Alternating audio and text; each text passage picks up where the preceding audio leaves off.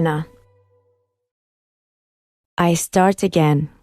I lift my right foot off the ground and place it on the lowest step of the bus. My nerves are an electric lightning storm inside me, fraught and fiery. The officer waves for me to get on. Her voice cracks with impatience. Hurry up. I lift my other foot. Nothing happens.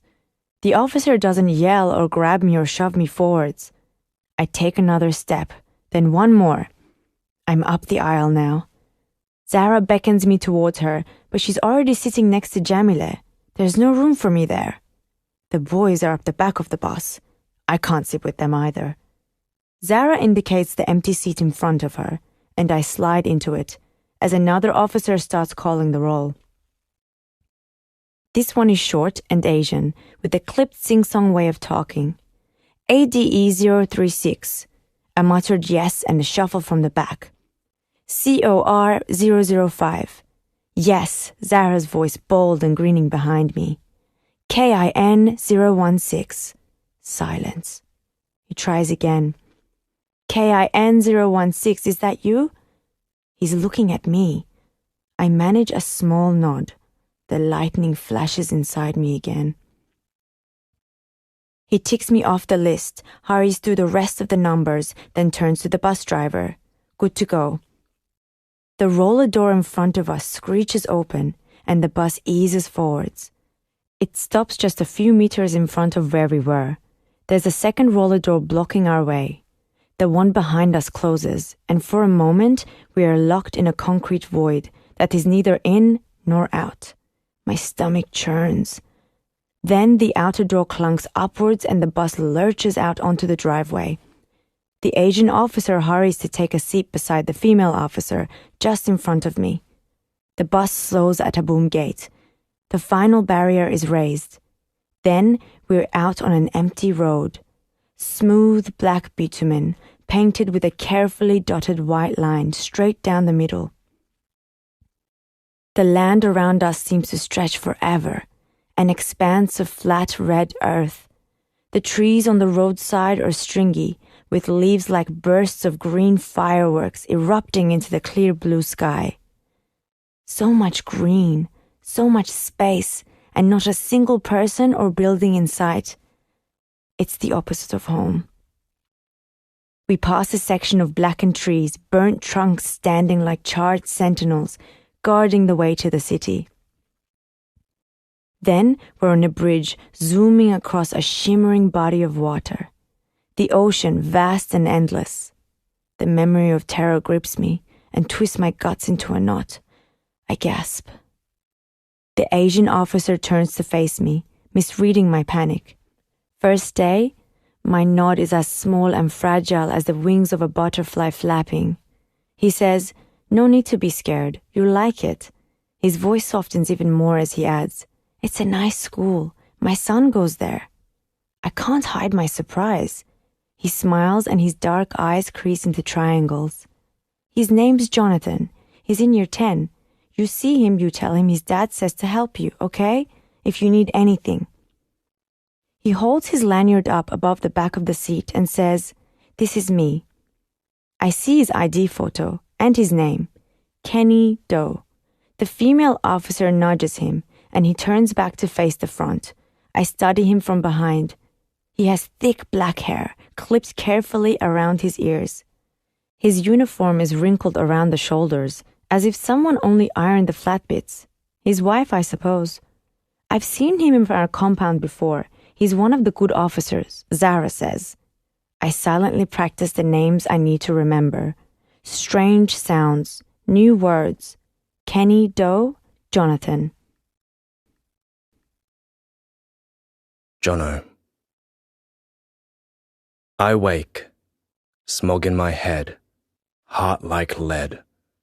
Reluctantly swing the soles of my feet to touch the tiles. See, it's 8, already late. Want to text Will, then remember I can't.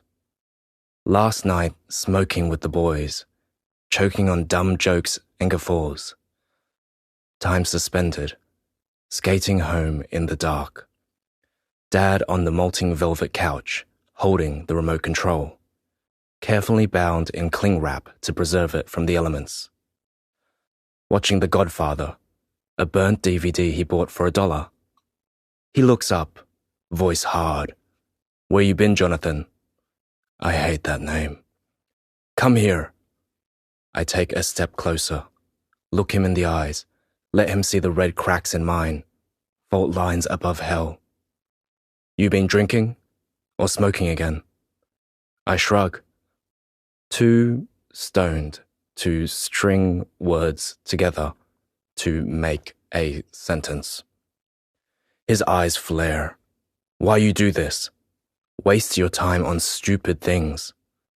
He uses the only real power he has. Give me your phone. I slump into a groan. Know from experience he won't budge. I place my friends, my games, my music, my life into his hand. He looks triumphant. 1 week. 7 days stretch before me, black and endless. I force myself to stand and start the day.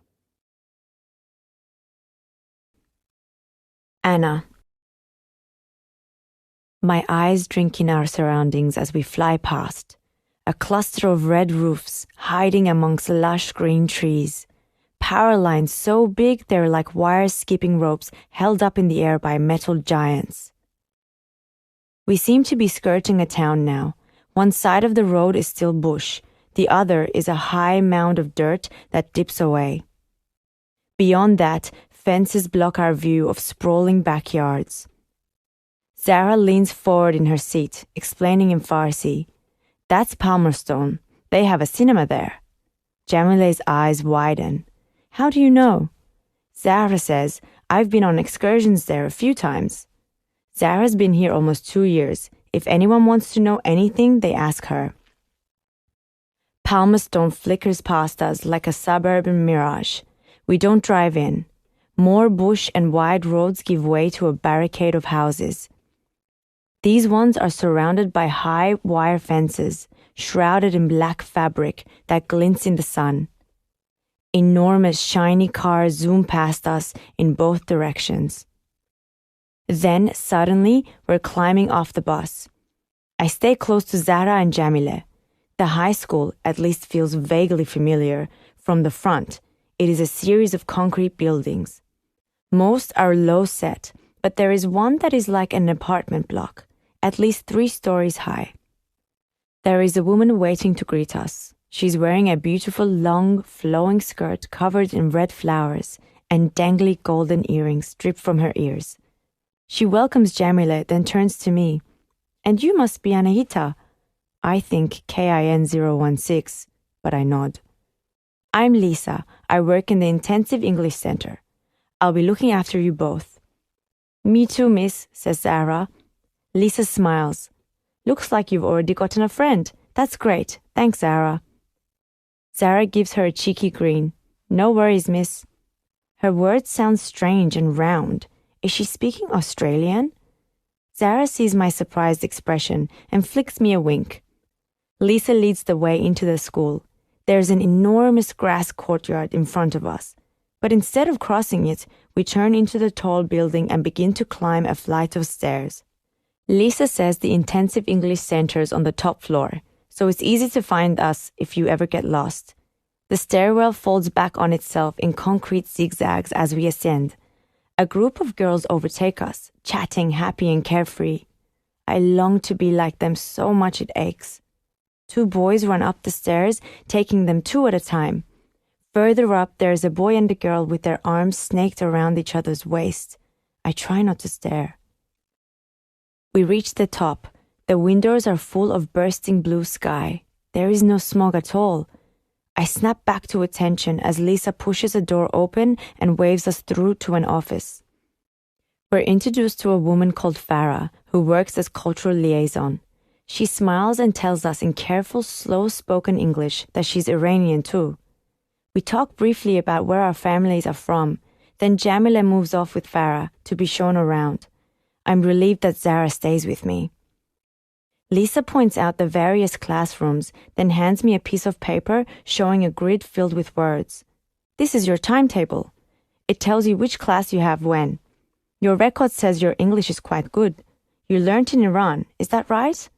And in a little bit on Christmas Island, once the school started. I say yes. Nothing on Nauru? I shake my head. We've put you in the developmental English phase. Same as me, Zahra gives me an encouraging smile. Lisa says, that means you have 3 lines of intensive English up here, then 3 lines downstairs with the mainstream classes. Lines are classes, Zahra explains. What is mainstream? I ask. Classes with the Australian students. I give her a small, nervous smile. Everyone's very friendly, don't worry. And we can put you in the same maths and humanities classes as Zahra if you like. Yes, thank you. No worries. Those words again. Then you just have to choose an elective. Do you think you'd like to study science, technology, sport, or art? I don't even have to think about it. Science, please. Zahra says I'm in art. But I'm decided. I think of all the books in Baba's study, piled high. A shiver of anticipation runs through me. Lisa's warm brown eyes search out mine. Anahita, are you feeling okay? Any problems, just come and see me, all right? I'm always here. I nod and, impulsively, form my lips around the strange words. No worries, miss. Lisa laughs and holds a single thumb up. Great. Kenny. We're halfway back to the detention center before Kara brings it up. Shouldn't have done that, by the way. Sorry, what? I turn to look at her. Shouldn't have told that girl about your son. Oh, right. I've only been in the job a few months. The other officers seem to love giving us newbies advice. Sure enough, Kara continues. Last thing you want is your kid getting mixed up with someone like that. I have to laugh. She clearly doesn't know Jonathan. Someone like that. She's probably better behaved than my son. He's no angel. Believe me. Kara doesn't even crack a smile. That makes it even worse. They can use your kids against you, manipulate him. She must see the skepticism in my expression because she adds, I learned the hard way. Became friends with a few of the detainees on Facebook last year. One of their husbands saw pictures of my daughter, and every time I saw him after that, he'd say stuff like, your daughter is very beautiful. It was creepy, you know, like a threat. I was so relieved when he got moved to another center. There's a trill of fear in her voice, even now. I want to reassure her. I want to reassure myself. I say, I'm not worried. My son can look after himself. Jono. I skate from the cyclone fences of the Narrows to the tiled porches of Fanny Bay. Kickstop, lean my board against the whitewashed wall, paste a smile on my lips and head into Will's house. Lean my arms on the cool marble bench. Will's mum Tracy breezes around the kitchen in tight black gym gear. Jono, French toast. Like I ever say no. I sit next to Will. The coins in my pocket clink against the stool. $2.50 from the back of Dad's couch. Tracy checks her Fitbit. Aren't you boys running late? School's already started. I'd better drive you. Will groans. We were gonna skate. There's a thin line of maple syrup dribbling down his chin. I say, we can chuck our boards in the car and skate home after school. He rolls his eyes at me. Suck. I inhale breakfast, then follow him upstairs. My feet drag on the floorboards. Will watches with worried eyes. You all right? I try to justify my gloom. Dad took my phone again. He looks relieved. Is that all? Want my spare? He digs into a drawer, pulls out the second latest iPhone and a charger, and chucks them into my grappling hands. Lifesaver, I say. but my voice is flat. Anna. I stay quiet and listen as the class talks in English around me. Some of their phrases are halting, some are broken, some flow. The teacher, Miss Vo, is leading a discussion about a book they've just started studying. It's called The Outsiders. It has a black and white cover with a photo of 3 clean-shaven white boys staring insolently at the camera, hair flopping into their faces. I flip through the pages and see words that are similar to the ones I know, but slightly different. Outa, talkin', y'all. I wonder if the words are Australian, like no worries. There is swearing too, people telling each other to shut up. 3 boys up the back seem to like the book, or are at least interested in the language. Is blade knife, miss? What is hood? Someone stealing? And what about football? Is it the round ball or the red ones they use here? They get their answers from Miss Vo, then erupt in a babble of language I don't recognize. Sarah grins and whispers in Farsi, "They're Greek. They're always like this. I call them the Greek chorus." Our class is small, just 9 students including me. There is Zahra, Jamile, a boy from Sierra Leone called Ibrahim, and the Greek chorus, and 2 boys named Mohammed. I recognize one of them from the back of the bus. The group is surprisingly supportive. When someone makes a mistake, no one laughs, or not in a mean way at least. Anahita? I hear my name, but nothing else. Blood rushes to my head as Miss Vo repeats the question. She has kind eyes, short cropped hair, and a slim-fitting skirt. Anahita, did you want to ask about any of the words in chapter 1? Her question hangs between us. I want to please her. I want to please her so much. I hear myself say, yes, then nothing more. The words stick in my throat. Jamila nods her encouragement and Zahra nudges me. Everyone is watching me, waiting. A word leaps out from the page in front of me. I ask, what is pony boy? A few people laugh, but Miss Vo hushes them. Who can answer Anahita? One of the Mohammeds says, Pony boy is his name, the name of main character. I ask, is this Australian name? Miss Vo shakes her head. The book is set in America, and even there, it's definitely not a common name. They call him Pony for short, as a nickname. Does everyone know that term, nickname? It's a short, made-up name, like how Pony calls his brother Darren, Darry. Has anyone here got a nickname? Both the Mohammeds say Mo and then laugh. The bell rings and the students' smiles dissolve into hurried packing up. Miss Vo raises her voice above the bustle. Everyone look up 5 more words that you don't know from chapter 1 tonight, please. I collect my things and consult my carefully folded piece of paper. Zahra leans over me. What have you got next? Science. She frowns. Why didn't you choose art? We could have been together the whole time. Science is my favorite subject. But you'll be alone. She says it as if being alone is the world's most terrible thing, as if she hasn't been through far worse.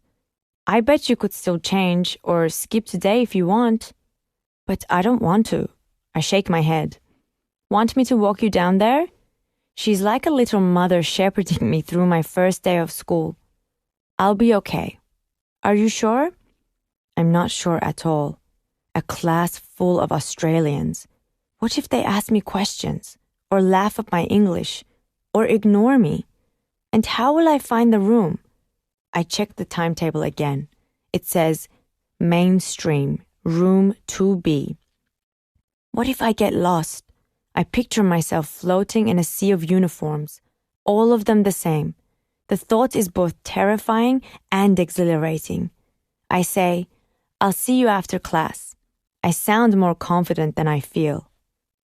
I head towards the stairs, pausing to give Zahra one last wave, and then she's gone, The concrete stairs swallow me as I descend.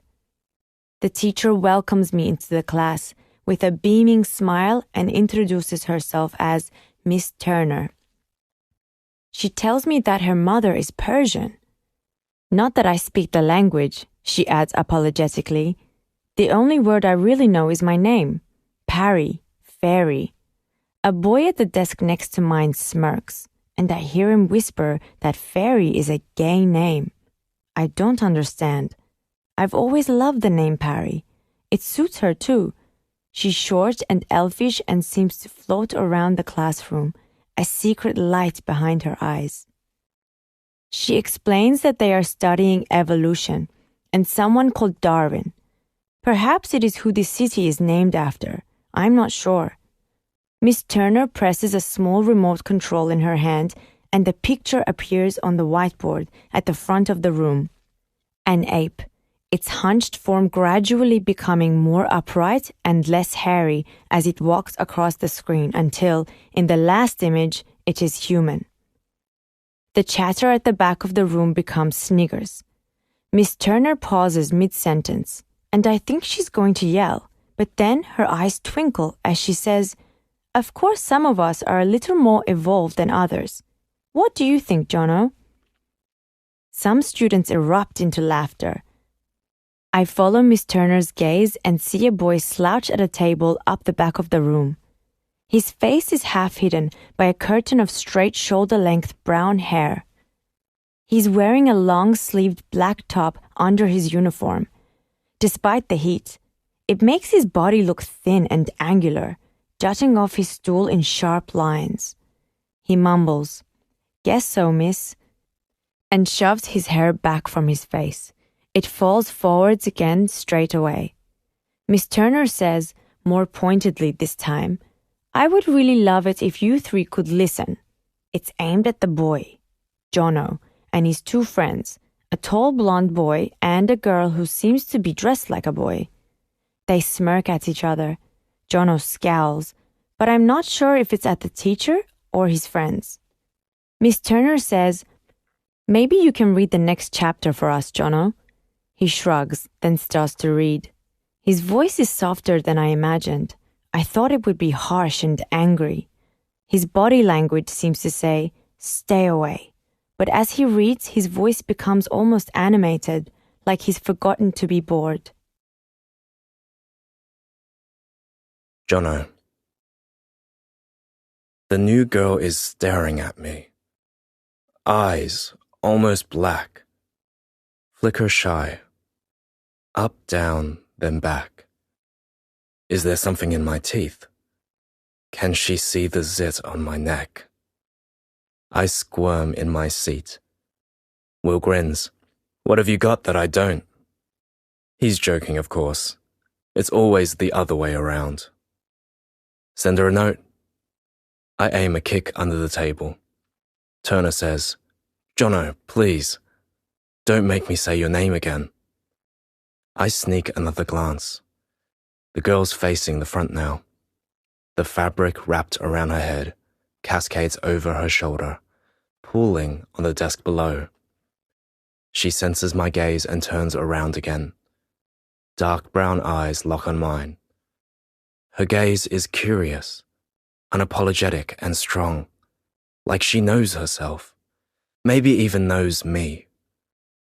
The corners of her lips bend into a curve. Mine do too. She makes me want to sit up straighter, get a better haircut, catch my breath. The bell rings. She jumps up, alarmed. Pun intended, I do listen in English, sometimes. Packs her books in a hurry, walks to the door, and suddenly stops. Skin shrinking by the second. She takes a slow step into the corridor, then looks back, through the doorway, at me. Me! With a question in her eyes. Anna. There you are. Zara appears in the hallway and scoops me into a stroll. Was it okay? I nod. wishing she hadn't arrived quite so soon. I wanted to ask that boy if he is Kenny's son. The teacher called him Jono. She said it quite often, perhaps every 10 minutes, a small crease appearing between her eyebrows each time. I'm almost sure it's him, though. He looks like a stretched-out, sun-kissed version of his dad. His hair is lighter than Kenny's, his skin more tan and less yellow. But then he smiles and those eyes, they're the same. Triangles of kind darkness. I glance back down the hallway and see Jono exit the classroom. His blonde friend, not Jonathan, is beside him. Not Jonathan is paler, taller, musclier, green-eyed. His hair is swept across his forehead as if the wind blew it so hard in one direction that it got stuck there. Not Jonathan sees his friend looking at me, says something and laughs. I remember twirling happily in my uniform this morning. Maman said I was beautiful, and Darsh clapped his little hands. My grin took over my face as I stared at myself in the dull metal mirror in the bathroom. The uniform looked just like the ones the girls wear on Australian TV, and the thought delighted me. I am one of them. But now, under the boys' gazes, a new thought surfaces. This second-hand uniform, this dress that the officer gave me last night, has probably been worn by other girls like me. How long were they at this school? And where are they now? Zara is watching me, waiting. Anahita, more English now, yes? Yes, I breathe a little easier. We turn the corner and start to climb the stairs back to the safety of higher ground. I link her arm in mine. Jono. I think I see tongues. Slippery pink eels darting in and out of dark mouth caves. I groan. Guys, please. We're trying to eat. Mel laughs as she and Will retract their body parts. Become separate entities again. I take another bite of pie. The oozing meat and sauce, soft and sweet in my mouth. I'd eat 10 if I could afford it. Will throws me a sheepish smile. You coming to mine this Arvo, Nippy? Dunno. Last year, after school, it was always the four of us. But now it's just me and them, and the memory of Priya, pulling me down, down, down. I elbow Ibrahim. What are you guys doing? He doesn't hear. Too busy crushing candy with Mac. I'd escape into that world too, if I had my phone. Or Will's wasn't flat. Will teases. Invite that new girl if you want. Mac's girl radar goes up. What new girl? Some chick was checking Jono out in science. Is she hot? Will says, probably. She was wearing one of those head things. A hijab. Isn't that the full face one? Nah, that's something else. We looked at Ibrahim, our authority on all things Muslim, but he's lost in his digital crusade. Mel frowns.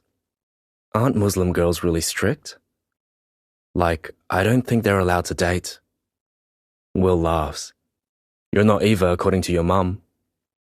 I say, doesn't matter anyway. I'm not interested. Mac grins. I might be. Reckon this girl's a budju? I shrug. She's alright. But her smile is still dancing in the corners of my eyes.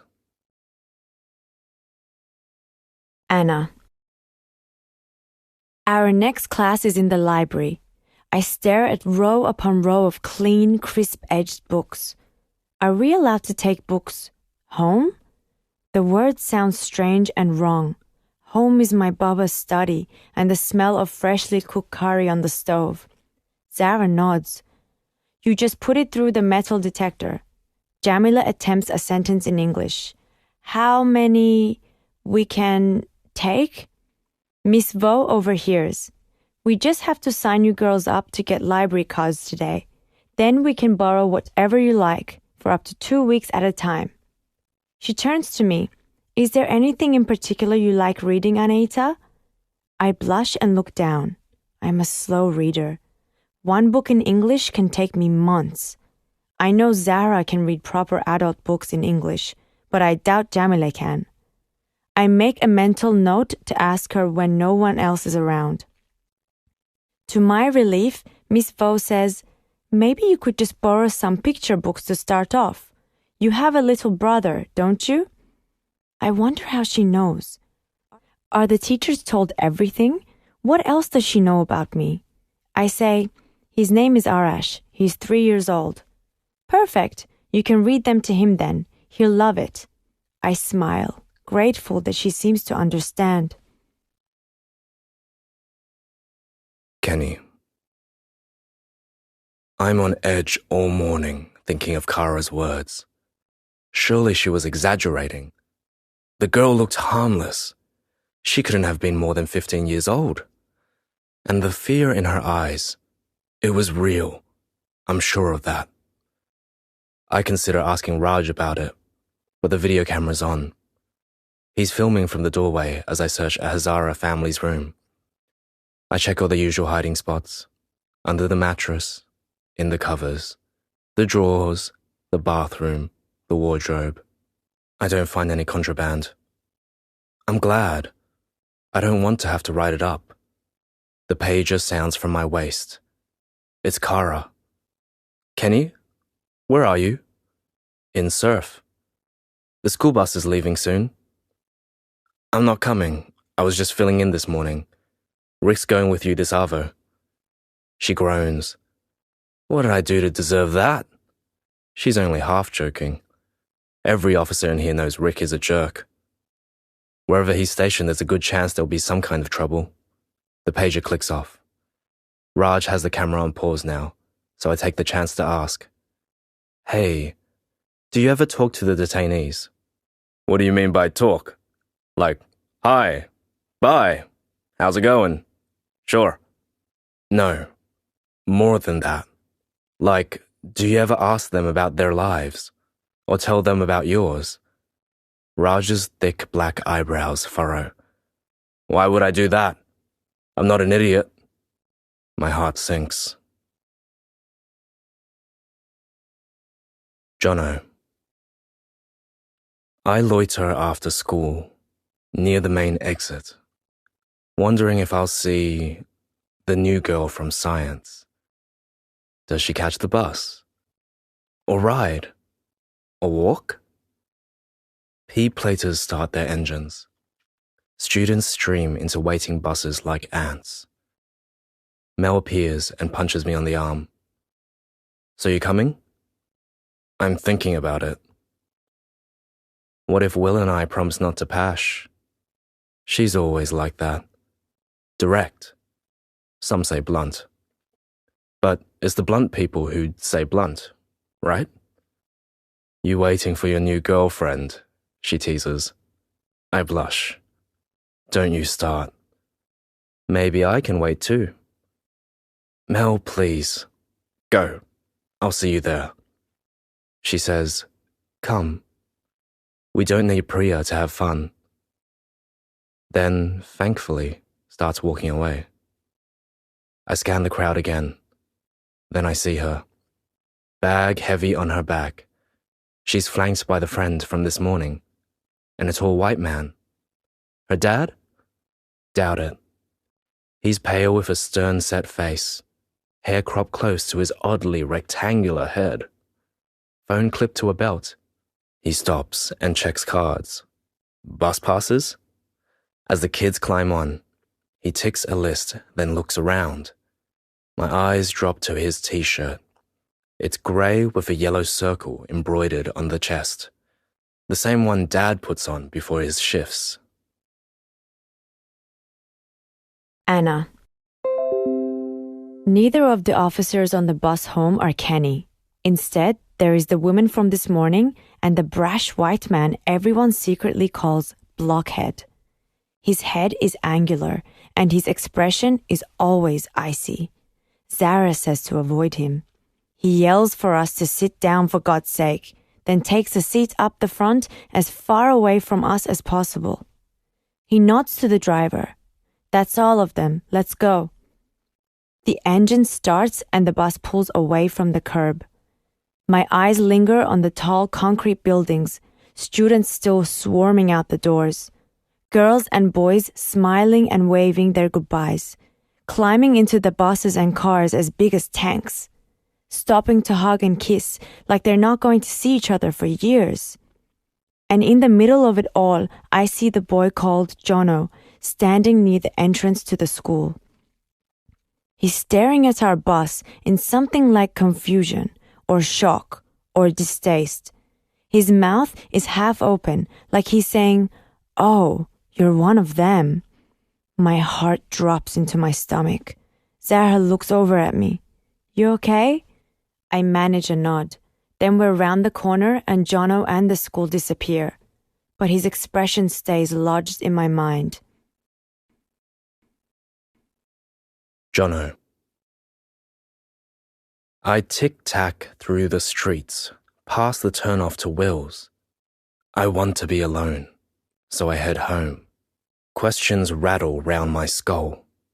So she's a detention kid. But what does that actually mean? That she came on a boat? Doesn't look like it to me. She holds her head high, meets your eye, has pride. How long are they out there? And why do they lock them up? I try to remember what Dad's told me about his work, but either I haven't been listening, or he hasn't said much. Probably both. I glide across 3 lanes of Bagot Road. A car horn blares indignation. I give them the finger. My board smacks into the gutter, and I stagger forwards. Fuck. Anna. Security checks our bags. The female officer behind the desk has a lanyard that says Millie White. She has red hair that curls like flames licking at her ears. She heaves my backpack off the conveyor belt and passes it back to me. "What did you do, rob a bookstore?" I tense. "They are from the library. My teachers say..." I trail off as I see her grin. She says, "I'm joking. Happy reading." We wait for the locked door to click open, then file inside, showing our ID at each checkpoint as we pass through. As we near the surf compound, I spot my mother pacing up and down the perimeter fence. Her face lights up when she sees me. "Anahita June." She hurries towards the gate, her pregnant belly bobbing up and down. Arash looks up from where he's been playing in the red dirt and starts to run towards me too. I show my ID one final time, then I'm in Maman's embrace. Arash's tiny body barrels into my legs, his skinny arms wrapping around my knees. He squeezes me, then sprints off again. He's become obsessed with running. There's so much more space here than on Christmas Island and Nauru. Maman yells after him, "Arash, officer, officer!" He screeches to a halt, eyes wide. The officer at the gate isn't even looking in our direction, but it's enough to make Arash sprint back and grab onto Maman's skirt. I hate that she uses it as a threat, but it works. She looks intently into my face, as if she wants to absorb every thought and feeling I've had in her absence. It's the first time we've been apart since coming to Wickham Point. I wasn't allowed to start school last year while we waited for my immunization records to come through. They seem to take forever. She says, "Aziza Delam, how was it? Were they nice to you?" "Yes, of course." I push the image of Jono staring at the bus out of my mind. Maman eyes my headscarf. "Did you take that off at school? I told you not to wear it." I run my hand over the fabric, feeling the uneven lumps of patchy hair beneath. There were other girls wearing headscarves and hijabs, Maman, but not the Australians. It's hard to tell who's who. I crouch next to Arash to avoid her probing gaze. "I missed you." He copies my words. "Missed you." "I brought you something." "Chi, what is it?" His face glows with excitement. I unpack the books from my bulging bag onto the hard earth. I chose the shiniest, newest books from the school library, the opposite of the ones they have in the library here. Arash picks up the top one and shoves it into my hands. Bechun, Anna, bechun. I start to read. Kenny. I see the girl from the bus crouching on the ground near the gate to surf. I don't want to approach, but protocol demands that I check. What if she's doing something that's not allowed? Has she smuggled something in from school? I edge closer, trying to stay out of view. There's a book cradled in her palms. Her little brother peers over her shoulder at the pictures as she turns the page. Their pregnant mother shifts heavily, from foot to foot nearby. The mother is quite striking, really. She's always immaculately made up like some kind of movie star. Some of the officers jokingly call her the Iranian Catherine Zeta-Jones. There's an Afghan David Duchovny and a Rohingya John Lennon in here too. I'm close enough to hear the girl's voice now, reading in a halting but familiar chant. Can't go over it. Can't go under it. Have to go through it. I think I remember Roxanne reading that story to Lara and Jonathan when they were small. Something about a bear hunt. I never read much with the kids. They tease me about my pronunciation. Still do. As if she senses my presence, the girl looks up, sees me, and smiles. Kara's words echo in my mind. They can manipulate you, manipulate him. She has stopped reading now and waves in my direction, as if beckoning me over. I avert my eyes and walk quickly on, pretending I didn't see. The soft lilt of her words chase after me. Can't go over it. Can't go under it. Jono. Dad arrives home with an offering of peace. Want to have dinner at McDonald's? Of course I say yes. We sit opposite each other, behind a barrier of burgers and Coke. Now Lara's gone. One value box feeds us both. Dad asks, how was school? Okay. I flick the question back at him. How was work? He says, not bad, but his shoulders seem to slump. He watches as I take the pickle out of my bun. I try to sound offhand as I ask, what do you do out there anyway? Security. You know that.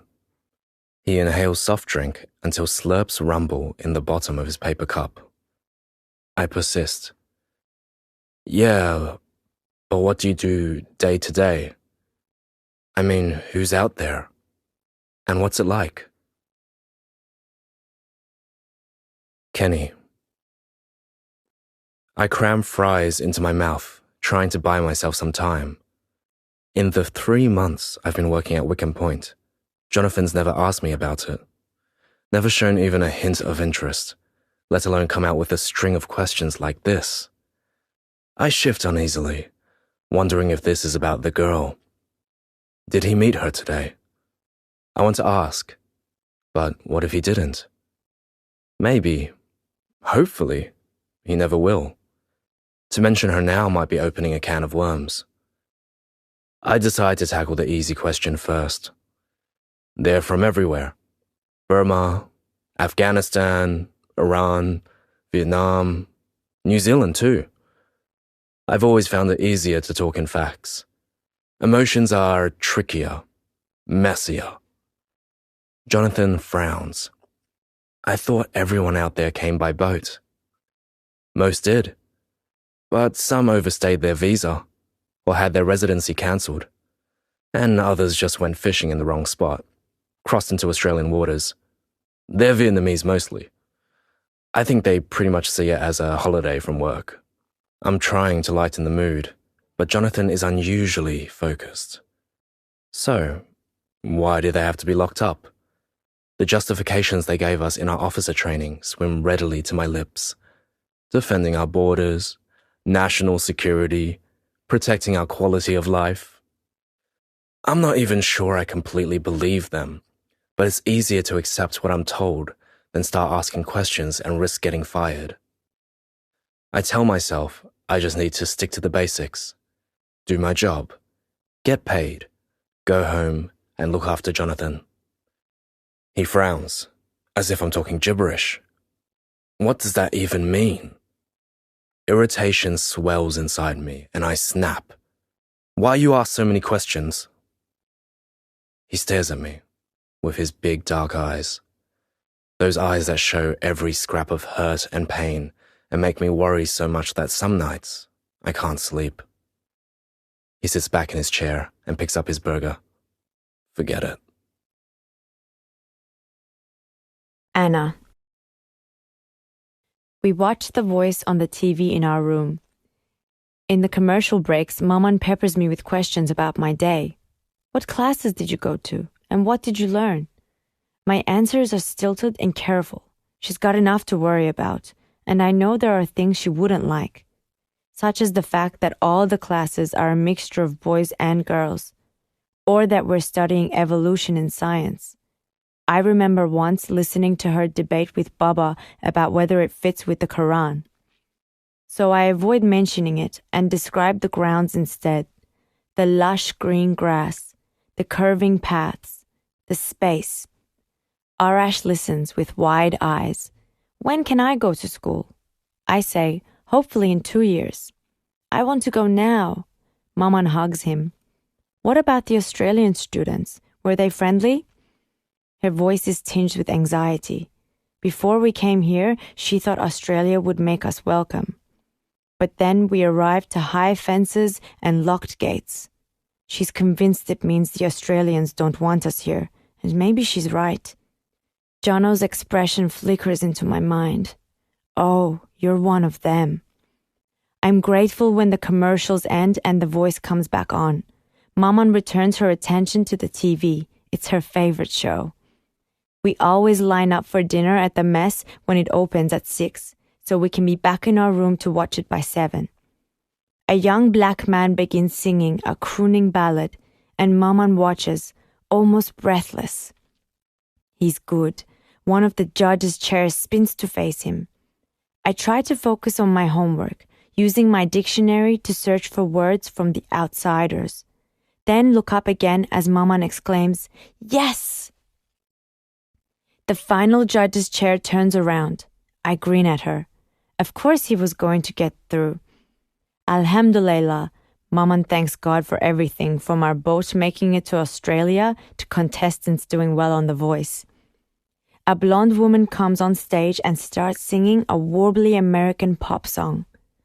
Maman, you're better than her, I say. You should enter. Maman laughs. I could never do that. Women aren't allowed to sing in public in Iran. It's been that way since the Islamic Revolution, just a few years after Maman was born. I think about pointing out we're in Australia now, then realize it's not exactly true. We could still be denied refugee status any day. Maybe Maman is thinking that too. She says, the Husseins were resettled to Sydney. Did you hear that? Mina told me. Zahra's mother is amazing like that. Ask her about anyone and she can tell you if they've been moved, deported, or resettled, and the current status of their visa application. She and Maman are close. They have mutual friends in Tehran, which made Zahra and me instant friends as well. Maman points to a piece of paper beside me on the floor. Don't forget to fill out the request from there, okay? Tell them we want to see the case manager. What's his name again? Tom? It's been weeks. I need to ask him about Abdul again. I resist the urge to scowl. Abdul is Maman's boyfriend. We've never really got on, despite the fact that he's Arash's dad and I adore my little brother. When they diagnosed Maman with preeclampsia and transferred us here from Nauru, they refused to let Abdul come because of a criminal charge for punching a wall. If I'm honest, I'm enjoying the break from him, but Maman is desperate to be reunited before the baby is born. I start to fill out the form. Maman pretends not to watch over my shoulder as I write. The foreign letters and words take shape. It occurs to me that I could write anything. I could write Fatime Sherdel requests to go on The Voice, and she leans forward, worry in her eyes. What are you smiling for? Nothing. I double-check the form and sign Maman's signature down the bottom. She reaches around Arash to take it, swatting his grasping hands away. Let's hope God turns his chair around for us. She laughs, but I can hear the desperation in her tone. For English, we're in the library again. We traipse down the stairs, emerging from the gray of the stairwell onto the central lawn. For once, it's empty, quiet, just a rectangle of green gazing up at the sky. I close my eyes and inhale the warm, earthy smell of damp grass. It reminds me of hiking with Baba in the mountains in the north of Tehran. We used to go every Friday, me running beside him, 2 steps for every one of his. When I open my eyes again, the class has moved on. Zahra calls back, "You coming?" But I can taste it now. Freedom. My eyes fall on a nearby door. It has a sign with the outline of a woman wearing a knee-length dress. I point to it. "I'm going to the bathroom. Want me to come?" I shake my head, but she's already checking with the teacher. "Miss Vo, can Anayta go to the bathroom?" "Of course." I quickly say in Farsi, "You don't have to wait." A frown flickers across her face, but she moves off, following the class. I push the heavy door open. It bangs closed behind me. I wait for the chatter of my classmates to fade away. Then, suddenly, it's quiet. There is no one with me, next to me, beside me. No officer watching me, monitoring my every move. It's just me, perfectly alone. I look at myself in the mirror. It's a real one, made from glass. I take in my wide brown eyes, headscarf framing my round face, grin spreading across my lips. I say, "Ha!" It echoes off the dull concrete walls. "Ha ha ha!" The sound bounces and jumps in my ears. I smile broadly at my reflection, splash water on my face, then peer outside. The quadrangle is silent, waiting. I step out onto the grass. The sun is hot on my face. I close my eyes and breathe it all in. The steamy scent of life. I picture Arash beside me, his face glowing with joy. He never got to go to the mountains in Tehran. Abdul always hated walking, even around the block. He couldn't be more different from Baba. And suddenly, I'm running. I run and run and run for Baba and for Arash. The warm, sticky air hugs my body, and I can hear the flap of my headscarf as it billows out behind me. Jono. Kicked out. Again. Nicked out. Again. Gone. I walk down the snake gut hallway to the lawn. Feel the sun on my skin. Let it soak in. Let the frustration drain out. Not listening. Mucking around. It's called having friends. Don't give me attitude. Everything's an attitude, sir. Sitting quiet is an attitude. Don't be a smart-ass. Thought that's what we're here for. To be smart. To sit on our asses. Please wait outside. Ridiculous that he's polite, even though his eyes are spitting fire. But I'm not waiting. Not today. Outside, it's just me. And her? The girl from science is running across the fresh-clipped grass. She stops, looks behind, like someone's following. No one's there. A smile infuses her rosy cheeks. She runs again, almost skips, then laughs. Bell-like, it shatters the silence. I call, "Hey!" Anna. I hear a male voice and freeze. Wait!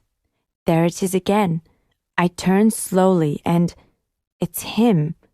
He sees the panic on my face and says, "Sorry, I didn't mean to scare you." My heart is pounding so loud, I wonder if he can hear it. He says, "You're in my science class." I manage, "Yes." "I'm Jono." "Yes, my name is Anahita." "You're new here." "Yes."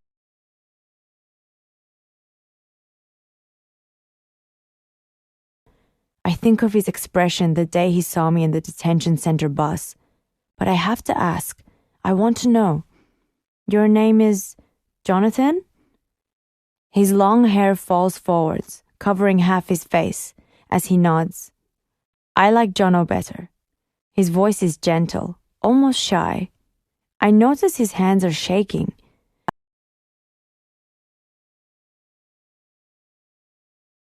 About meeting his dad. But while I'm searching for the words, he asks, "Where are you going?"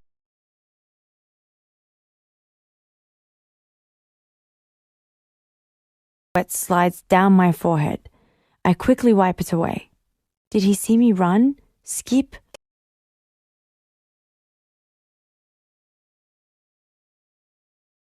His worn sneakers say Dunlop Bolly, like the ones I'm wearing from detention. I thought they were clunky and ugly, but if he's wearing them too, maybe they're normal here. His have bright yellow laces dotted with miniature kangaroos.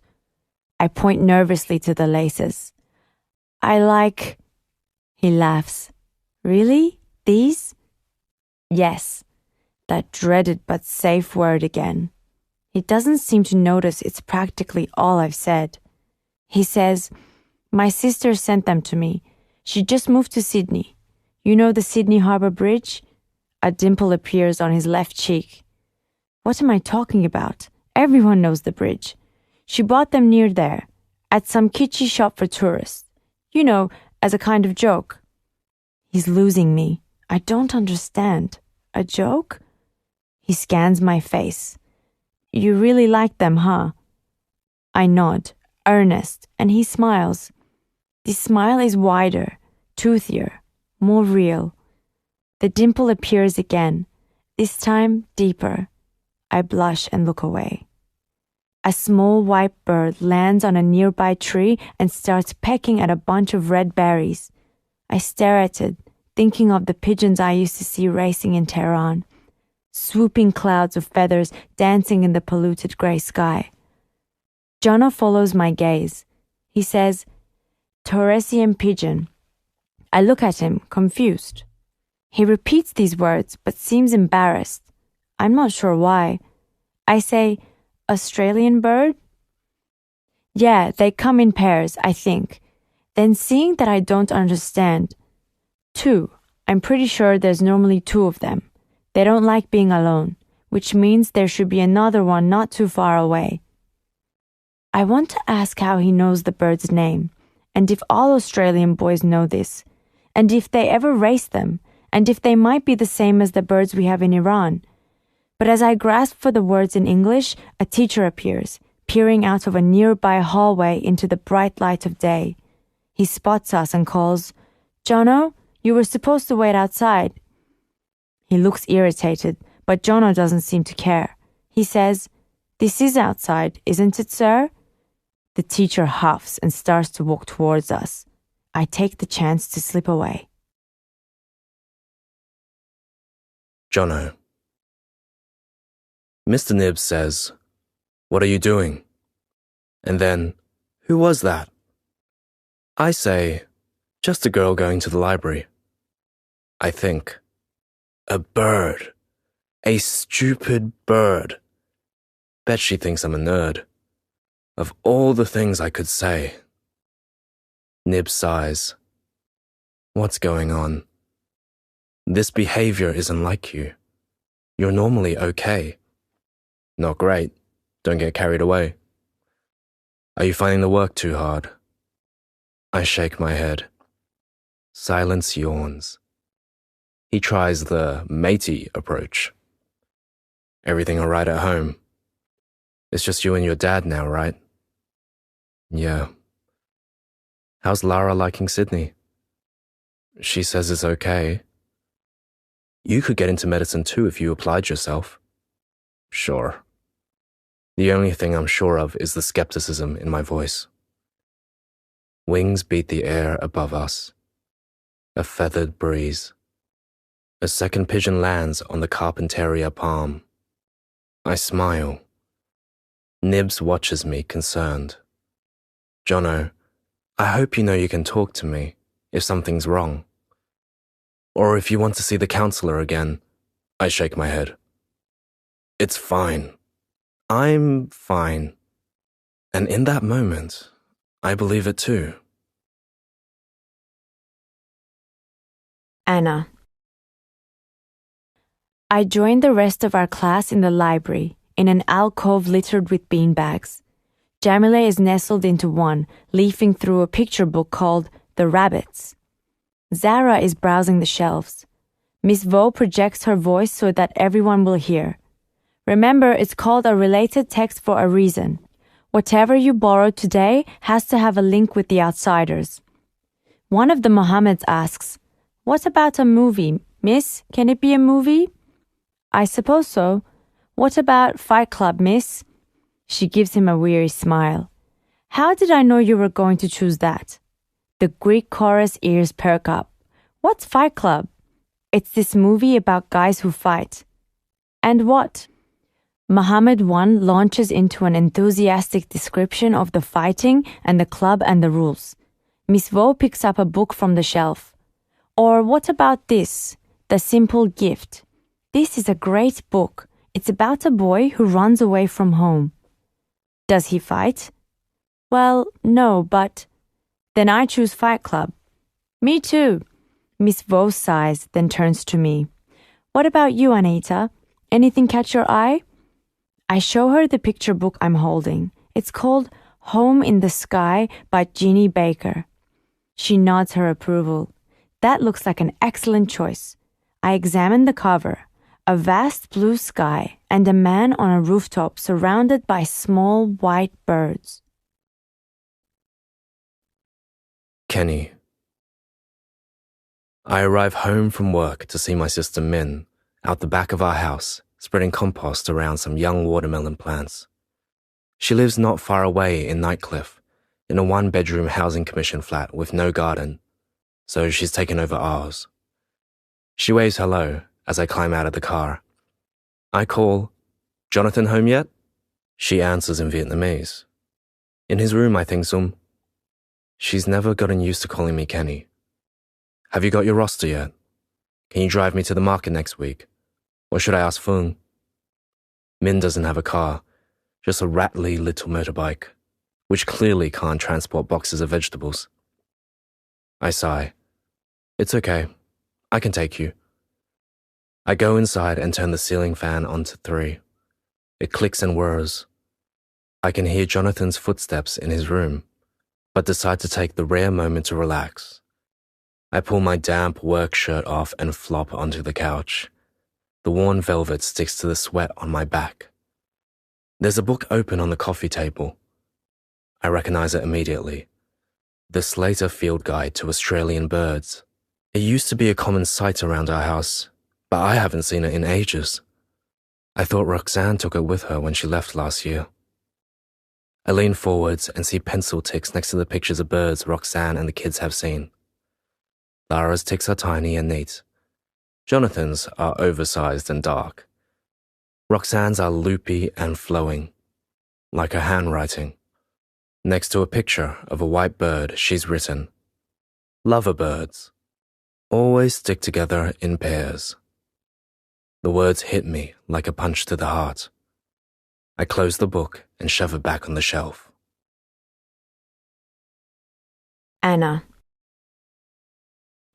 Miss Turner's eyes sparkle at me from the front of the room. She gesticulates wildly, hands flying, as she shows us a map of the world, pointing out all the places Darwin went on his voyage. It's hard to believe anyone would choose to spend so long at sea just to explore and look at animals. But at least from the slides, his boat looks sturdy. It is enormous and wooden, with lots of cabins and billowing white sails. More than 5 times the size of Kingfisher, the boat that brought us here from Indonesia. Miss Turner pauses mid-speech and walks to the back of the room. She stands in front of Jono and extends an empty palm. He pulls a small white headphone out of his ear, then takes his iPod from his pocket and places it in her hand. It is a well-worn routine. Neither of them has to say anything. I eye the iPod curiously. What does he listen to? What kind of music does he like? And why doesn't he turn it off in class? Doesn't he care that he's wasting a chance to learn? He doesn't even flinch when he gets into trouble. Each time Miss Turner raises her voice, my insides leap into my throat. Not Jonathan sits beside him. He's not much better. He's constantly distracted by the girl who dresses like a boy. I'm guessing she's his girlfriend, because I've seen them sneak kisses when they think no one else is watching. No one else is watching, except sometimes me. And occasionally Jono too. He glances across at them with something like disapproval, or maybe envy. I don't know. Miss Turner moves back to the front of the class and clicks to the next slide. This one is a bird in flight, white feathers splayed against the vibrant blue sky, clearly not Tehran. She tells us that when Darwin got home to England, he experimented by breeding pigeons for certain traits, like white or black feathers. I look from the slide to Jono and see he's already looking at me. Something flickers between us, as delicate as a flame cupped in hands, protected from the breeze. Jono. For fuck's sake. Ask her to eat with us, or I'll do it. I pretend not to know who Will's talking about. Mel rolls her eyes. We saw you smiling at her. Again. Will's already pushing his way out the classroom door. I scrambled to catch up, knocking bodies aside. Anahita. I'm smooth like that. Casual. Cool. She turns to face me. Hello? It has a question mark, the way she says it. Will seems to have disappeared. I say, Jono, remember? Yes. Her pseudo-bodyguard appears beside her in the hall. This my friend Zara. Zara nods hello. Will reappears behind them, gesturing wildly for me to continue. Or else. I ignore his oversized encouragement and launch in. Listen, don't feel like you have to. But if you want, you guys, girls, could sit with us at lunch one day. Just if you want to. What did I tell you? Smooth. Zara angles a protective shoulder in front of her friend. We eat upstairs. Oh, okay. Cool. No worries then. I'm half relieved, but Anahita cuts over me. But we can sit with you today. I stare. That smile again. She turns to her friend. You'll come, yes? Zara looks me up and down like I'm a potential terror suspect, and mutters to Anahita, if you are sure. Clearly she is not. Hope flutters in my stomach, alongside my nerves. I say, great. I'll meet you at lunch then. Next to the canteen. Anna. He gives us a small, awkward wave, as if his wrist is glued to his chest, then turns and moves off down the corridor. Not Jonathan runs to catch up with him, laughing and slapping him on the back. I suddenly wonder if this is some kind of joke. Oh, you're one of them. My gut twists and turns. Zara watches them walk away, her eyes narrow, perhaps because Jono's shorts are hanging halfway down his legs. He's wearing a belt, but that doesn't seem to help. I can see shiny blue boxer shorts and smooth brown flesh. She looks back at me, incredulous. You really want to eat with him? Who is he anyway? How do you know him? He's the son of one of the officers. What? Which one? Tell me it's not Blockhead. It's not Blockhead. Alhamdulillah, I thought you'd completely lost your mind. His dad looks like him, but more Chinese. His name is Kenny. You know you don't have to say yes, don't you? Just because his dad is an officer. It's not like they can punish you if you don't want to eat with their son at school. We're walking upstairs now, up and away from him. I say, I know, but I want to. Why? I can't explain. I don't even understand it myself. I say, because he's different. Yeah, but not necessarily in a good way. She's probably picturing Jono's low-hanging shorts. Please, Zara, it's just one lunch. If this was one lunch with a boy who wasn't your husband in Iran, you'd be rounded up by the police and given lashes. I know, but doesn't that make you want to do it? Because we can? I can tell she's wavering, but she says, what about after that? If they ask you to eat with them again, you'll think it's rude to say no.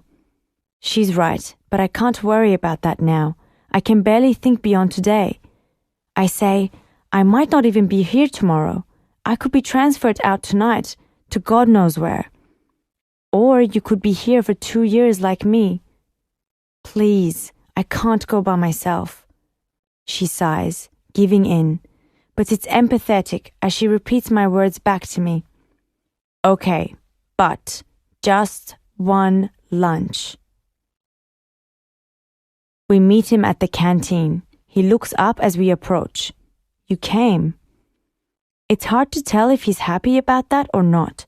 I wonder if I've done the right thing by agreeing to come, but it's too late to back out now.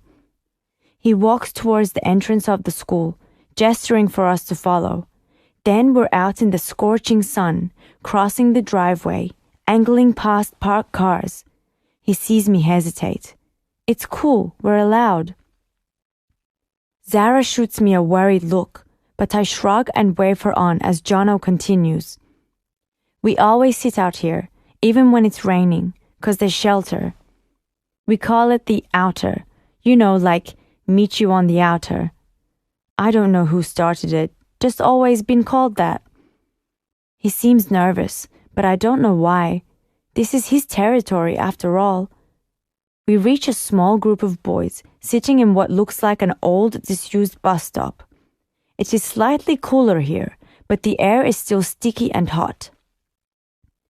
The boys' backpacks are flung around the ground, and they're talking, eating, playing on their phones.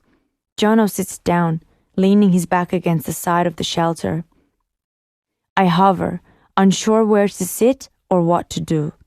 There is not a girl in sight. Zara's discomfort radiates from beside me. I recognize one of the boys from our English class. I remember him saying he's from Sierra Leone, but his name escapes me now. Luckily, he says, I'm Ibrahim, yeah? I nod hello, but before I can reply, he turns back to his phone. The scruffy brown-haired boy next to him grins up at us. Well, hello, ladies. I'm Mac. Not Jonathan moves Mac and grins. Watch this one. He's trouble. Jono's much nicer. Mac shoves him back, laughing. Thanks a lot. I'm relieved to see the boy-girl appear, in a happy tangle of dark curls. She kicks Jono as she moves past him. Bloody nippy, why do you always have to get the backrest? She flops onto the nearby grass beside not Jonathan, who is lighting a cigarette. He flashes us a smile. I'm Will, by the way. Take a seat. His teeth are perfectly white and straight. I could swear Zara blushes as we sit down. The boy-girl nudges him. Turn it off, will you? What? He gives her a look of innocence and laughs. Geez, just be friendly. The boy-girl turns back to face us. I'm Mel. Hi, Zara. I double take as Zara says, Hi, Mel. Her voice is stilted and strange. Mel says to me, What's your name? My mind goes blank. All I can think of is KIN 016. Zara comes to my rescue. Her name is Anahita. Will says, cool, easy, we can call you Anna. Us Aussies love shortening names. Mel says, so Anna, you from Darwin or did you just move here? Her accent is so strong it sounds like she's chewing her words. Do you speak English? She speaks to me more slowly this time, pronouncing each syllable distinctly. In contrast to the fact she seems to be wearing a boy's uniform, her lips are carefully smeared with an almost translucent pink color. I say, yes. At the same time, Jono says, Mel. Her golden brown eyes widen. What? It's a fair question. She articulates slowly again. Where are you from? I understand this time. I say, Iran, where are you from? It's a genuine question, but for some reason Jono laughs, almost delighted, as if I've said something clever. He says, yeah, Mel, do you speak English? His eyes are dancing. Mel hits him. Shut up, fuckwit. Zara flinches beside me. Will grins. I'll give you a hint. Her full name's Melita Agapi Williams. I must look confused because Jono offers, her mom's from Greece. Mel kicks him again, harder this time. So what? I was born here. I'm a halfie like you nip. Whatever, Malaka. They seem to be laughing and fighting at the same time. I have no idea what's going on. I try to catch Zara's eye, but she's staring at the ground, the trees, anywhere but Mel and Will, who have started to kiss. Jono pretends to vomit. Guys, we've talked about this. Will shoves Mel away from him, laughing. Sorry, let's eat. I try not to stare at all the food. Jono's meat pie dripping with sauce, Mel's juicy red strawberries, and Mac's chips that crunch so loud I hear every bite. Will has a triple-tiered chicken and salad sandwich. Ibrahim's metal containers of rice and curry smell amazing. My mouth waters. It has been so long since I ate home-cooked food. My face flames with embarrassment as I unpack my pathetic lunch. It's identical to Zahra's, a soggy cheese and lettuce sandwich, an apple and an orange. Mac eyes our meals. You guys need to tell whoever packs your lunch to give you an upgrade. They can't. It's Jono. You're from the detention center, right? I saw you on the bus. I'm grateful for the chance to finally explain. I say, yes, I meet your father. But instead of smiling, he stares. What? What's my dad got to do with anything? And suddenly, it's there again. That expression, that distaste. I start to falter. I meet him on the bus. He said to look for you. Ah, Mac grins. Like he suddenly understood a joke. He nudges Jono. And you thought she... Shut up, snaps Jono. Will laughs, and Mel hits him. You shut up too, she says. Jono searches out my eyes. So you were looking at me in class because of my dad? I give him a hesitant nod. He say, look for you, if I need help. He winces, as if he's in pain. The smile in his eyes is gone. He scrunches his pie wrapper into a small ball and throws it, hard, at a nearby bin. It bounces off the rim and falls in. Mac says, slam dunk. Then there's an awkward silence. I feel nervous as I ask, something is wrong? Mac says, nah, it's nothing, Anna, but he seems to be smirking. Jono snatches the cigarette from Will's grasp and sucks it hard, like he wants to inhale the whole thing. Jono. I drag my feet in the dirt as we head back towards the school. The rubber sole of one of my volleys has come loose at the front. It flaps with every step, like the tongue of an overexcited dog. I hear Anna's voice beside me. Your special shoes. I can't bring myself to meet her eyes. They're just laces. I can swap them over. She nods. Thank you for inviting us. For lunch. She follows Zara towards the stairs. They seem relieved to get away. Mel punches Will. Man, you're an asshole. Huh? He looks genuinely bemused. Just 'cause Jono's dad said to look out for him doesn't mean that's why. Why what? Why she was checking him out in class. Why she came to lunch. I never said it was. Well, Mac practically did. And you laughed. So, I'm easily amused. I laugh at knock-knock jokes, for God's sake. I can barely look at them. I'm gonna head off. Will reaches out. Wait, where are you going to go? I shrug him off. Mel says, we're coming. Her voice is firm. They trail me out of the school grounds. As we reach the main road, Mel slings an arm over my shoulder and pulls me close. Jono, don't get into one of your funks about this. It's not worth it. I say, I don't funk, but the storm clouds are already gathering around my head. Anna. Zara explodes as soon as our feet hit the stairs. I can't believe you made us sit there the whole lunch. Do you know how much trouble we could get into if we're caught smoking? But we didn't smoke. She barely hears. They write it down as a character concern on your visa application. I'm not joking. If you're underage, it goes on your file. It happened to a boy just before you came, and the next thing you know, his application for refugee status was denied. I feel my blood run cold. I imagine Maman's terror if that happened to us. I say, I'm sorry, I didn't know. Zara tugs at the long sleeves she wears under her uniform despite the heat. An ever-present reminder of the scars beneath. A private horror story carved into her skin. She went through hell in Iran, and she and her mother have already been denied refugee status twice. Guilt overwhelms me. I say, we don't have to sit with them ever again. I doubt we'll be invited again anyway. She's probably right. The mood changes after I told them we're in detention.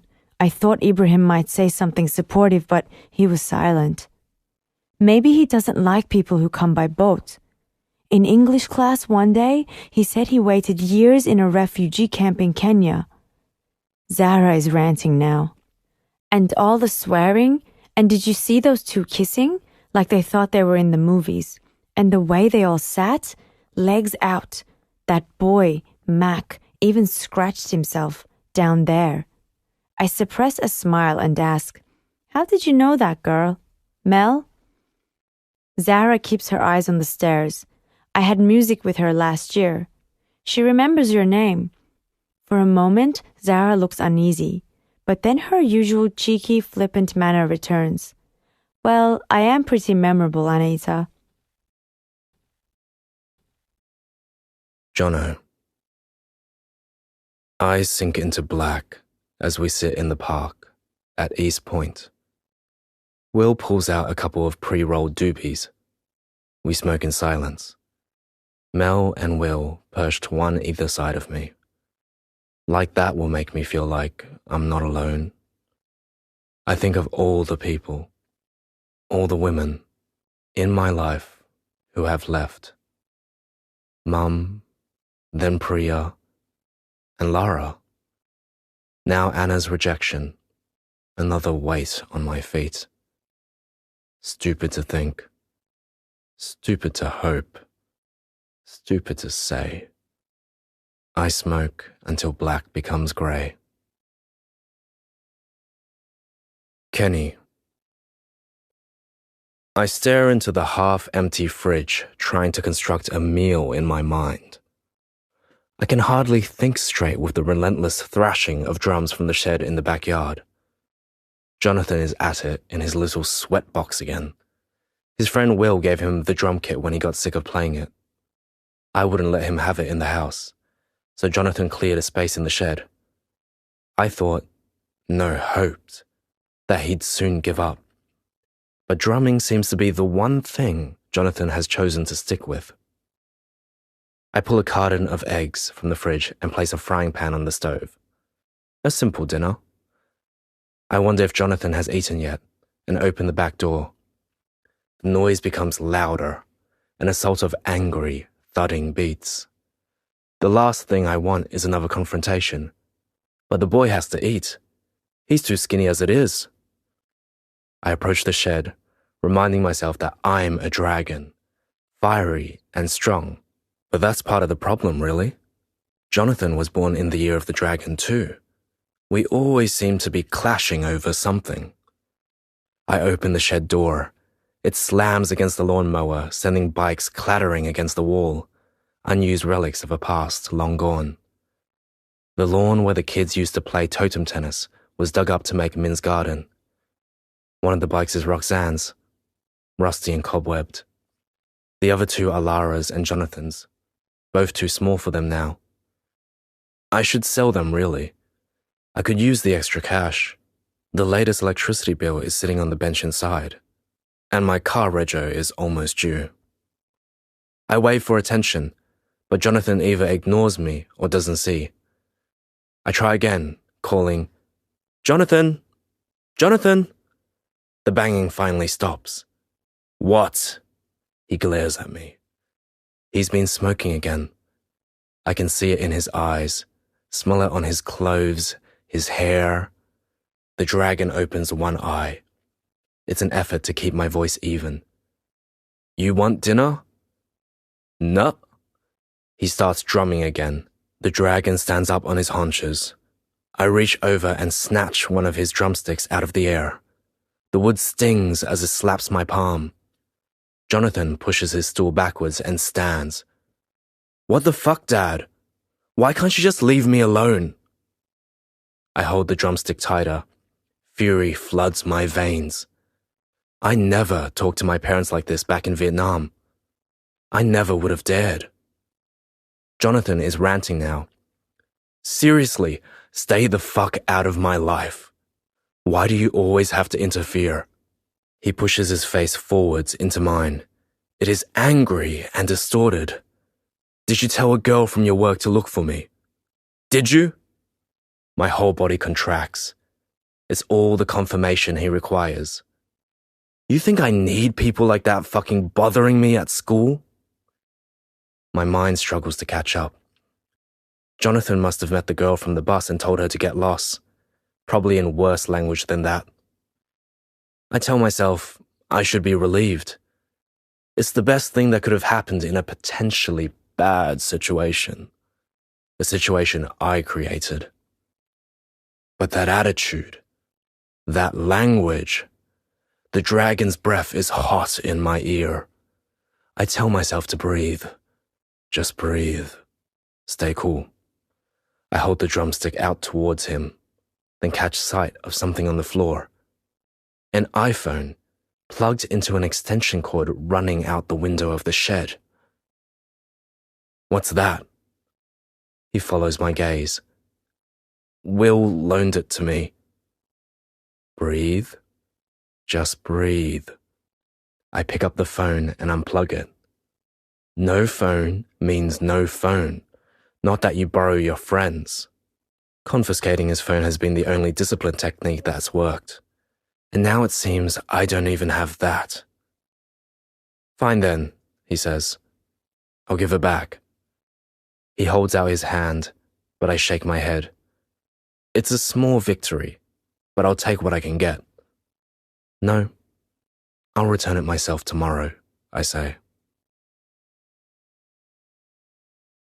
Anna. I sleep fitfully, skimming over dark pools of nightmare, and wake gasping as a crack of lightning seems to explode right next to my head. A rumble of thunder follows quickly after, the sound crashing over me, as powerful as the swell of an enormous wave. It carries me up into the dark, then slams me down again, hard. The rhythm of panic is loud in my head. My eyes search the dark void around me.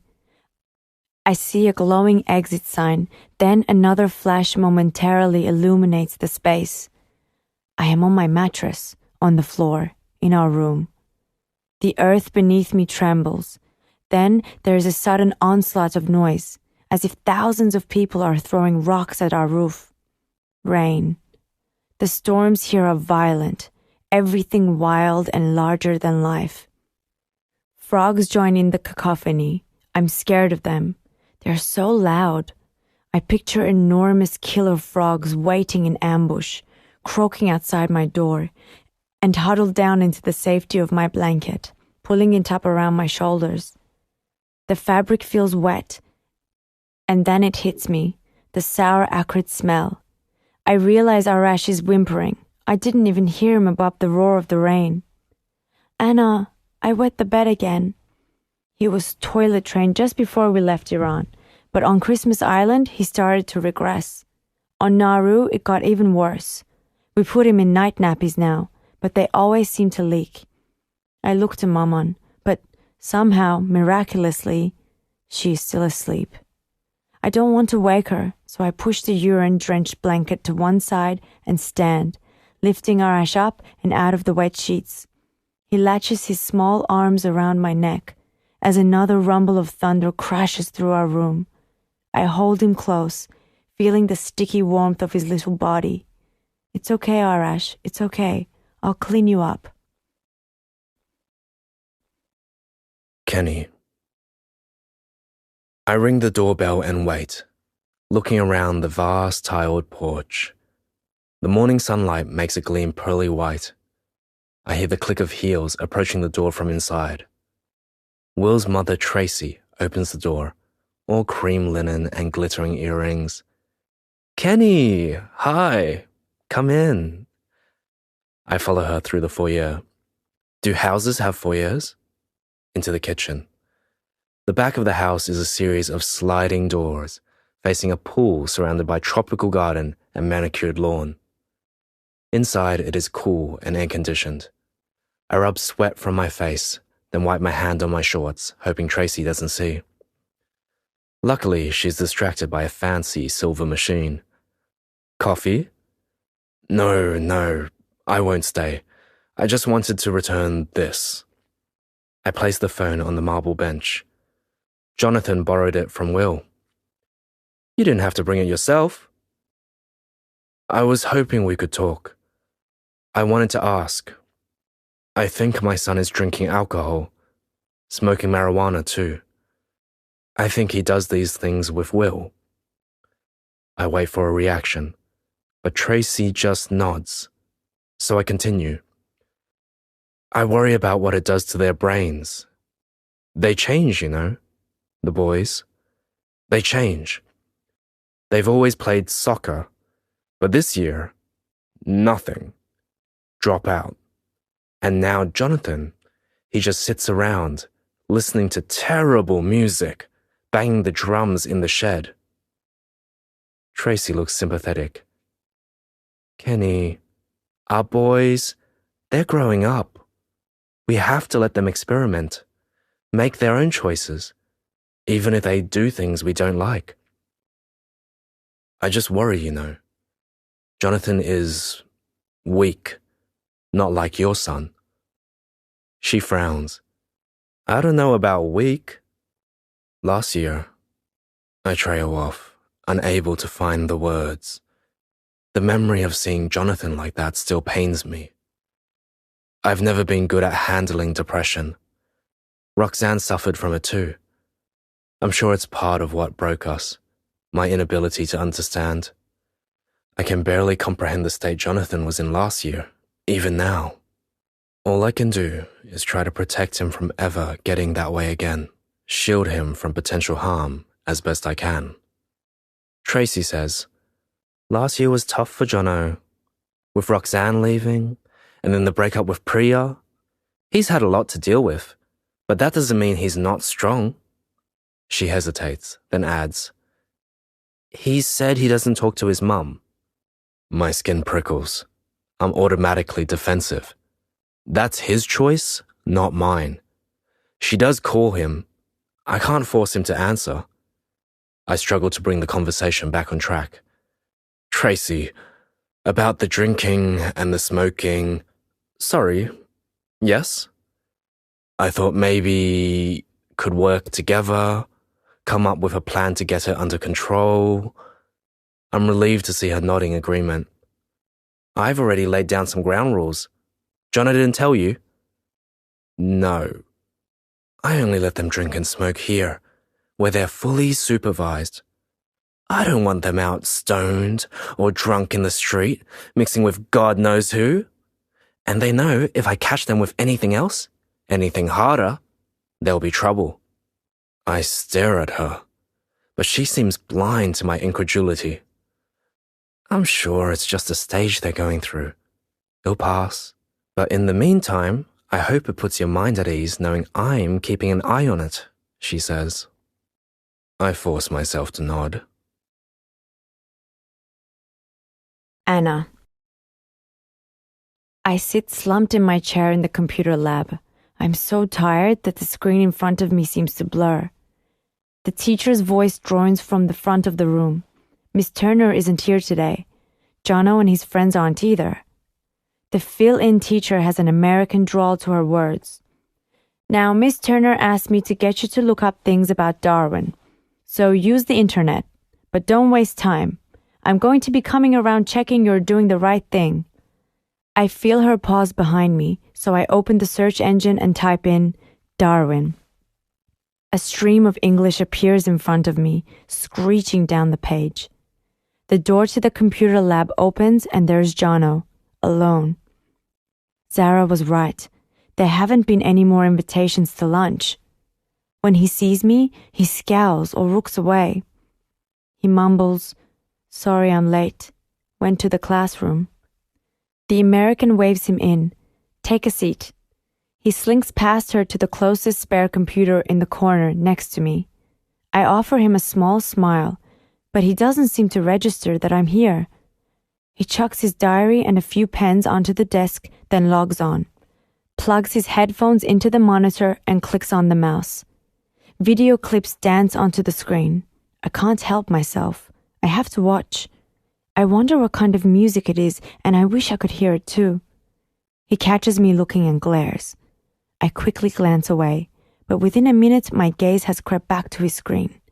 The clip ends, and he types in something else. My eyes wander down to his fingers, the keyboard, his pens, his diary. Words cover it like tattoos. Up the top, in big red letters, someone has written, "Nippy." "What are you staring at?" Jono's voice startles me. I flinch, but force myself to respond. "What is the meaning?" "What?" "Nip-pee." I point to the word. He is dismissive. You know, like nip, Japanese. "You are Japanese?" "Nah, they just call me that. 'Cause of these." He pulls one of his eyes up at the corner, stretching it into a thin slit. "My dad's from Vietnam. You've seen him." He spits out his words like they taste sour. I struggle to understand. "So you are from Vietnam?" "No, I've never been." There is no warmth in his voice or his eyes. It is nothing like when we talked about birds. I think the conversation is over, but then he taps at his keyboard and clicks on another YouTube clip and says, "This is the only Vietnam I know." A picture of a white woman in a shiny kitchen pops up. I frown, confused.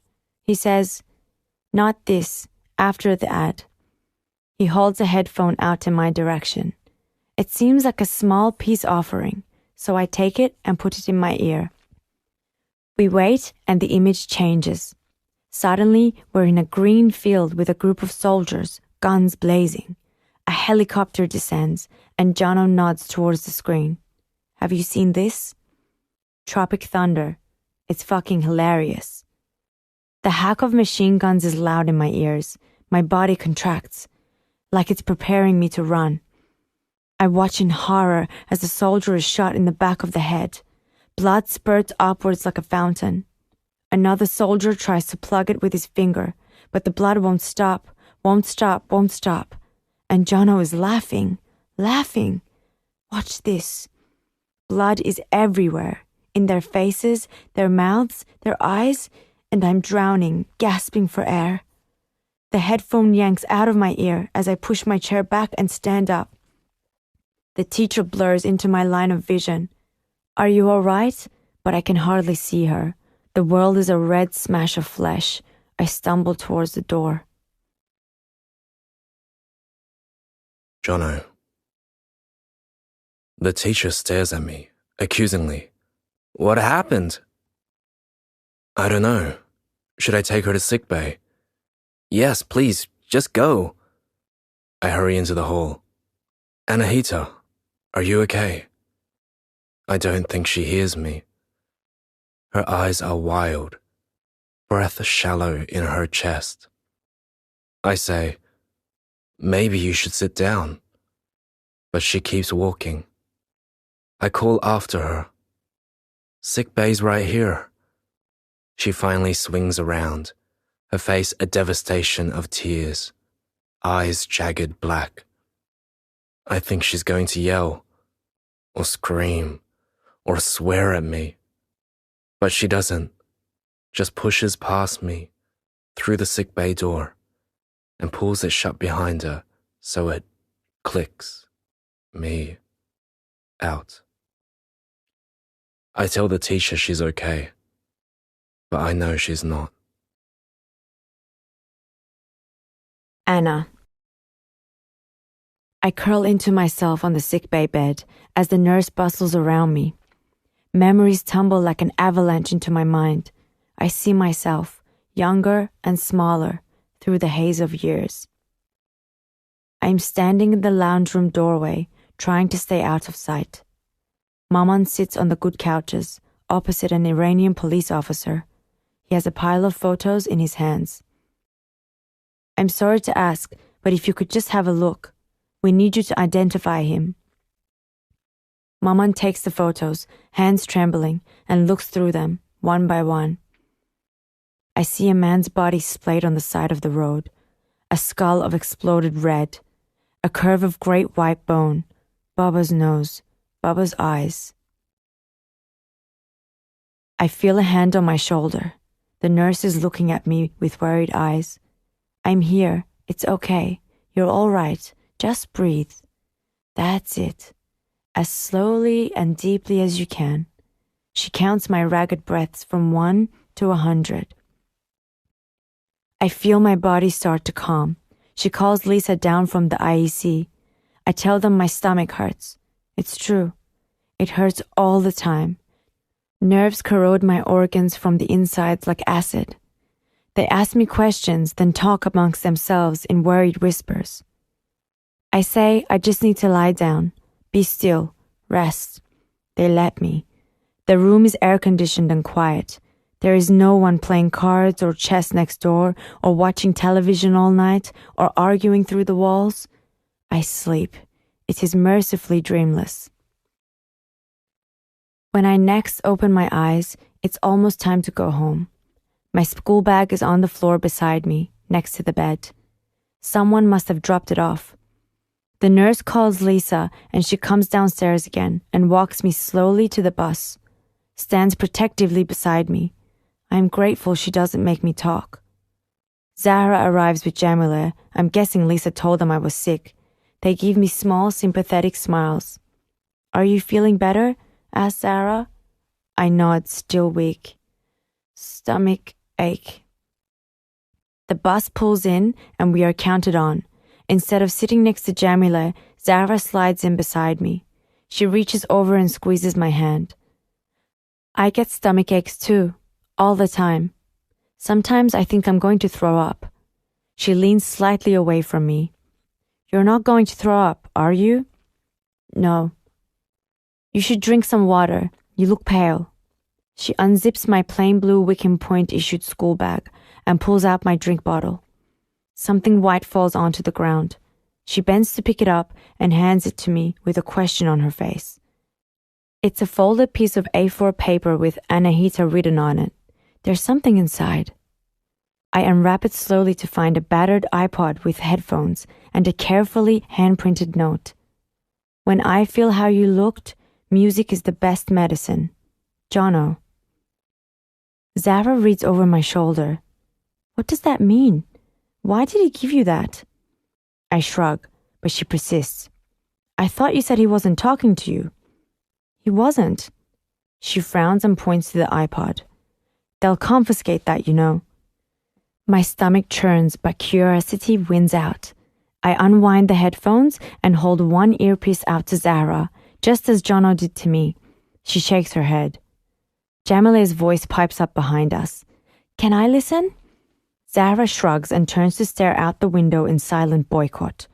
I pass Jamile an earpiece, then scroll through the list of songs, searching for something I know.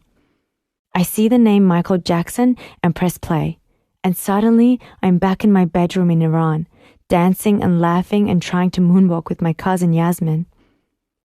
Despite herself, Zara leans in towards me. Is that Michael Jackson? I pull my earpiece out and hold it between us so she can hear. She presses her cheek to mine. The tiny fountain of music bubbles between us. The song ends as the city gives way to bush. It clicks onto a new track and suddenly there is an Australian male yelling in my ear. Every 10th word seems to be fuck. Zara screws up her nose. What is this?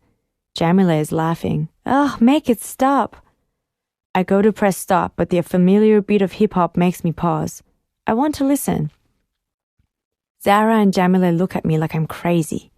Are you joking? You don't actually like that, do you?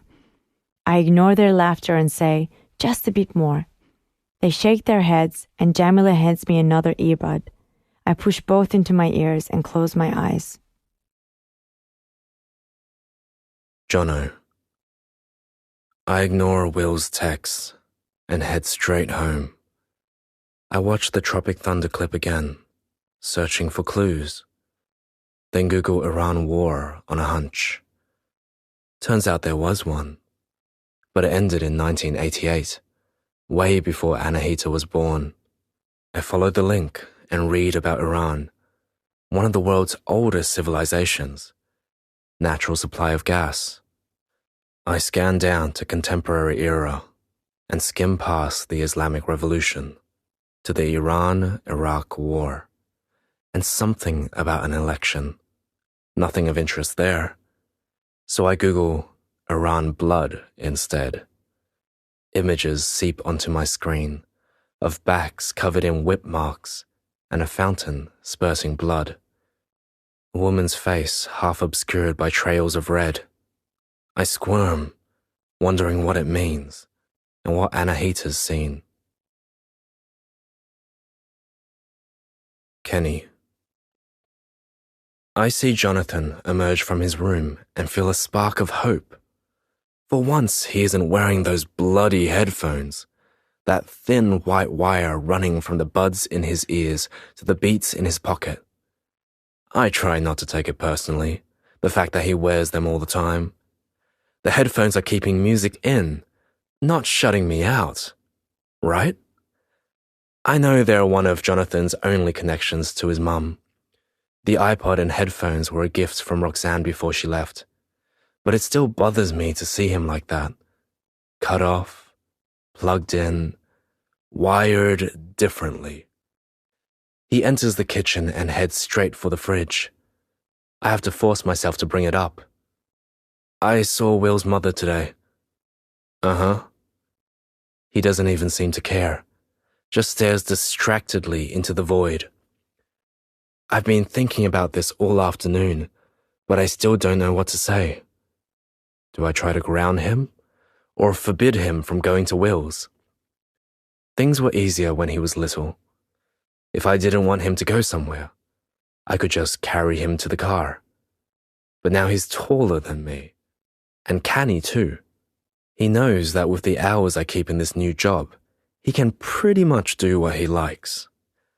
I know Roxanne would call it pathetic parenting. You've got to be able to back it up. But I don't know what else to do. So I say it anyway. I don't want you to go there anymore. To his house. For a moment, I could swear he's about to call my bluff, but then mercifully, his expression changes and he groans. "Oh, come on, Dad. He's my best mate." "That doesn't mean he's a good one. I've known him since he was 5. You have too. His mother said she's been letting you smoke and drink at her house." He doesn't meet my eye, just reaches into the fridge and grabs the loaf of no-name bread, then says, "What about this? I still get to go over there in the mornings, but in the afternoons, I'll come home. That's when they smoke and drink anyway. I won't do that stuff anymore, okay?" I feel quietly relieved that he's given me a way to maintain a veneer of parental control. For now, at least. "Okay then. Deal. Sit down. I'll heat you up some pho. Min made extra today, so she dropped a pot over for us." "Nah, don't want soup. Too hot." He moves to the cupboard and grabs the jar of peanut butter. I watch in disgust and disbelief as Jonathan spreads a thick layer, then folds the bread in half and stuffs the whole thing in his mouth. I'm about to say something about not wasting Min's good food when I hear Jonathan's voice again, part muffled by the mouthful of sandwich. "Dad, do you remember that movie Tropic Thunder?" "What?" "You got a pirated DVD of it when I was about 10. It's about soldiers during the Vietnam War. Well, kind of. It's funny, you know, like a spoof."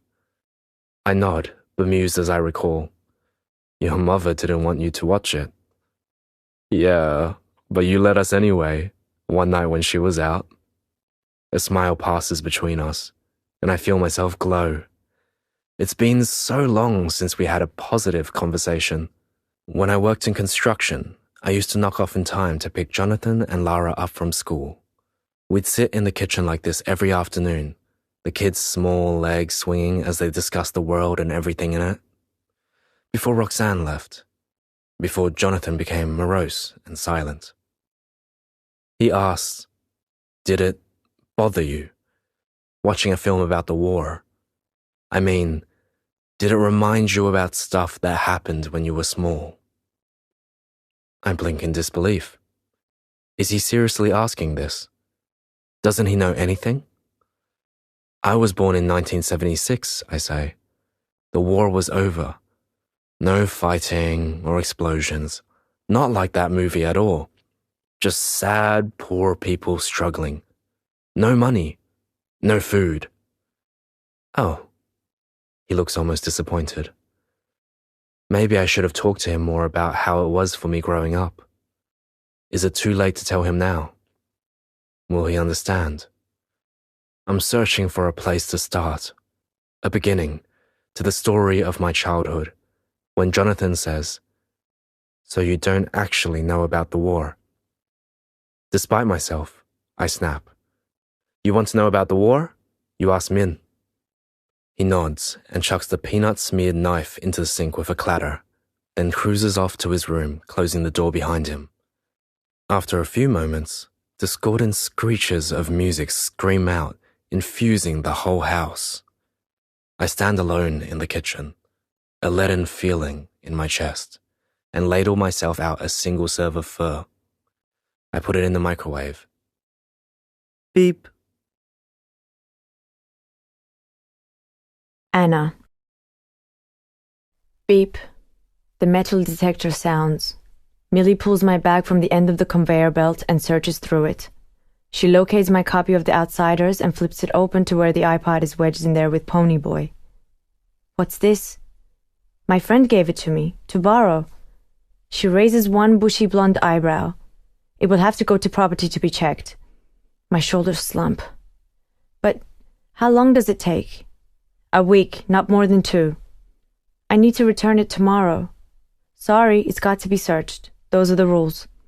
She says it like she knows it's stupid but can't say it out loud. I picture Jono's unimpressed expression when I tell him he won't get his music back for weeks. As if Zara guesses my thoughts, she leans in and whispers, "Don't feel too bad. Whatever he did serves him right." Memories bob to surface, often at night. In one dream, I see myself, walking slowly and silently around Baba's old study. I run my fingers over his belongings, like they hold magic I might absorb. His telescope is angled at the smoggy sky above the apartment building next to ours. There's a Farhad Farzin CD in the stereo, a science textbook open on the desk, a bookmark in the Shahnameh. I flip it open and see the story we'd been reading together before bed. When I wake, my pillow is smeared with tears and blood and strewn with long trailing strands of my hair, yanked out in my sleep.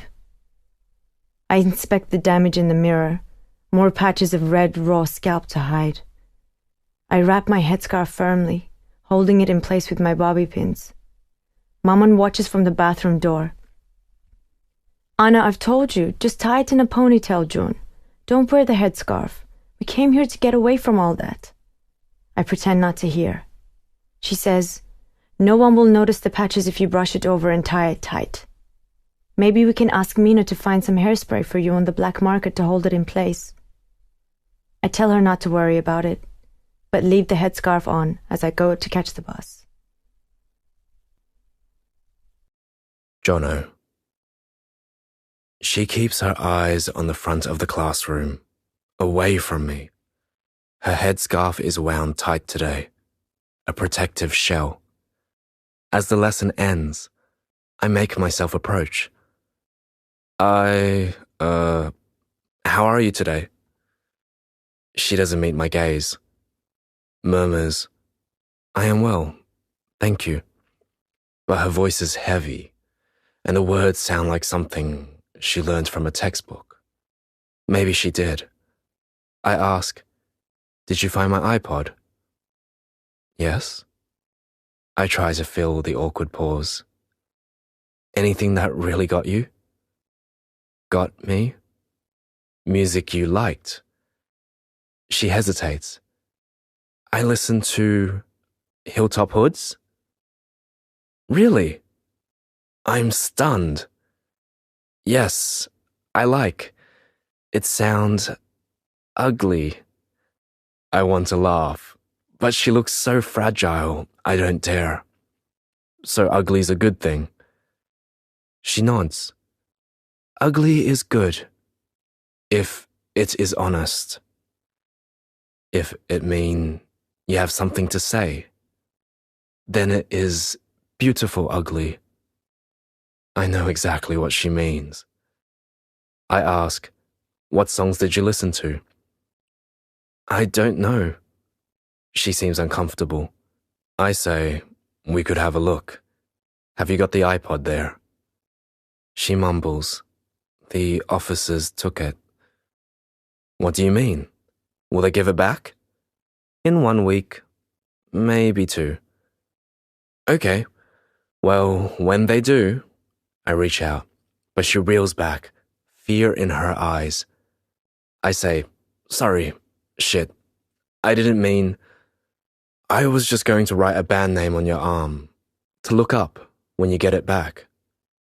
Her arm shakes as she holds it out. I scrawl letters slowly onto skin and hope my smile is reassuring. This is beautiful, ugly music too. Kenny. I do an interior perimeter check of the surf compound, walking slowly along the worn dirt path just inside the internal fence. The mood in the center seems low today, subdued, depressed. Across the central void, I can see sand, the compound that contains all the single men. They hang in bored clumps, pacing in the common areas or draping themselves on the fence, staring out. I hate that area the most. That and the section in surf for unaccompanied minors, kids with no parents. I hate the areas for different reasons. The kids are an ocean of sorrow. The men are a field of dry grass, waiting for someone to light a match. I can feel their stares following me, even at this distance. I'm almost relieved when Sally, one of the activities officers, pokes her head out of the computer room and waves me over. Kenny, I'm dying for a smoke. Can you keep an eye on things in here? No worries. Of course. She gives me a grateful pat on the back as she moves off. I enter the room and automatically count heads. It is unusually empty. Just 3 people and computers, all female, 2 Rohingyas, and the girl from the bus. Kenny, she says. She remembers my name. It sounds almost foreign the way the syllables form in her mouth. Kenny. I chose the name when I first arrived here from Vietnam. My new construction mate said Zoom was too hard to say. Some joked that it sounded like dung. One day, I saw a van passing with Kenny's Pies written on the side and figured it sounded suitably Aussie. But then a few years back, a movie came out called Kenny. It was about a toilet cleaner, so I ended up having to put up with shit jokes anyway. The girl seems to be waiting for me to respond. She says, KIN 016, remember? I meet you on the bus, my first day of school. I remember. I wish I didn't. I'd almost forgotten. She smiles, like she thinks we're friends. I meet your son. He is very nice. I can't tell if she's taking the piss or being overly polite. Didn't Jonathan say he told her to get lost? I have a horrible feeling that maybe Kara was right. Maybe by telling her about my son, I've crossed an invisible line. The line that says, us here, detainees there. The line that keeps the us safe. I struggle to keep my voice neutral. Thanks. She indicates her arm. There's something written on it, in pen. He'd tell me about some music. I peer closer. The handwriting is sickeningly familiar. The girl continues. Is it alright, maybe, if I can listen here? The invisible line rises off the floor and winds around my throat. I sound strangled as I say, sorry, that's not allowed. Her big dark eyes stare back at me. I can play it soft. It's for school. Well, a little bit. My heart stops in my chest. Is she making a veiled threat, referring to Jonathan like that? I feel trapped into saying, okay, just this once. Just quiet. She gives me a wide smile, then types with one finger, copying the band name from her arm. The YouTube clip loads slowly. Everything is slow in here. Normally I don't care. It doesn't affect me. We have fast broadband at home. But today it is the worst kind of torture. As I wait and wait. Finally the music starts. It is a song I could swear I've heard pumping out from behind Jonathan's closed door. Angry white men yelling at the world. My mind runs screaming around the confines of my skull. How is this happening? Did Jonathan lie about this girl? Are they actually friends? And what else don't I know about my son's life? One of the Rohingya women winces. Very bad. Please turn off. I lurch towards the girl. Yes, sorry, you'll have to. She clicks the mouse and the music stops. Our eyes meet in the silence and she smiles at me again. That's all right. Is enough. Thank you. I want to take her thanks and her smiles and grind them into the floor. Jono. I could swear Dad is watching me as I lay the table with chopsticks and a plate of chopped coriander and mint. If green had a smell, this would surely be it. Auntie Min deep fries spring rolls on the stove. I say, Go Min. It's one of the only Vietnamese words I know. Auntie, a term of respect. Dad said you might be able to tell me about the war. She flashes Dad a look and he shrugs. What war? Vietnam, of course. Why you ask that now? It over long time ago. I consider telling her about Anahita and Tropic Thunder, but Dad's eyes are following me like a hawk's, and I don't want to open up just so he can rip me down. What year did you come out here again? I add the again because she's probably told me before. 1977? I tell you the story already, remember? See? I was in the newspaper. Picture 2.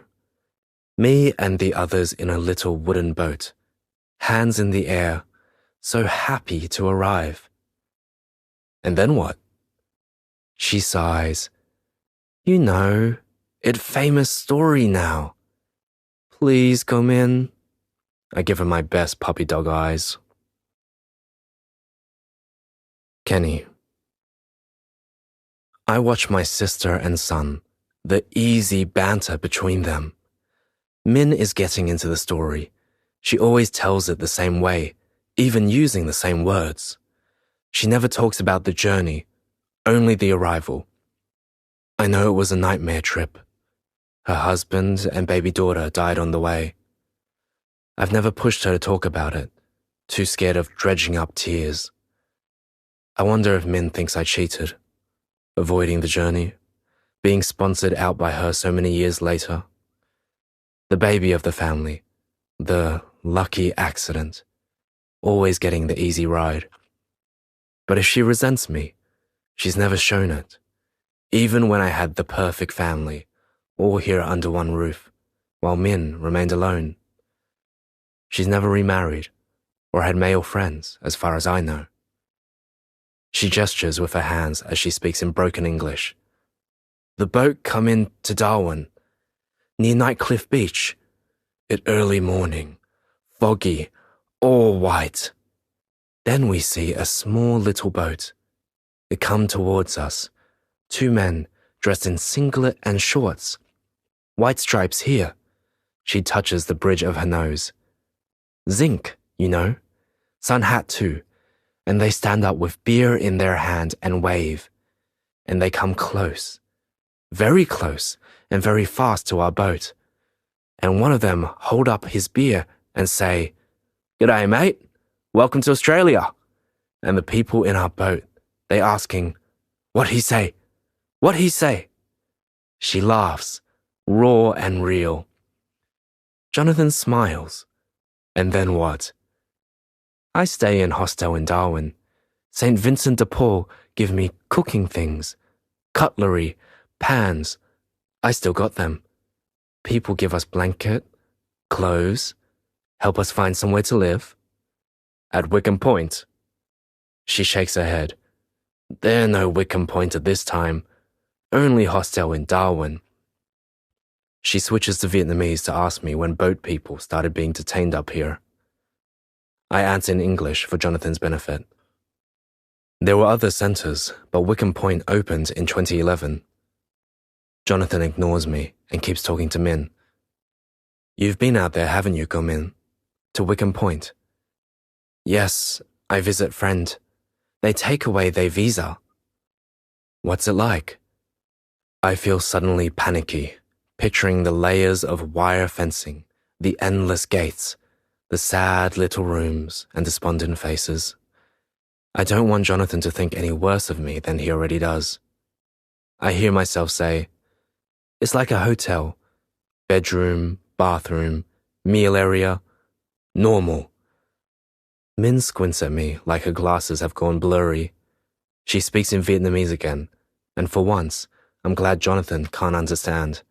She says, it's not like a hotel. You know what I mean.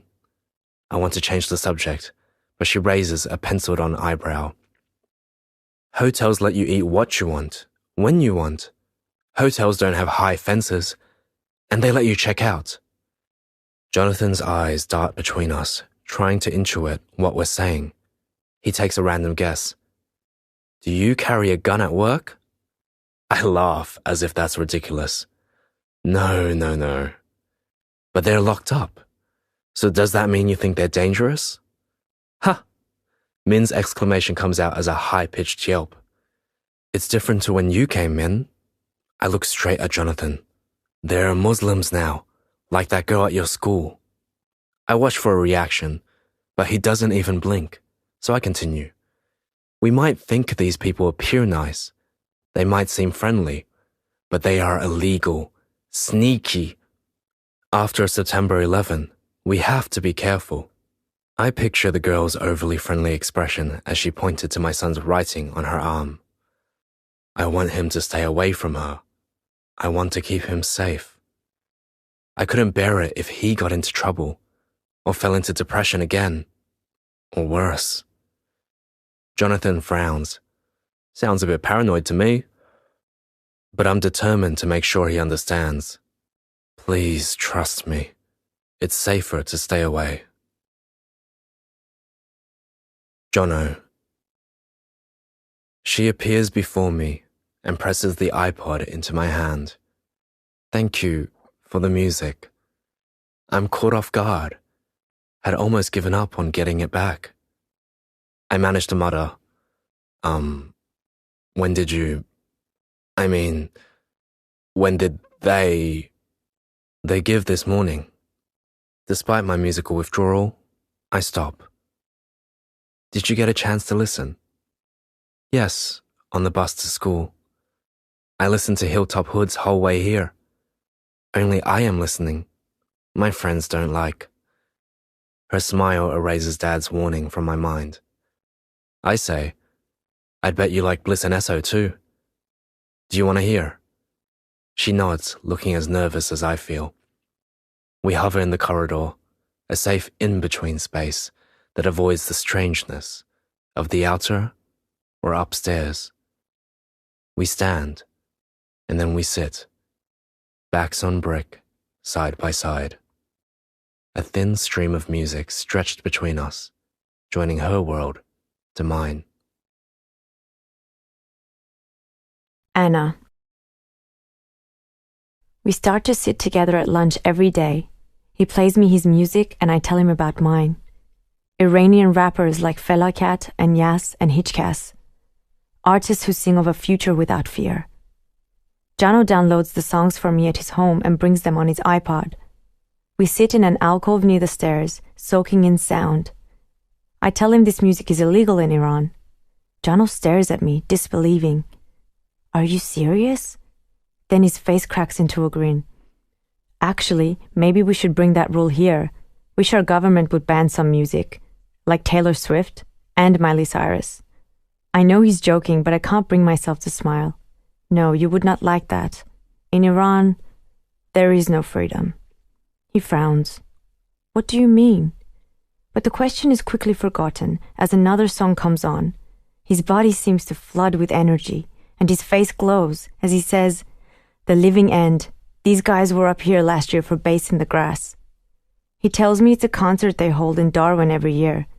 It is out in the open under the sky, with music so loud you can feel it through the earth. He describes a throbbing, heaving ocean of bodies jumping to the beat as one. Moms and dads trying to look young, dancing alongside teenagers, sneaking sips of beer, all together, all free. I listen in awe, asking more and more questions, stringing my words together in awkward upward inflections. He laughs. What is this, an exam? But he seems to enjoy answering. He's good at painting the world with his words. I don't understand all of them, but I drink in enough to taste the flavors and swill them around my mouth. I ask more. I ask about his family, his life. The words pour out of him as if he hasn't talked in years. He tells me he gets lonely just living with his dad. They barely talk. He misses his sister, who just moved to Sydney and is now living with his mom. He says, it kind of feels like she's gone to the dark side, if you know what I mean. I don't. I ask why his mom doesn't live in Darwin. She walked out on us at the start of last year. His eyes warn me not to ask anymore. He tells me about his house, a small brick cube on a large block of land, empty apart from the careful rows of cucumbers and baby tomatoes at the back. His auntie grows them and sells them at a local market somewhere called Rapid Creek. He's never been overseas, but he thinks the market feels like what Asia might be like. You can stand there and be surrounded by the chatter of foreign languages, hear the whir of blenders making fresh fruit drinks, see piles of green vegetables and smell the waft of herbs. His descriptions are so vivid that for long minutes at a time, they are enough to quench my thirst for the outside world. Almost. Jono. We dive down into our own underwater world each lunchtime. It is quiet and dark down there, just her and me. The world swims above us in blurry zigzags of light. We stay below, sharing soft-spoken stories and loud-played beats, only resurfacing when the bell goes to signal the end of lunch. We blink at the bright sunshine as we emerge back into the reality of school. Will isn't impressed. Can't believe you're dumping me for a girl. What are you talking about? I'm at your house all the time. I'm there every morning and still go some days after school despite my deal with Dad. I reckon he knows, but for some reason, he hasn't brought it up again. When he's on day shift, I make sure I'm home by 6:30 p.m. and I don't drink or smoke. Much. But Will isn't satisfied. Yeah, only 'cause you can't see Anna before or after school. You're the one who told me to go for it. I know, but you're falling so hard, getting obsessed. I'm not obsessed.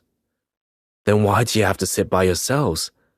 I thought we could hang out as a group, with Ibrahim and Mac, like we used to with Priya.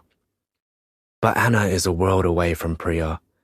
She is something different, amazing, and constantly surprising. And I can't tell him about our private submarine universe. That would only prove his point. So instead I say, Anna likes to sit in the aircon. You guys could always sit inside with us. We both know they won't. The outer gives them the freedom to smoke. Will shakes his head and sighs. Just be careful, okay? I don't want to see you get hurt again. I shrug off his concern. Who says I'm going to get hurt? We're just listening to music. What's the big deal? Anna. Zara frowns as I pick up my packed lunch, then start towards the stairs. Are you going to sit with him again? There's no point lying. Yes. Are you sure that's a good idea? What would your maman say? I pause. Are you going to tell her? Are you? I've asked myself that same question, lying awake in bed at night. What would maman do if she knew I spent my lunches alone with an Australian boy? Baba might not have minded. He was quite liberal. But maman has always been more protective, anxious, on edge. And she's already so fearful of doing anything that might damage our chances of living in Australia. Please don't say anything. Of course, I never would. I'm just worried, Anita. I don't think you understand. Australians are different to us. They have different rules. It's like the socks and the greasers. I roll my eyes. Lately, she's become totally obsessed with The Outsiders, quoting it and telling me to stay gold. She says, seriously, you can make fun of me, but it's true. It's the socks and greasers. And I don't have to tell you which ones we are, do I? She doesn't. The acid in my stomach burns. I just don't see this coming to any good. My little mother places a gentle hand on my arm. I shake it off. This isn't The Outsiders, Zara. No one is going to die. I walk slowly downstairs, trying to pretend I didn't see the hurt in her eyes. Jono. Dad starts to grumble about his work. His comments seem aimed at me, but I can't be sure. He's been in the job 4 months now. Maybe the thrill of being employed again is wearing off. Or maybe he was always negative about this job, but I didn't pay attention until now. Until Anna. Tonight he says, the bloody detainees, they're always wanting things. And the Iranians are the worst. The food's not right, the internet's too slow. They want to see their case manager now? Why did they come here in the first place? What did they expect? Rick says they're not refugees at all, just economic migrants who want our jobs. He reckons in their own countries, they're all driving around in BMWs. He looks at me expectantly, like he's waiting for a reply. I shift in my seat. I don't know if that's true. He says, that's right. You don't know. You don't know. I ask about her past. First, curiously, where in Iran did you live, and with who? Then guiltily, thinking of Dad's grumbles. What was your house like? Did you have a car? She tells me that she lived with her family in an apartment near the middle of Tehran. I'd imagined Tehran as a third world backwater, but from what she says, it isn't like that at all. She describes a modern, bustling city with 20 million people and polluted skies from all the traffic. They had a car, but just a small one. Nothing like the huge four-wheel drive she's seen on the roads here, or the Ferraris the upper classes had in the north of Tehran. I am almost relieved to hear this. So you weren't upper class? She shakes her head and explains. Those people had lots of money, big houses, luxury cars. They were politicians and government workers. The women draped their headscarves loosely around their heads and wore whatever they liked. The police made different rules for them. So were you lower class then? I ask.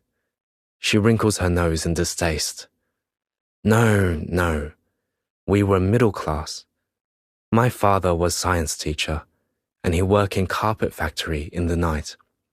And my mother was nurse. But we are not pensha, lower class. She says it like it is some kind of insult. What does it mean then to be pensha? Those people live mostly south of city. They have little money, old car. They work, maybe like cleaner or security guard. My face burns. She could be describing me and Dad. She continues. It is very hard for the pensha to keep face, show good face. This is very important in Iran, to look good and be proud, to not have old things. I ask, what was your apartment like? Did you have a TV? Yes, with satellite. And a mobile phone? Of course. My parents have. Laptop? iPad? Internet access? She nods. But if you had all that, if you were middle class, then why did you come here? Her eyes plead for understanding. We want democracy, freedom. We don't want to live under that government. I stare. But all our prime ministers are dickheads, and I'm not about to jump on a boat. It is different. How? There is many reason. She's stumbling over her words now, but I persist. I ask her straight out. Why did you leave Iran? Please, I don't want talk. I have only bad dream. Please don't ask. Her voice is desperate, aching, raw. Anna. He asks about my life in Iran, but I can't bring myself to respond. It feels like another world. There is so much that I don't want to think about, so much that I can't say. I remember, crouching in front of the satellite television. My older cousin Yasmin begs to watch an illegal US movie. I tell her to wait. There is a news item from America about the Green Movement in Iran, footage from protests across the city in 2009. I search for Baba's face in the crowd. Maman moves past, walking her new boyfriend, Abdul, to the door. I glare as she kisses him goodbye. I feel the sting of hot, angry tears. Jano reaches out and rests a gentle hand on my shoulder. This time I don't flinch or pull away. He says, "Sorry, it's okay. We don't have to talk about it if you don't want." Relief pulls in my eyes. Jono. I remember the fear in her face when she watched the clip from Tropic Thunder. I remember her staggering out the door. I don't want to be responsible for anything like that again. So I promised not to ask about her past. We agreed to concentrate on the now, the here. Anna's confidence seems to surge. In science, she starts to ask questions when she doesn't understand.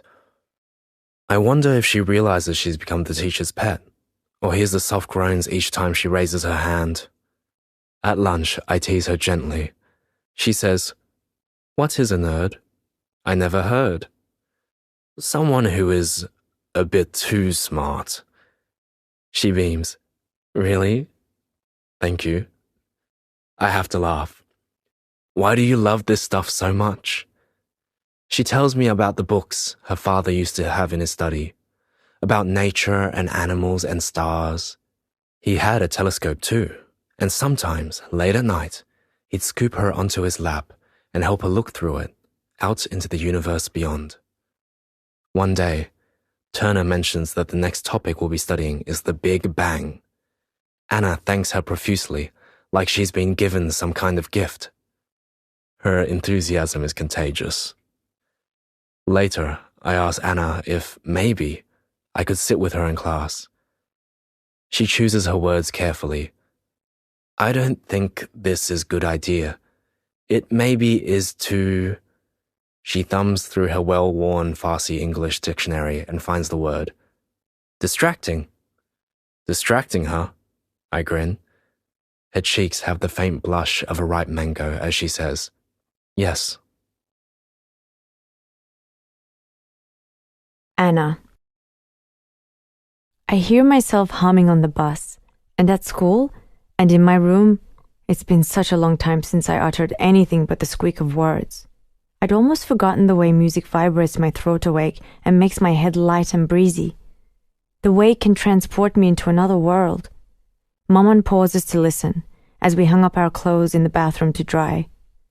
"It's safer than hanging them outside. No one can steal them in here," she says. "What are you humming? Is that something from The Voice?" "No, it's from school. One of Jono's Tamer selections. I feel a pang of guilt. But then I hear Maman's voice. No, not her voice. Her hum. It starts soft, then gradually builds until it erupts into a waterfall of words. I recognize the song as one she used to sing to me when I was a child. "You are the sky's great moon, and I'll become a star and go around you. If you become a star and go around me, I'll become a cloud and cover your face. If you become a cloud and cover my face, I'll become the rain and I will rain down." Arash comes to stand in the doorway and listens in curious wonder. It occurs to me that perhaps he doesn't remember ever hearing Maman sing. The last time she did was at a party with family, just before we left Tehran. Arash would have only been 2 years old. Maman keeps singing, and I join in. I search out her eyes. Is this okay? She's teary, but her heart seems to be smiling as she nods. "Yes, my daughter, yes." Kenny. I lie under the car's engine, my back flat on the hard red earth. My dry and cracked bare feet must stick out like a pair of old rabbit's ears as I stare up into the constellation of mechanical parts above me. Another breakdown. Another budget DIY repair job. I hear a voice. "Hey, Dad." I almost hit my head, shuffle my body along and out and see Jonathan smiling down at me. Actually smiling.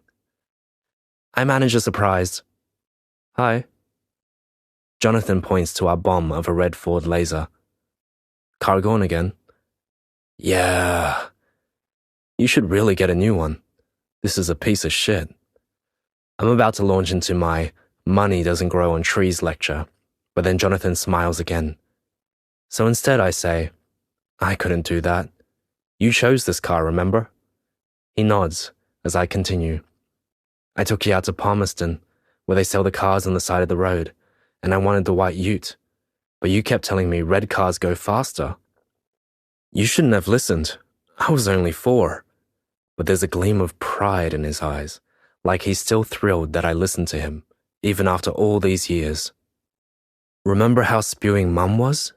She kept going on about how she wanted a station wagon. I study his animated face in the bright afternoon sun. His iPod is nowhere to be seen. Neither is his phone, even though I gave it back to him weeks ago now. And he's looking at me. Really looking. making eye contact and laughing. I can't recall the last time I saw Jonathan like this. It mustn't be not since Priya. Is it possible he's in love again? My mind flicks to the pretty Iranian girl from the bus, the one with Jonathan's band recommendation on her arm. But even if they have become friends, even if he likes her, they'd only ever see each other in school. It's not like it could go anywhere. Could it? Jono.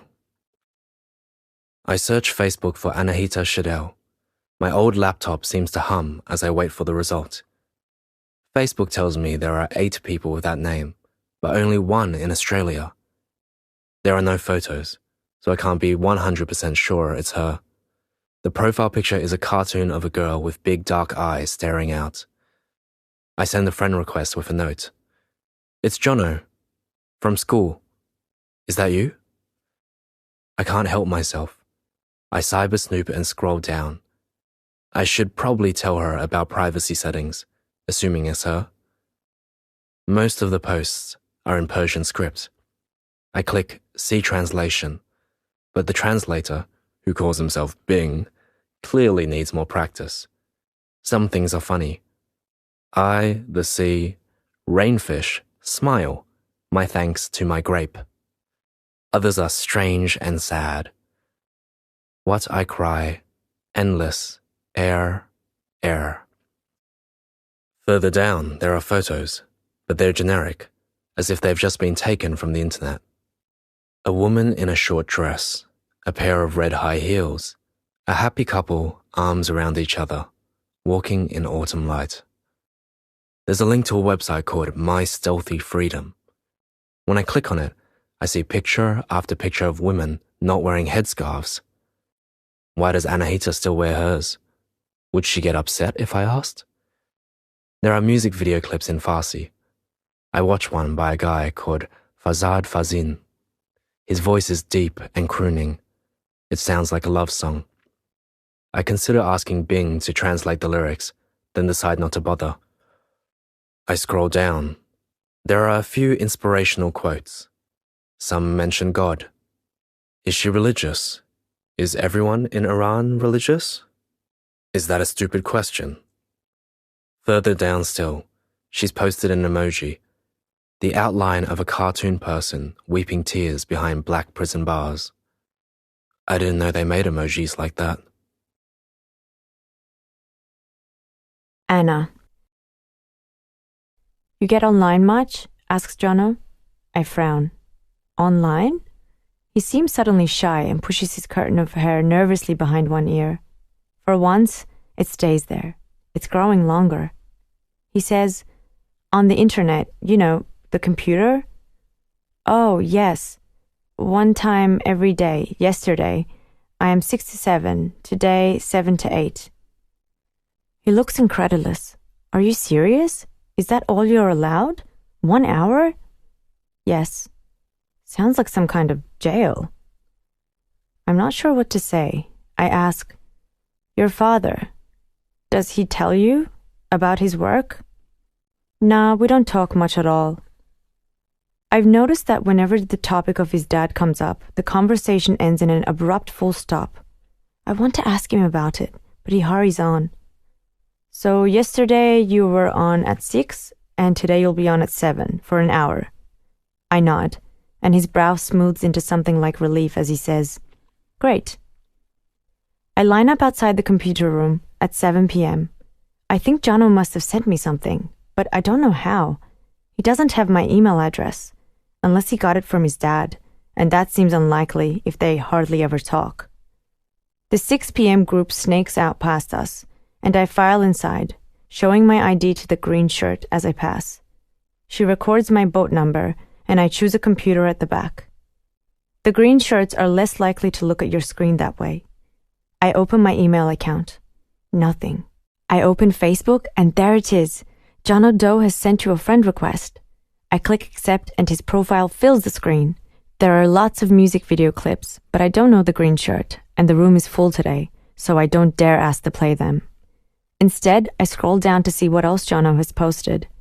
There are hundreds of photos, many of them taken at dark, bustling parties. There are lots of Will and Mel, Mac and rotating cast of younger-looking girls, Ibrahim and a beautiful African girl who I'm guessing is his girlfriend, because their bodies often appear intertwined. In lots of the photos, Jono looks blurry and wild. There's one of him pulling up Will's shirt to expose his hairless chest, pretending to suck on his nipple. Another of him on top of a table with a large bottle of alcohol in his hand. Did they pay a policeman to guard the door of the party so they wouldn't get caught? And one of him holding an egg. He looks like he's about to throw it at a passing car, but I don't know why he'd waste the egg like that. We never get eggs in here. Arash asks for them every breakfast. As I scroll down further, the photos start to feature a girl. She's dark-haired, with sparkling eyes and honey-brown skin. She's in almost all the photos now, laughing, dancing with girlfriends, in Jono's arms. One photo shows them pressed together, kissing intensely against a wall. I feel like I'm intruding on something private. I almost jump as a message pops up on the screen. Hello, 7 p.m., your term starts now. I'm glad he can't see me blushing as I scroll back up to the top of his page, away from that photo, away from that girl. I type back, hello. His reply comes quickly. So, we're officially friends now. I type, yes. And then before I can stop myself, there are many photos of you on here. Jono. I type back. There's a lot of my music on here too. And then it hits me. The photos of Priya. Is that what she's talking about? Shit. Has she seen them? If she looks at my pictures from last year, they're kind of hard to miss. I thought about taking them down. I should have taken them down, but I didn't. I wonder what Anna is thinking now. Did she see the photos of Priya and me kissing? Or the selfies of us in my bed? What would she think of that? Anna's told me there was a boy she liked back in Iran, but they were never able to spend any time together. Even if they were just walking in the street, they had to be on separate sides of the road in case they were noticed by people she calls the moral police. As opposed to the immoral police, I guess. I bet she's never even held a boy's hand, let alone kissed, or done anything more than that. Mel reckons Muslim girls are really conservative and restrained. The cursor blinks at me from the computer screen like a frown. I decide to change the subject and ask, how come there are no photos of you? Another long pause, then her words appear. You know how I look. I write, you know what I look like too, but I post pictures. Most people do. And then, when nothing comes back, I attempt a lame joke. You're not one of those girls who hates being in photos, are you? No reply. The minutes seem to crawl by. The little green dot is still next to her name, so I know she's there, but no words appear. What if she's put off by the photos of Priya, or doesn't like me anymore? Maybe she thinks I'm a pervert, or an idiot, or a jerk. Maybe she doesn't like the guy I am, the guy I've been. But as I'm spiraling into self-doubt, a new photo appears on my feed. Anna has changed her profile picture to a white guy with oversized glasses and a comb-over, gazing in rapture at a book. I'm laughing as I type, "What is that?" A message appears. I Google picture of nerd, but they all men. Kenny. I hear a gurgle of laughter from inside Jonathan's room. I pause, pressing my ear to the timber veneer, but there's nothing more, just the tap of fingers on keyboard. I knock, then wait until I hear Jonathan's usual, "Yeah?" I open the door and step hesitantly inside. Despite the open louvered windows, there's an ever-present waft of teenage boy in here. Body odor mingled with sweat-soaked shoes and Lynx deodorant. The floor is barely visible beneath discarded clothes. The walls are covered in posters of bands. I haven't heard of any of them. Where did his musical taste come from? Definitely not from me. I love the crooning harmonies of Vietnamese vocals and keyboard. Jonathan calls it elevator music. His taste is something else, something angrier that seemed to arrive with adolescence, like pimples, almost overnight. "What's up?" asked Jonathan. I move closer. "What are you doing?" I see an exchange on Messenger, along with a picture of a white man wearing glasses. Some kind of scientist, maybe? I peer at it more closely. "What's that? Who are you talking to?" He angles the laptop away from me. I brace myself for the possibility that it's a girl, or even worse, the Iranian girl from my work. But to my relief, Jonathan says, "Oh, just Lara. Sometimes she sends me stupid stuff." I realize I've been holding my breath and exhale. "Oh, good. Well, say hello from me." Jono. I don't tell Dad about Anna. I've heard all his lectures before. And even if I wanted to tell him, I wouldn't know what to say. She's not a girlfriend. The order of things has been completely back to front. When I hooked up with Priya, it started as a drunken pash at a party. It was only later that we worked out that we actually had stuff in common. With Anna, I know I like her, and we're friends, but I'm not sure what, if anything, comes next. Still, I know I'm in trouble when I start to miss her on the weekends. For the first time in my life, I count down to them with dread rather than anticipation. 2 whole days without her curious questions. 2 whole days without her cheeky grins. One Friday lunch I ask, "Do they ever let you out?"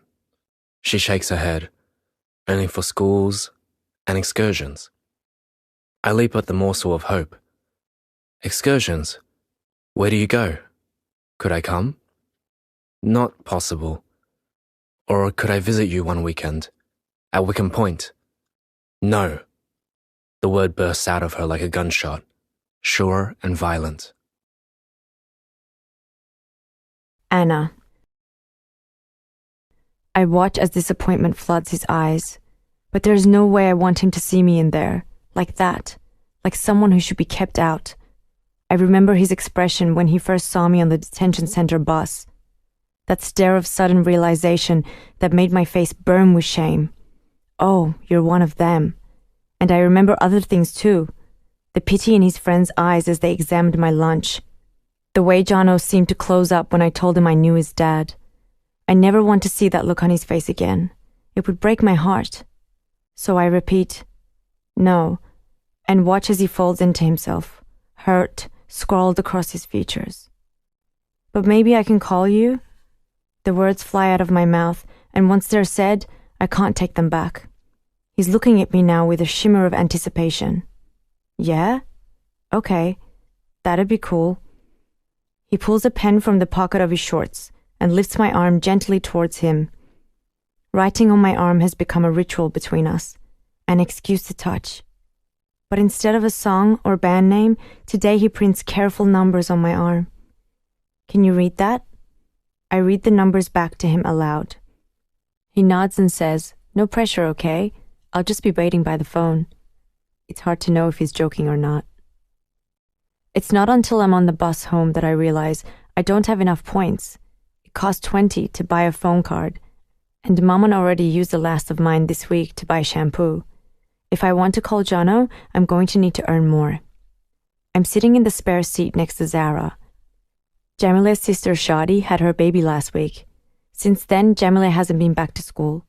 I asked Zara, "Want to do an activity tomorrow?" "Why?" Her voice sounds listless, her usual spark nowhere in sight. I take in her hunched shoulders, the deep permanent-looking furrow on her brow, the way she's tugging the ends of her long sleeve down, twisting them in her hands. I remember Maman telling me that before we arrived at Wickham Point, Zara had swallowed washing powder when her family's application for refugee status was declined for the 2nd time. Suddenly, I feel terrible, and I haven't noticed her sleeping until now. I've been so preoccupied with Jono. I take her hand and squeeze it. "It might be good for you. We could do exercise." She shrugs, but doesn't reply. I tried to wheedle her into it. I'll give you my orange rug. It's an old one the children's room was throwing out. I rescued it, desperate for a splash of color in the navy blue and white deserts of our rooms. Zara had her eye on it for weeks, but today she just sits there, silent. I make one last attempt. And you could use the points to buy a Mars bar. She finally manages a small smile. I don't let go of her hand. Jono.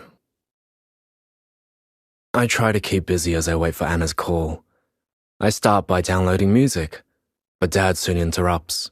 He insists I help in the garden, and I reluctantly comply, hauling oversized bags of horse manure from his car to where Auntie Min is digging.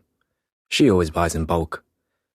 She barely nods acknowledgement, and, when I'm done, just shoves gardening gloves into my hands and says, "Now you do weeds." I sigh and pause to check my phone. Again, still nothing. I tell myself to relax. It's only Saturday morning. It hasn't even been 24 hours. When I look up, Dad is watching. "Something wrong with your phone?" I feel a flare of irritation. "You mean apart from the fact it's 100 years old?" Auntie Min shakes her head and tuts. I know I sound like a smart ass, but I can't help it. I'm too on edge. Why didn't I ask Anna for her number instead of giving her mine? I weed for about 5 minutes, then check again. This time, Auntie Min teases. "Your phone turned into smartphone yet? Maybe like Cinderella and her pumpkin." You know, I could actually buy a smartphone, like a normal person, if Dad would let me get a job. "Don't start this again," says Dad. Mel reckons they're hiring at KFC. They're always hiring. Just concentrate on your studies. Can I concentrate on them now then, instead of doing slave labor out here? Dad continues picking tiny red chilies and placing them in sandwich bags. Slaves don't get pocket money.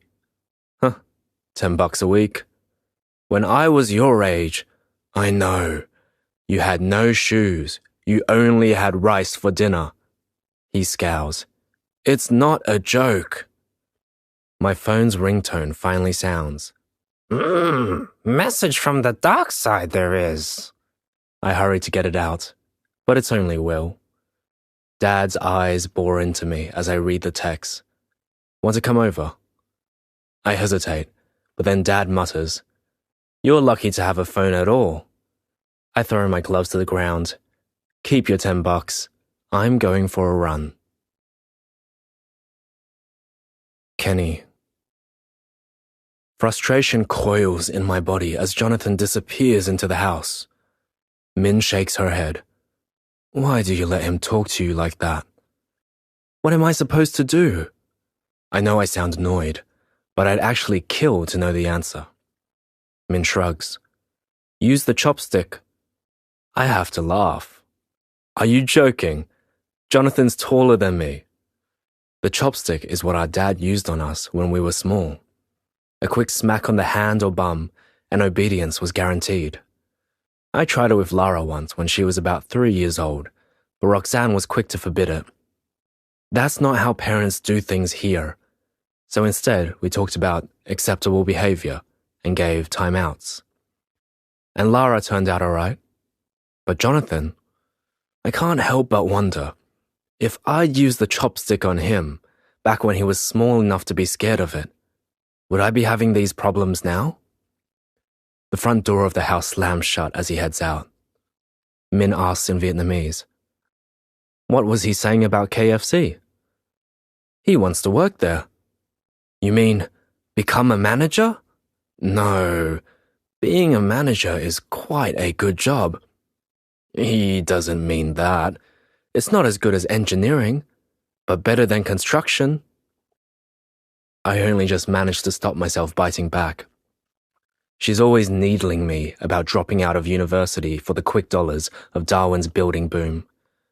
We end up bickering like an old married couple. Sometimes I feel relief when she leaves and I hear the tinny motor of her scooter driving away. But then I picture her sitting alone, in her tiny apartment with only piles of junk for company and feel bad. Min continues. Construction is too unreliable. You injure your back, the work is gone. I don't need it anyway. I've got a new job now. Min just scowls. That job is no good. Bad for the soul. I sneak a glance at my watch, the red second hand ticking oh so slowly around the white face. Anna. Rivulets of sweat trickle down my neck onto my back. Zara is on the walking machine next to mine, panting and red-faced despite the air conditioning. She seems better today, although her long sleeves warn me not to assume anything. At least she agreed to come to teenage gym with me, even though she claims to hate it. The other activities, computers, art, and the excursion were already booked out. She grimaces as we chat in Farsi. It's crazy that machines like this even exist. What do you mean? A machine to make you walk on the spot. How much must one of these cost to make? Are you volunteering to walk outside in the hot sun? Sure, just move the big fence and off I'll go. I'm relieved to hear her joking again, even if the delivery is deadpan. She presses a button on her walking machine, slowing the speed while checking the clock. 35 minutes to Mars Bar. My feet thud on the rubber in time with the pop music blaring from the TV in the corner. American music clips aren't censored in Australia. 5 girls are jumping around on screen in clothes that look like underwear.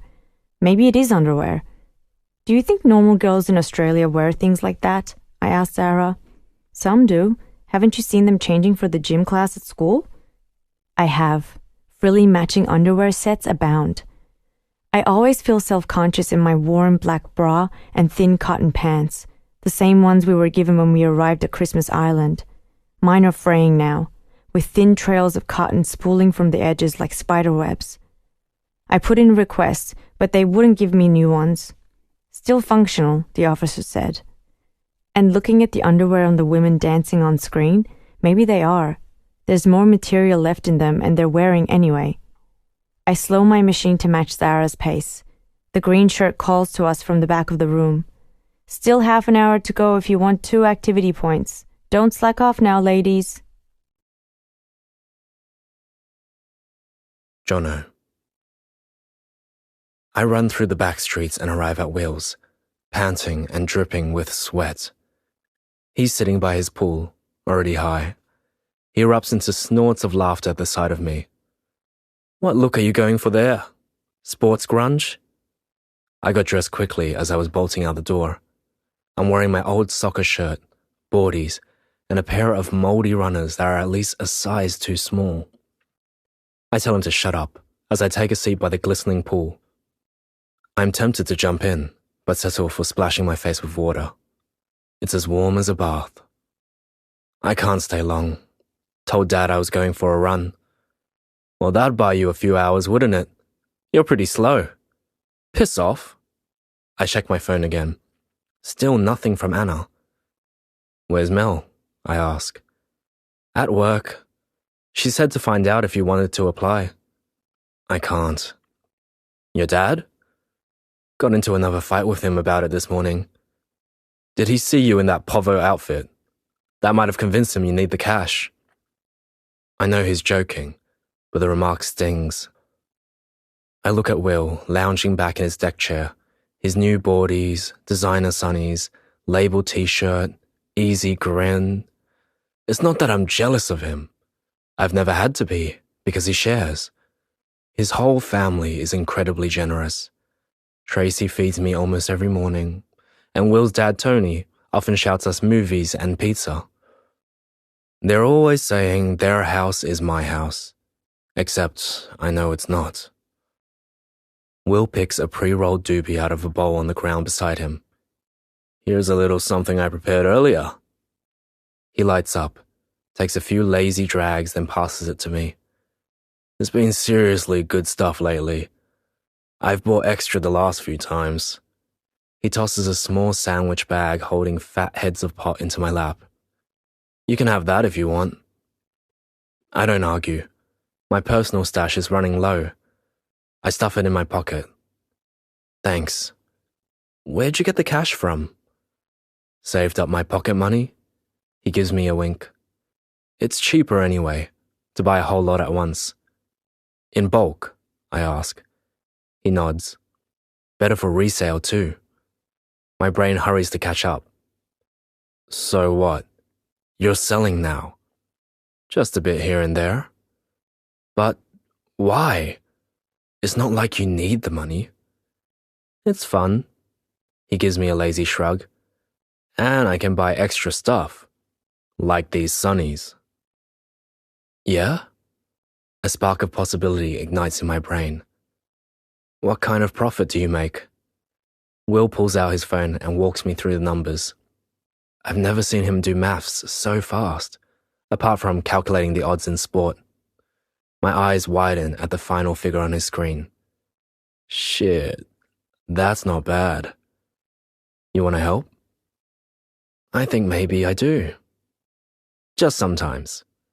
Yeah. Will grins. Cool. Anna. We wait in the queue for the shop. When we finally get to the front, Zahra tells the officer her boat number, then mine. 2 Mars bars, please. I jump in quickly. Sorry, 1 only. She frowns. That 1 better be for me. It is. The officer gets a half-melted chocolate bar from the back of the shop and shoves it towards Zahra. Next. I hurry to blur it out. 1 phone card, please. Sorry, sold out. Try tomorrow. Next. We're bustled out of the way as the people behind us push forward. Zahra narrows her eyes. What's the phone card for? You're not calling him, are you? My blush confirms it, and she shakes her head. You're crazy. I'm not doing anything wrong. I don't get it. Why don't you like him so much? I struggle to put it into words. He treats me like a normal person, an Australian. She almost laughs. But you're not. Do you think Australians live like this? We're the lowest of the low here, worse than Pineshare. Her words cut close to the truth, but I say, that's nothing to do with Jono. His dad's an officer. One of the good ones. You said so yourself. And Jono's good too. He's a sock. You don't even know him, Zahra. If anything, he's more like Ponyboy. He's sensitive and smart, and I don't think his dad's rich at all. Yeah, but he's got privileges, freedom, rights. He might have worries, but I bet he's never been scared for his life, which means he's a sock. He'll never understand what it's like to be us. Ever since I arrived, Zahra's been the authority, and the one who's been here longer and knows more. But this time, I challenge her. How do you know? You're not even friends with any Australians. Zahra hardly mixes with the mainstream kids. She holds herself apart. She hesitates, then says, Remember, I had music with Mel last year. It takes me a moment to work out who she's talking about. Jono's friend? She nods. We used to sit together in class. Then the school held a year 9 dance, and I was so excited. They were going to let us out for a bit, but I didn't have anything to wear. The officers wouldn't help, and I didn't have money to buy something on the black market, so I made the mistake of asking my Australian friend, Mel, if she owned any dresses. It was like lighting match. She was furious. She thought I was making fun of her dressing like a boy, and my English wasn't good enough. Before I could explain, all this hatred came pouring out. She said at least she had a mind of her own, unlike Muslim women, who are so oppressed that even the boat people pluck their eyebrows. Her voice is shot through with pain. She couldn't see, or listen, or understand that this, she gestures towards her immaculate eyebrows, is a small freedom, one little thing I can control, that I choose this the same way she chooses shorts over skirts. I ache for her. I ache for me. What about the formal? I didn't go. The only clothes I had were the ones they give to us in here. I couldn't show up like that. I wanted to feel like a normal teenager, even if just for one night. Her words feel like an echo of my heart. I remember. Kissing Maman goodbye as Yasmin and I head out the door. Abdul stands behind her, holding my new baby brother, Arash. It is a relief to pull the door close behind us as we go. Outside, the air is warm and sticky. Yasmin grins conspiratorially. Are you wearing something different under that? I am. She takes me to her friend's apartment, my first underground concert. We shed our hijabs and a layer of clothes at the door. Yasmin gives me my singlet top and short skirt and approving nod. The room is pulsing with bodies and beats. We push through them towards the makeshift stage. There is a woman rapping about the oppression of forced marriage. I stand still, listening with an open mouth. Yasmin tugs at my hand and we start to move, laugh, dance. I feel completely alive. I look back at Zahra and take her hand. I'm sorry that happened with Mel, and I'm sorry you couldn't go. Her eyes are watery, but she forces a smile. Maybe this year. For sure. I want to entertain her dream. What do you think it feels like, that kind of freedom? She thinks for a moment, then says, I think it feels like jumping into a clear pool of water, or falling through a star-filled sky. Jono. I run home through a monsoonal downpour of rain. It strips the humidity from the air. The earth smells steamy and rich. My moldy runners slap through puddles, sending up showers of muddy spray. My clothes and hair are soaking, but I don't care. Will's sandwich bag of pot is safe and dry in my pocket. I've been out ages. Dad has texted more than once. I messaged back that it had started raining and I'd stopped in at Nightcliff Library to read. I've learned that half-truths are more likely to be believed than complete lies. The rain eases. As I run across Trower Road, dodging the cars, I stop and check my phone for the 100th time today. Still no call from Anna. But in my stoned state, even the thought of her makes me smile. I jog the last block home, as the sky erupts in a riot of pinks and reds. Anna. The clouds are on fire, and there is a pale crescent of moon. I stare up at it from Wickham Point Playground, as Arash does laps of the slide. He clambers up the steps and swooshes down the smooth blue plastic, before running back around and doing it all over again. Zahra and Jamila sit talking on a bench nearby. Jamila has her sister Shadi's baby cradled in her arms. He sleeps so much during the day, but at night, her words are slow and deliberate, as if even the effort of stringing them together is almost too much. Do you think you'll be able to come back to school? Asked Zahra. I don't know. I want to, but... Jamila trails off. I know the buts. I'm all too aware her situation could soon be mine. Zahra catches my worried frown and says, Don't worry, Anna. I already heard my mom telling your mom she'll help when the baby comes. We're distracted by an argument erupting near the swings. Some little kids face off against each other, 1 versus 2. Are you playing or not? The one has her hands on her bony little hips. She couldn't be more than 8. If you want to play, you have to look sad. You're the detainees, we're the officers. If you don't look sad, we'll send you to Nauru. The other 2 decide they'd better comply. They sit huddled together on the fake grass and pretend to cry, while the boss girl marches around them yelling orders. When I look back at Jamila, there are tears trickling down her cheeks. I'm scared they'll send us back there now the baby's born. I've heard people talking. That pregnant woman upstairs from us even tried to kill herself last night. Zahra says, I hate seeing babies in here, let alone thinking about what it must be like for them on Nauru. There is a hardness to her voice I haven't heard before. But she doesn't say anything or try to ease Jamila's fears. The reality is that none of us know where we'll be tomorrow, let alone next month. An Afghani woman appears and calls the children back to their rooms. All 3 of them disappear. Jamila stands. I should get back too. I'll come, says Zahra. The light is fading fast. I slap at the midgies biting my arms and legs. Arash, I call. Can we go? 1 more, Anita, 1 more. My friends give me amused and sympathetic looks as they leave. We are alone now, just me and Arash.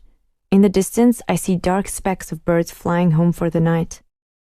I make my eyes go blurry so the fences dissolve into dusk. It is almost beautiful. I take a deep breath in. When I focus my eyes again, the birds are overhead. Their silhouettes are ragged like pieces of dark cloth fluttering in the sky. They are noisy, screeching, raucous. They are not birds at all. They're bats. A shiver runs down my spine, as if a cold breeze has blown into my body and out of the other side. In a flash, I see myself walking along the street in the great light afternoon. Omid, a boy I like from school, keeps pace with me on the footpath on the other side of the road. We smile at each other over the passing cars. I look up and see racing pigeons wheeling through the pale brown sky. Something pointed and metal presses into my back. Omid's expression has changed. He looks fearful. I know that it is a gun. My whole body is shaking as I hurry to the slide. We have to get back, Arash. It's time to go inside. He takes hold of my hand as we walk back towards the rooms. I hear his small voice. When are we going to Australia, Anna? I squeeze his fingers gently. Soon, Arash. Soon. Jono. I wake to the feel of light cotton sheets soft on my legs. The warm air from the fan caresses me from above. I hear the chirping of cicadas outside and slowly open my eyes. I'm in my room. My phone is on the bedside drawers, and it's ringing. Shit, it's ringing. I snatch it up. No caller ID. Hello? Her voice swells to fill the line. Jono, is that you? I wake you up? No, it's fine. How are you? There's a pause, then I can hear a grin in her voice as she says, Do you want Australian answer? Go on then. Good. Is that it? I laugh and she laughs too. Yes, that is it. So what's the Iranian answer then? I wander out to the lounge room as we talk. I want to make sure Dad's not home. He usually leaves early on Sundays to help Auntie Min at the market. I'm glad to find the house empty and quiet. I flop onto the lounge in my boxer shorts. In Farsi we ask, Hale shoma shatore. It is the same. How are you? But when I answer, when I am little, my father never let me say good or okay. Because he says he is asking about the feeling, you know? Like, how is your heart? I smile, feeling high on the sound of her voice. My heart is happy, I say. Happy you called. Anna. Courage seems to come easier on the phone. I ask him things I've wanted to know but haven't dared to ask, like why he always seems tense when he talks about his dad. He says, we used to be close, but when Mom left, things changed. He was really bitter, only ever mentioned her to put her down. He made me feel like I had to choose, so I chose him, of course. He was the parent who'd stayed. My sister Lara lives with Mom now. She moved for uni. I ask, why your mother leave? She wanted to find herself. I have no idea what that means. What part of herself couldn't she find at home, in the safety of Darwin, with her whole family around her? I say, I don't understand. Yeah, me neither. His voice breaks slightly. But you do not talk to her now? She calls sometimes, but I don't pick up. That makes a strange kind of sense to me. We don't call our family in Iran anymore either. We did at first, but every time we spoke to them, they were expecting good news. It was too hard to keep breaking their hearts and ours. I say, because it is pain? Exactly. He sounds relieved, I understand. I ask about the girl in the photos. It's been bugging me ever since I saw them. Who was she, and what did she mean to him? He tells me her name is Priya. She was your girlfriend? Yes. You did love her? There's a pause. He says, I thought I did, but maybe it was something else. After Mom left, I was really down. I never wanted to go home. Lara was busy studying for year 12, and Dad was as grumpy as hell. Then Will and Mel hooked up, and suddenly there was Priya. I needed her. She saved me, really. I practically lived at her house. It's strange to hear about him so wrapped up in another girl's life. Jealousy sears me from the inside at the easy way he describes their lives fitting together. What would it be like to live alongside Jono every day? To be in us, to have our lives enmeshed, intertwined, shared. Jono. Anna is even more direct and curious on the phone than she is face to face. She asks about Priya, and I'm surprised to find that it doesn't hurt to talk about her as much as it once did. I tell her about Priya's parents deciding to move to Perth, and how she broke up with me weeks before she left. I'd wanted to try long distance, but she refused. Said she didn't love me anymore, that she thought of me more as a friend. I say I don't like talking about it much. I borrow Anna's words, because it is pain, I guess. I hear her say, yes. About a month after Priya left, she texted from Perth to say she'd met someone else. I tried to call her after that, but she wouldn't even answer the phone. I was so low I couldn't get out of bed for days, maybe weeks. I just listened to beautiful, ugly music and cried. In class, over dinner, at soccer, at home. It poured out of me. Uncontrollable, until Dad snapped, yelling at me to stop being so pathetic and weak. Pathetic? Says Anna. I want her to understand. I need her to understand. I was just so down, you know. I was at 0, a term the school counselor used at the time. It doesn't help to clarify the situation now. What does that mean? 0, asked Anna. I searched for another way to say it, a way that's mine.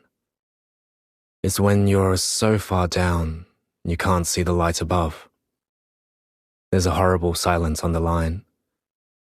I say, Anna, are you there? If she too thinks I'm pathetic and weak, I will die. But then I hear her voice, soft and wavering through the phone. Yes, I know this place with no light, but I don't think you are weak. I think you are brave. You wear your feelings outside. I do not. Relief and gratitude rush through me. You can if you want. I mean, you can with me. I hope you know that. She says, thank you, but doesn't say anything more. Anna. Memories flood my body, so fast and deep that I might drown. I see myself. Being herded into a crowded minibus by the morality policeman and his gun. He grabs me and shoves me forwards, yelling for me to get the fuck on. Inside, one woman is wearing red lipstick, another puffs openly on a cigarette. They drive us to central Tehran. The policeman shouted at us, "You sluts. Why are you wearing lipstick? Have you been sleeping with a man?" Hours later, I stand in front of a judge and priest and tell them I've done nothing wrong. I'm not wearing any makeup or showing my hair. My manto is the right length. Omid isn't there. He must have gone away. The policeman let me go, pushing me out of the back door into the empty street. It is 1 a.m. I am completely alone. A man in a silver car pulls up beside me and asks how much for an hour in a hotel. I see a parked taxi up the road and run towards it as fast as I can. The driver wakes up and luckily is kind enough to drive me home. Maman weeps in relief and thanks him over and over again as she pays the fare. My mouth is open. I want to tell Jono, but nothing comes out. I remember Zahra's words. They don't know what it's like to be scared for their life. They will never understand what it's like to be us. I tell myself that if anyone might understand, it would be this boy who wears his emotions like clothes on the outside for everyone to see. But I am not like that. I can't afford to be. So I stay quiet. Kenny. I watch for changes in Jono's mood, just like the counselor last year advised. But to my relief, he seems happy lately. Content. When he helps in the garden on Saturdays, He doesn't complain as much as he used to. Sometimes, he even whistles upbeat tunes as he works, melodies that I don't recognize or know. His phone seems to ring more often. He disappears into his room to talk, sometimes for up to an hour. I ask who's calling, but he just looks cagey and answers with that frustratingly all-encompassing Aussie term, mates. I phone Lara for one of our regular chats. I hope I don't sound tense as I ask, "Are you at your mother's?" "No, I'm at uni, studying." I relax slightly in the knowledge that she isn't at home with Roxanne. Lara continues, "But I can talk. What's up?" I love hearing her open, friendly voice. I miss her every day. As much as I'd love to know, I never ask how she finds living with her mother. Instead, I ask about medicine and if she likes being in Sydney, and if the weather down there is cold. Today I add an extra question to the list. "Do you know, does Jonathan have a girlfriend?" "Not that I know of, but we haven't talked in ages." Alarm bells sound in my mind. I thought you two chatted on Messenger quite a bit. And don't you call him? Lara sounds suddenly guilty. "I've been busy, Dad. Medicine isn't like high school." Of course. When I hang up, I have a queasy feeling in my gut. If he hasn't been talking to Lara, then who's been calling him on the phone? Anna. Where have you been? Mama looks up from her mattress on the floor as I enter the room. Talking to a friend. I don't tell her the friend's name or say it was on the phone. I call Jono quite often now, mostly on the weekends, but sometimes after school. When my scheduled hours suits, I phone during my computer time so Mama doesn't find out. Other days, I lie and tell her I'm going to study with Zara. Today, she's too preoccupied to ask any more. "You missed dinner. I had to take Arash, which was lucky because we got this." She waves a visit slip in my direction. "Tom, our case manager, is finally coming. Tomorrow at 3:30 p.m. You'll have to skip school." "No." The word shoots out of me before I even realize it is there. "I'll be back in time. The bus gets in at 3:25. But Mama shakes her head. "We can't risk it." I always go to appointments with her. The doctor, the counselor, the lawyer, Tom. She's terrified she won't understand something important if I'm not there. Most times they provide an interpreter, but sometimes they're just on speakerphone, not even in the room. And anyway, Mama doesn't trust them like she trusts me. I say, "Mama, I'll be there. I promise. Please, can I go?" She studies me with a glow of pride. "It's important to you, this school." I nod, guiltily. School is important, but something else is too. At lunchtime, Jono says, "Hey, I was thinking we should video call sometime, on FaceTime or Skype. Do you have either of those on the computers?" I hesitate. It's not that we don't have the programs or aren't allowed. Mama uses Skype to talk to Abdul every other day. But if I start calling Jono from the computer room, someone is bound to notice and tell Maman. The room is always full. So I say, "It is the same as we talk on the phone." "Sure, but this way I could see your face." I catch the hint of a blush beneath his tan skin. I'm touched, but there is no way I can agree. The cameras are not on the computers.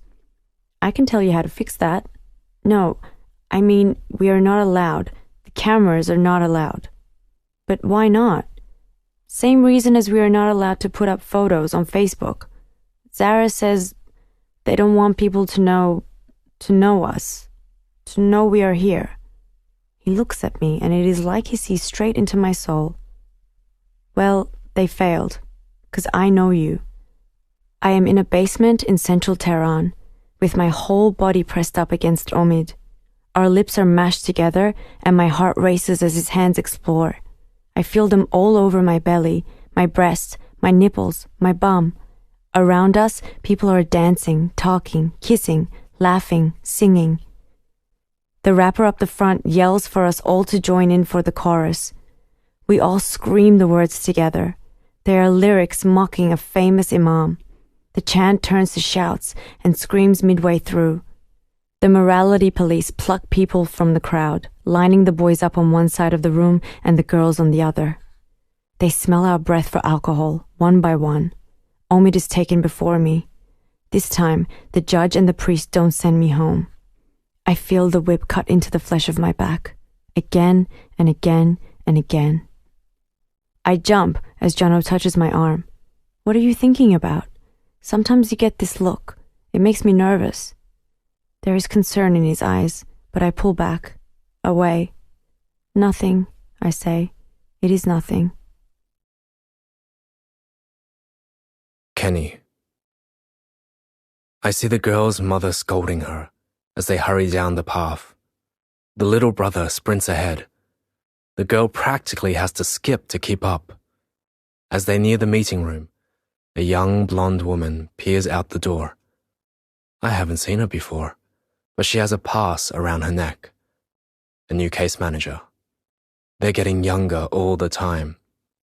This one couldn't be long out of university. I feel the familiar sting of regret. I'd never admit it to Min, but sometimes I wish I hadn't dropped out. If I'd stuck at it, where would I be now? I know one thing. I wouldn't be here. I startle as I hear a voice behind me. Afghan Catherine Zeta-Jones. She's a looker, huh? I turn to see Rick grinning. When I look back, the mother and boy have disappeared into the room. The girl pauses to close the door behind them and catches sight of me across the yard. Her face lights up and she waves. The gesture is both pleased and familiar. I cringe. Rick frowns. Wait, the daughter? You serious? You better be careful there. She's pretty okay, but she's what, 16, 17? Illegal in more ways than one. It's not like that. Sure. It's not. He shrugs. Fine, but whatever you do, don't give him special treatment or you're screwed. Like Fiona. You know why she got fired? She was giving out extra, what do you call them? You know, woman stuff. Sanitary napkins, handing them out left, right, and center. Detainees found out she was a soft touch, of course. They were probably just bunging it on, asking for extras to sell on the black market, and she was sacked over it. His story makes me squirm.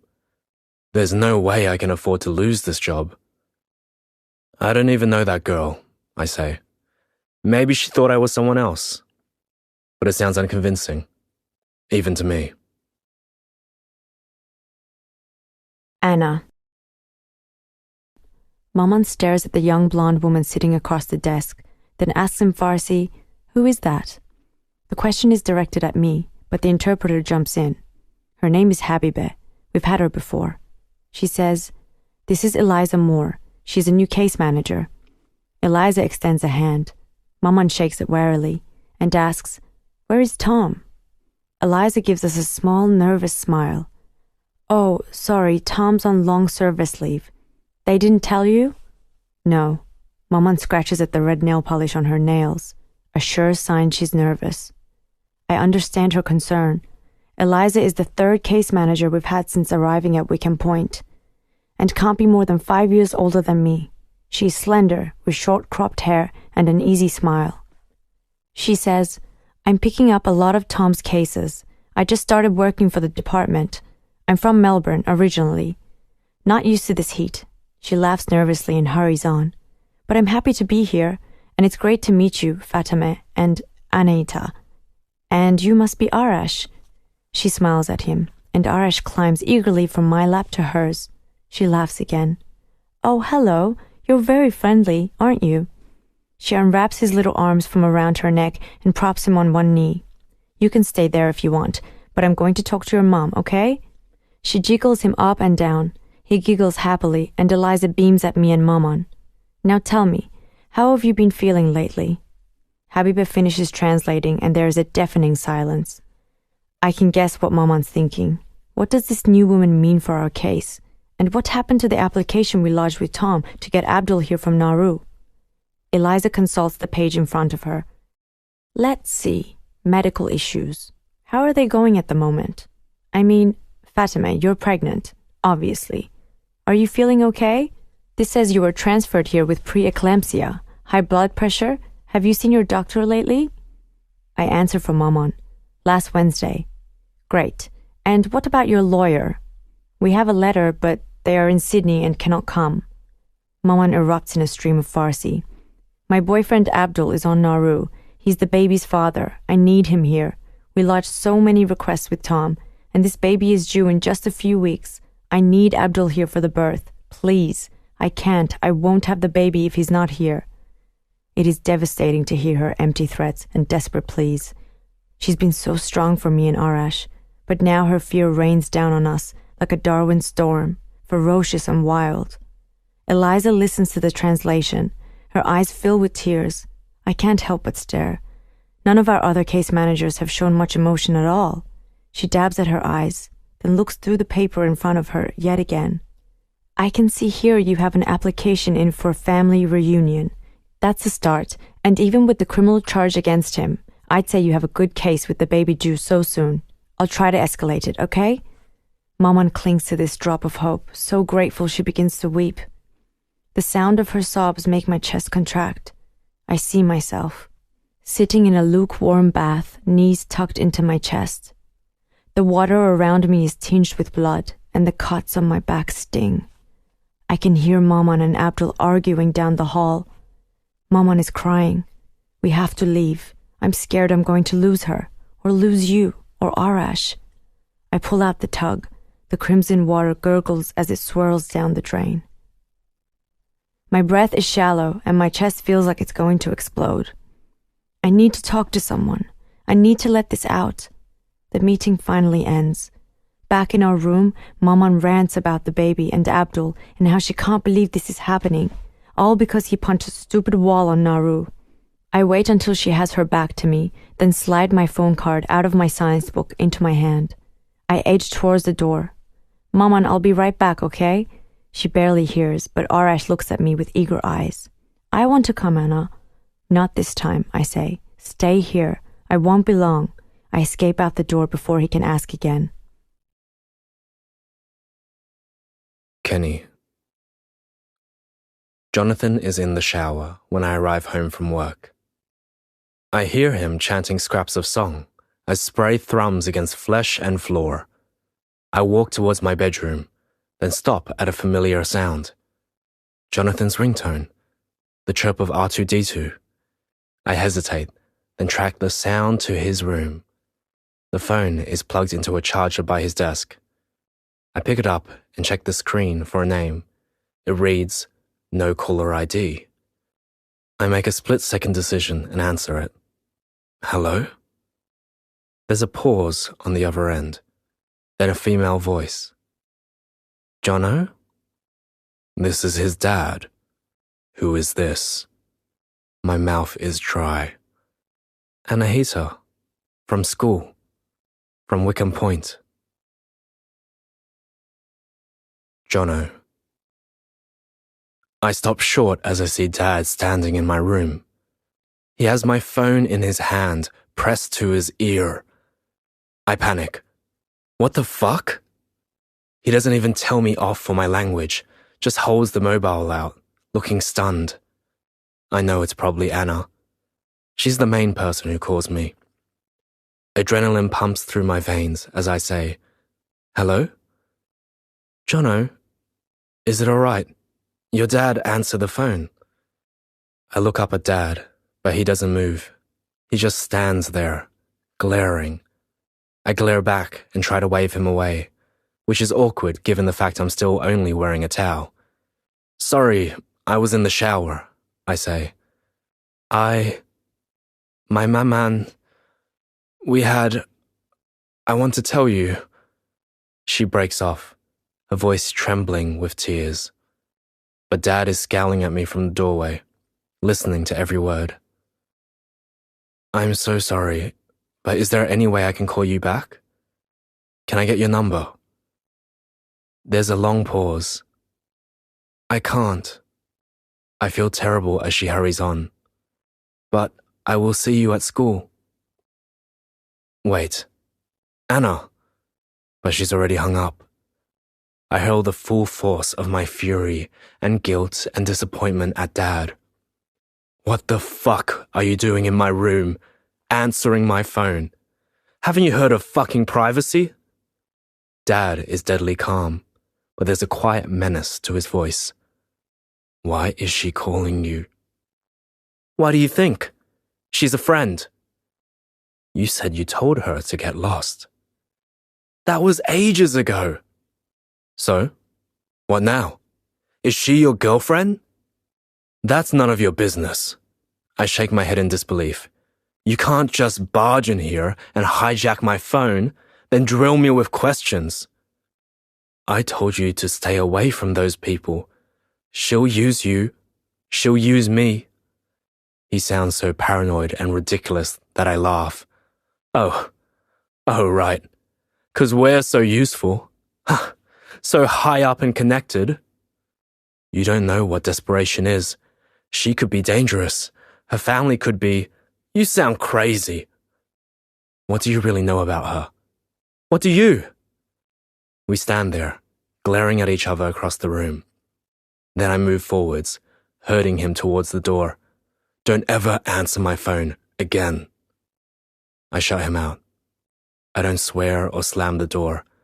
I just close it and brace myself, expecting him to start banging, demanding to come in. But there is only silence, then the sound of retreating footsteps outside. Anna. I walk slowly back to my room, with a tight feeling in my chest. I'd wanted to pour my heart out, and Jono just cut me off. Was it something to do with his dad? Kenny sounded distant and strange, but he's always been friendly to me in person. Did he not like me calling Jono at home? I reach the door, push it open, and go in. Maman is standing there, doubled over, as Arash watches, wide-eyed from the mattress nearby. I hurry to her side. Maman, are you all right? She's panting. Too hot, Anna, too hot. She stands upright, fanning her face with one hand, and I realize she's standing in front of the air conditioning unit, stuck high up on the wall. She props her other hand behind her in a triangle to support her lower back. Her belly bulges forwards, so round it could almost drop off her body like ripe fruit. Is it the baby? I ask. Just get the temperature down. It comes out as an angry bark. I'll ask the officer for the remote, I say. I hurry out the door, to the officer's station, and I am relieved to see it's Millie on duty. My maman, she's hot. Can you make the air condition colder? She hears the anxiety in my voice. Is she all right? I don't know. Millie grabs the remote control for our room and quickly follows me back. Maman is leaning over a chair now, moaning in pain. Millie takes one look at her and says, She's in labor. What? I want to tell Millie that she can't be. The baby isn't due for weeks. But Millie is already on her radio. Code blue. I need IHMS to room 17B in Surf. There's a pregnant woman in labor. Maman starts to wail in Farsi. No, I can't. I won't go. I need Abdul. I turn to Millie with pleading eyes. The baby's dad, Maman's boyfriend, is on Nauru. They said we made application many times. Sorry, but there's not much we can do now. This baby's on its way. Maman lets out a blood-curdling scream. No, I won't. I won't have the baby without him. Arai starts to whimper, terrified by Maman's desperate cries. I scoop him into my arms as two nurses burst through the door. They quickly check Maman over, then turn to Millie. Let's get her to the clinic and call an ambulance now. I say, wait, let me come. Arai starts thrashing and screaming. Maman, Maman. I struggle to hold him back. Millie says, you can't bring him. Sorry, you'll have to stay here. It's really just supposed to be the husband's anyway. Maman lets out another wail. Don't take me. I want to wait for Abdul. I watch helplessly as they support her out the door. Jono. I hide in my room, avoiding Dad. Anger is still coursing through my veins. I need to calm down, so I pull my pot stash from the shelf. I keep it in a carved wooden box Mum gave me when I was small, hidden under a pile of lucky Chinese New Year envelopes from Auntie Min and relatives in Vietnam. I roll myself a joint and light up. Feel my body start to relax. My heartbeat begin to slow. I blow the smoke out the louvered window into the yard, hoping Dad doesn't go outside and notice the waft of pot. When I've had enough, I stub it out and hide the evidence back in the box, spraying Lynx deodorant around the room to disguise the smell. Lara calls, and for once, I pick up. Dad reckons you have a girlfriend, she teases. Dad's an asshole. Oh, right. One of those days, is it? She laughs, then cautiously adds, Mum's here, by the way, if you want to say hello. I don't. Irritation floods back into my body, despite the fact I'm stoned. She's not that bad, you know. It's been good to be able to hang out, to reconnect. I wasn't sure about moving in here, but it's actually really nice living with her again. Good for you, I snap and hang up. Dad's car finally wheezes out the driveway. He's on night shift at the moment. All the easier to sneak out. I text Will, and we both skate to Ludmilla to meet up. He can tell straight away that I'm on edge. Something happened? Just Dad again. And Lara was crapping on about Mum. Right. He knows not to push. Where to? I ask. I said we'd swing past Maddie's house and drop off some stuff. He lives in Nightcliff. Is that okay? I guess. I wish Anna would call me back, but I know she probably won't. Will misinterprets my reluctance. You said you wanted to help before you got all obsessed with your new girlfriend. I've told you, I'm not obsessed. You can have the earnings, if you want. Whatever. Let's just go. We skate up Dickwood Drive, cut through Nightcliff, then cruise along the foreshore. It is busy with joggers and cyclists, making the most of the cool of evening. Families dot the grass, eating takeaway meals from the food carts nearby. A group of longgrassers hollers at us in some language I don't understand. We ignore them and glide on. Will turns off into a back street somewhere near the back of the beachfront hotel. A tall, skinny guy from the year above us appears on the steps of an apartment block, spots us and crosses the road. He scans the street, then buys a sandwich bag of pot from Will and tips us with a carton of iced coffee. Thanks, guys. Appreciate the delivery. Hey, what are you doing tonight? You should swing past the Ludshed. It's a new crash we found in Ludmilla. Awesome parties. There'll be heaps of customers too. Yeah? Will looks from Maddie to me, but I shake my head. I can tell he's disappointed, but he waves goodbye, saying, Another night for sure. We skate back to the foreshore and smoke a doobie as we scold the iced coffee. Will chucks me the $100 he got from Maddie. I throw it back at him. You don't have to do that. It's not like I did anything. Thought it might cheer you up. We could go to Cas Mall, buy you a phone from this century. With $100, I manage a small smile. I'll put it on a card. You can pay me back later. Bet you could earn the rest with one trip to the Ludshed. He preempts my objection. Not now, another time. Let's swing past KFC, hit Mel up for a free meal, then go and check out phones. I know Dad will ask questions if he sees me with a new phone, but right now, I don't give a damn what he says or thinks or does. I say, fuck it. Why not? We scoff down greasy chicken, then stroll leisurely around the cool air-conditioned mall. It's strangely soothing. The shops are light and bright with the promise of shiny new things. We pass a shoe store with the latest Nikes on display and stop to look.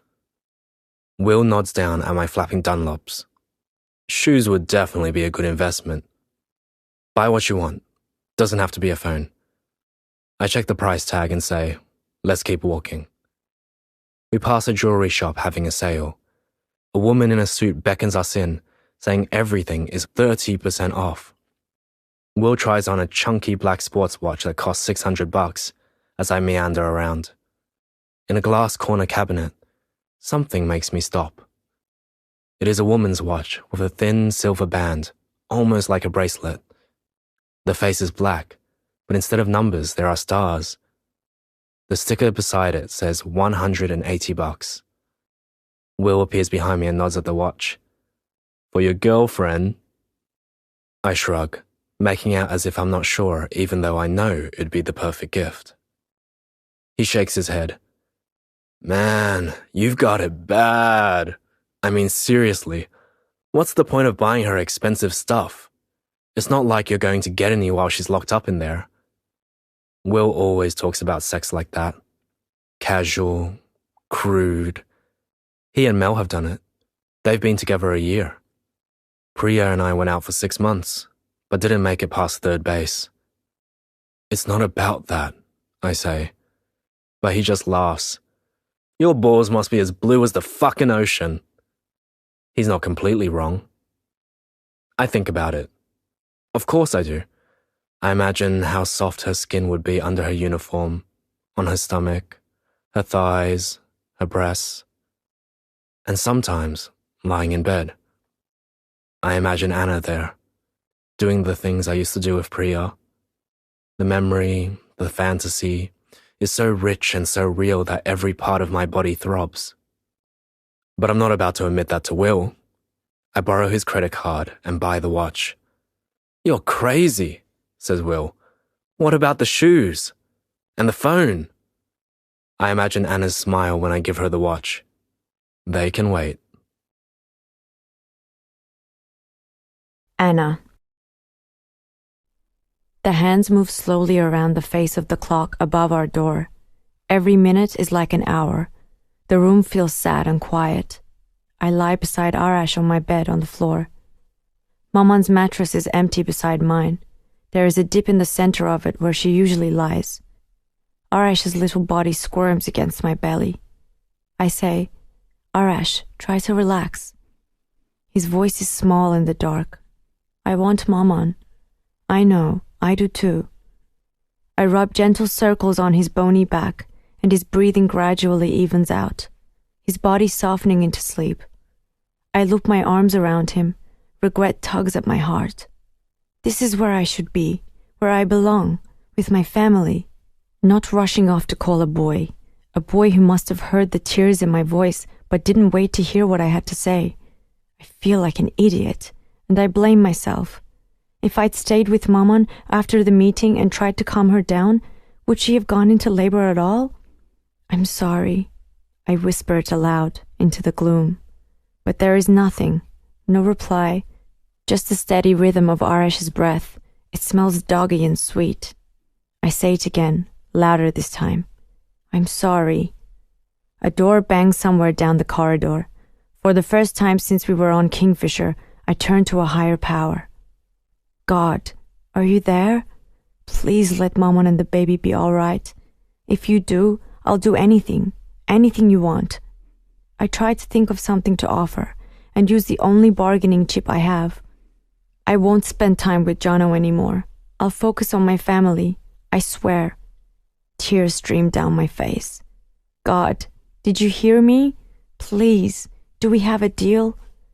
For a moment, there is nothing. Then I hear footsteps in the walkway outside.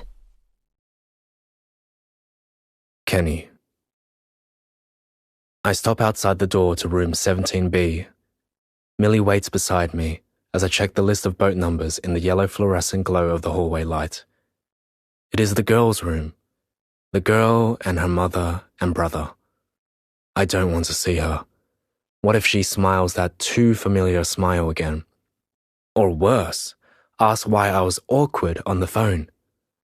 Millie would want to know why she's calling me at home and how that came about. And there's no way I want to explain.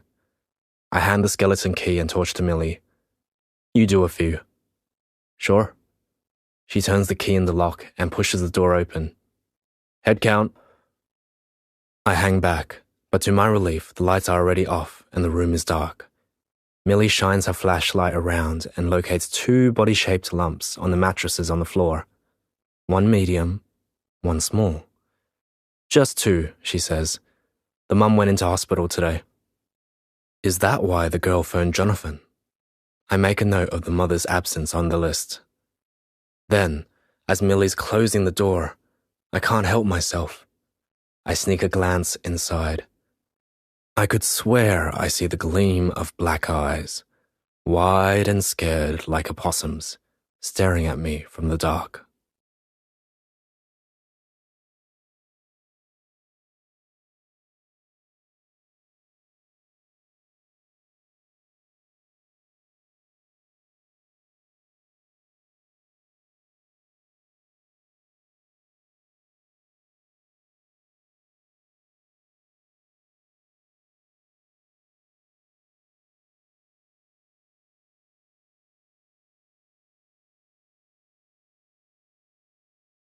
Jono. We're late to school again, thanks to Will insisting on scoffing a second serve of eggs. The lady in the office doesn't even have to ask our names. She just sighs and hands us late slips and tells us to hurry to class. I can feel the box containing the watch jiggling in my bag as we walk. I can't wait to see Anna and give her the present and explain about last night and find out what she wanted to tell me and why she sounded so upset. I push open the classroom door, expectations swelling in my chest. But her seat is empty. Turner gives us an irritated glance and waves us towards our desk at the back of the room. As we slide in next to Mel, she asks, "Where's your girlfriend today?" I shrug, uneasy. I don't know. Anna. Arash is strangely still. He doesn't run around the room in circles or try to climb the frame of the bunk bed. He refuses to go to the mess, doesn't even want to go outside. I make 2-minute noodles, eat it in our room and read him stories to pass the time. Can't go over it, can't go under it. There is a knock at the door. I open it to Turban, the Indian guard. He's grinning so wide I can see he's missing a few teeth. "Good news! Your mother had the baby this morning. It's a girl." I am dizzy with joy and relief. "So, she's all right? Maman? And the baby?" "Both fine." I could swear I hear angels singing. I squeeze Arash. "A little sister." I turn back to Turban. "Can we see her? Can my brother come too?" He nods. "At 2:00, someone will come to take you to the hospital for an hour." Thank you very much." He gives me a wink. "Thanks to Allah, eh?" My insides freeze at the mention of God. I try to smile again, but my lips feel contorted and strange. Jono. I peer nervously into the intensive English center. I've never been up here before. It's not how I imagined. I thought all the students would look different, that I'd be able to tell they weren't from here.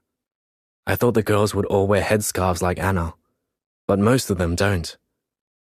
An Asian woman in a business shirt looks up at me from a nearby desk. "Are you okay?" I'm looking for someone," I say. "Sure. Who's that?" "Anahita. Shuttle." The woman nods and says, "She's in my English class, but she's not here today." "What about Zara?" "I don't know her last name, but they're friends. Wait here a sec, okay?" I hang in the doorway, feeling conspicuous. There's an article from the NT News stuck on the wall. I read it to look busy.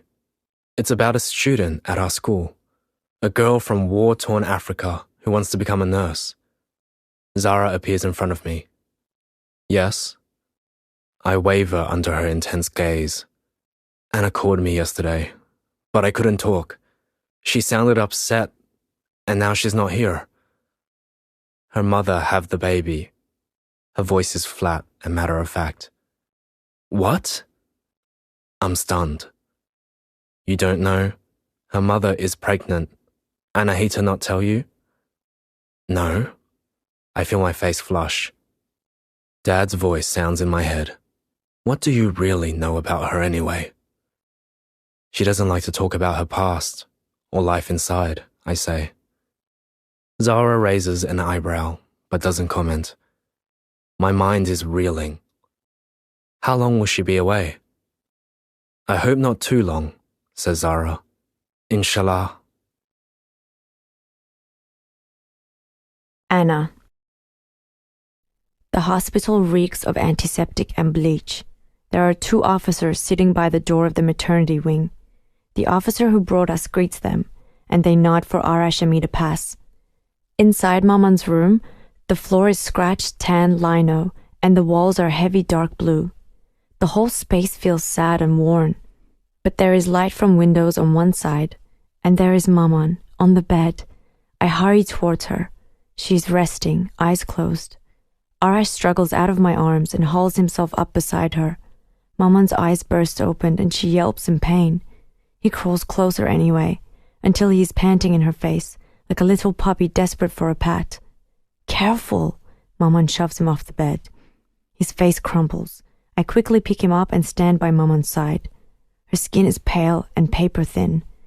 Next to the bed is a see-through plastic capsule with a tiny baby bundled up inside, only her face visible above the white lattice cotton wrap. I stare at her perfect little lips, nose and eyes. I melt. Oh, Maman, she's beautiful. A doctor bustles in, stethoscope draped around his neck. How are you feeling now, Mrs. Shirdell? Have painkillers kicked in? Maman doesn't respond. The doctor tries again, slower and louder. Any pain? Sore? He gestures to her abdomen, and Maman manages a small nod. Is she okay? I ask. The birth is all right? It was a pretty classic C-section. I'm not sure what that means. The doctor peers into my face, searching for understanding. You know, a cesarean. He mimes a straight slash across his belly and says, I reckon she could have had a natural birth easy, but it was like she didn't even want to try. He picks up the chart hanging on the end of Maman's bed. Have we got a name yet for the baby? I put a gentle hand on Maman's arm. Maman, what is the baby's name? But she doesn't answer, doesn't say anything at all, just stares out the window, into the light. Jono. I sent Anna a message, trying my best not to sound too awkward or surprised. Zara told me about your mum and the baby. Congratulations. She doesn't reply, and she's not at school the next day. I send another message. Anna, is everything okay? I'm sorry I couldn't talk. My dad was standing right there. Can you call again, or give me your number? Still nothing. Desperation seeps in, despite my resolve to stay cool. I send another, then another. Are you coming back to school? Please just message me, let me know you're alright. Are you angry at me for some reason? I understand if you can't call, but I'm worried about you. Either she doesn't get them, or she doesn't want to reply. I think about asking Zara for an update, but it's humiliating to admit Anna hasn't been in touch. I wish I could ask Dad if he's seen her at work, but I know there's no way he'll tell me anything that helps. I Google, visit Wickham Point.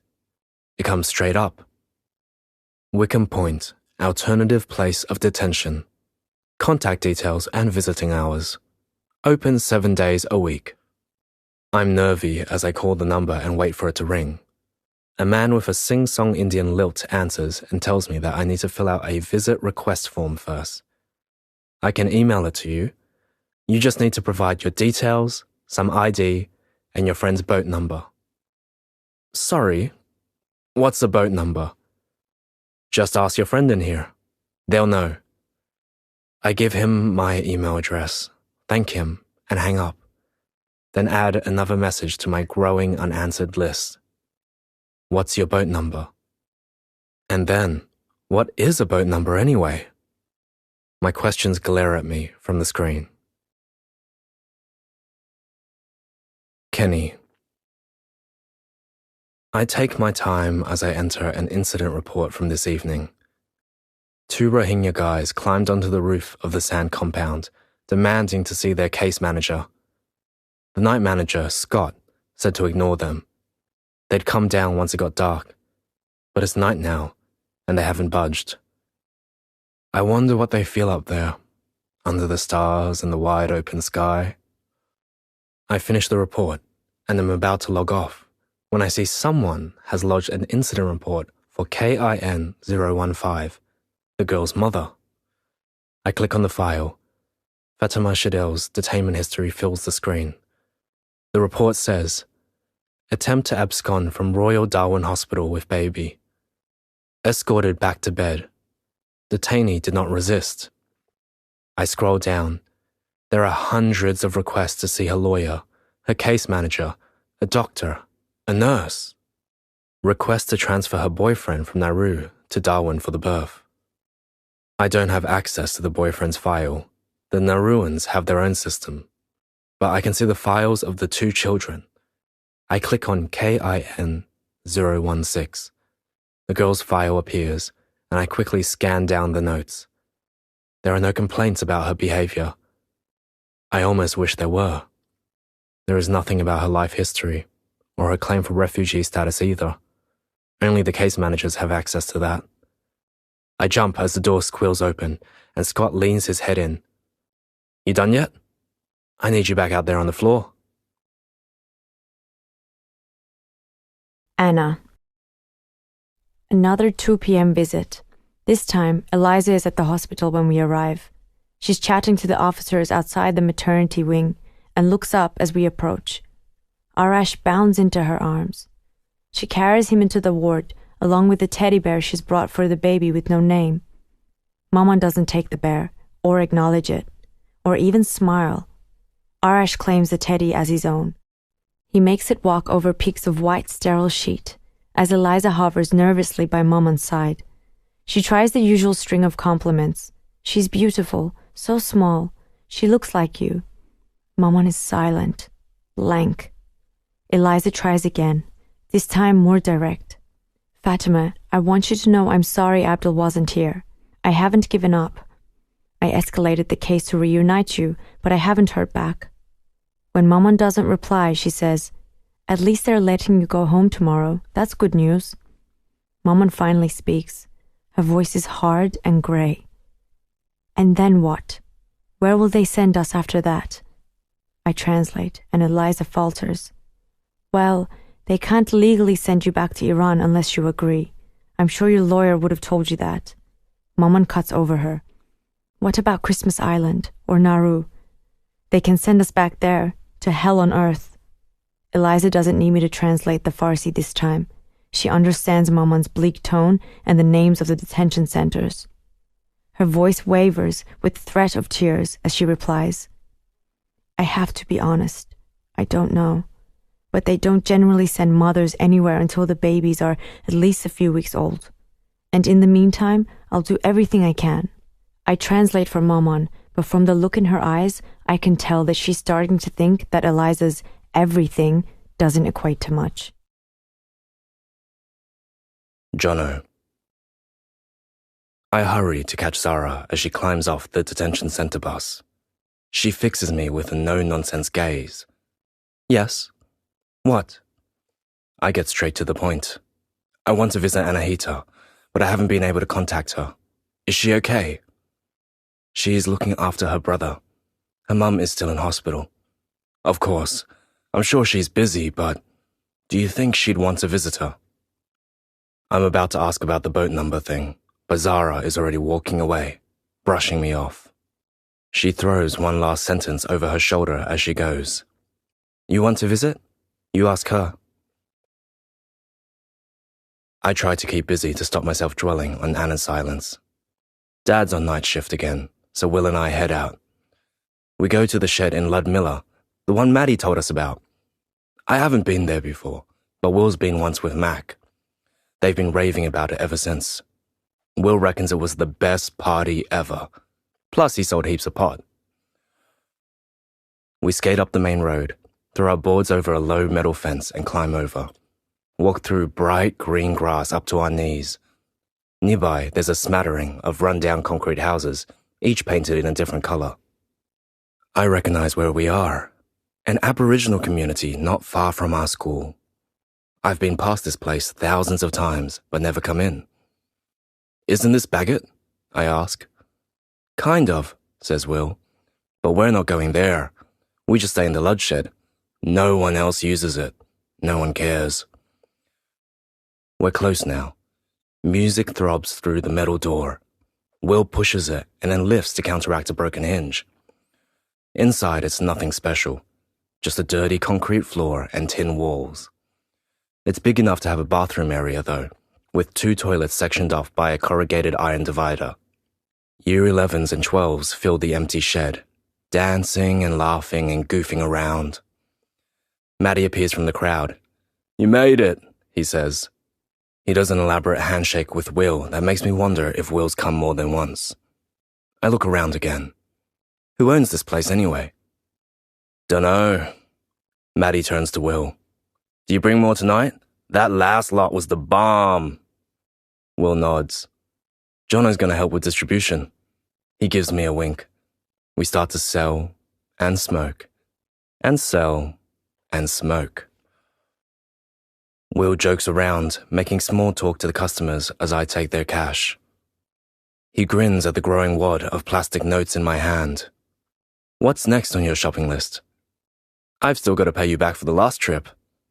I think of Anna's absence and the watch lying in my drawer at home.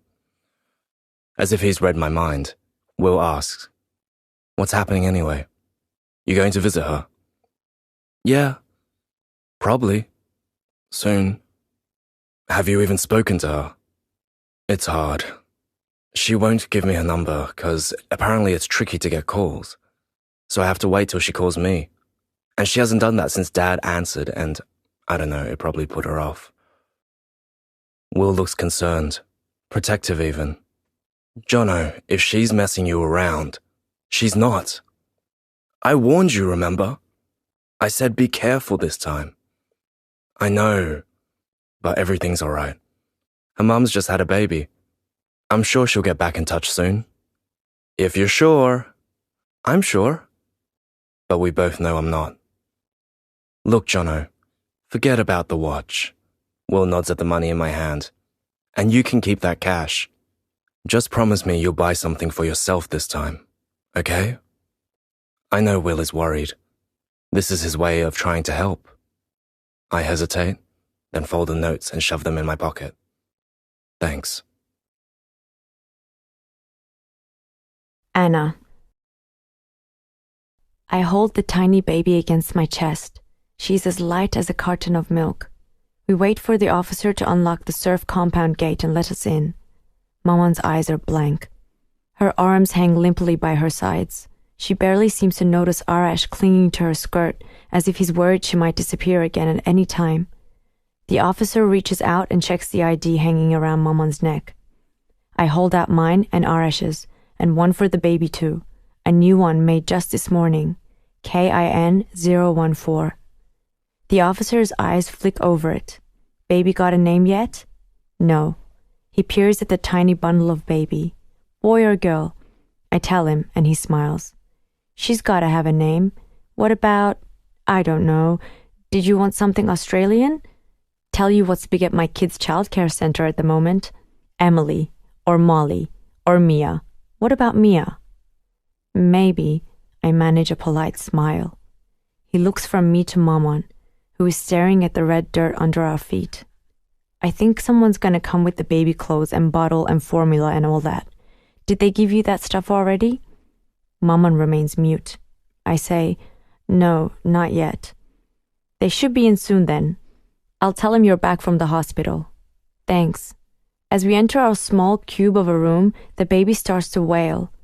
Maman slowly lowers herself onto the mattress, grimacing in pain. I hold the baby out towards her. Maman, do you want to feed her? But she just rolls onto her side, facing away, silent like she was the whole drive here.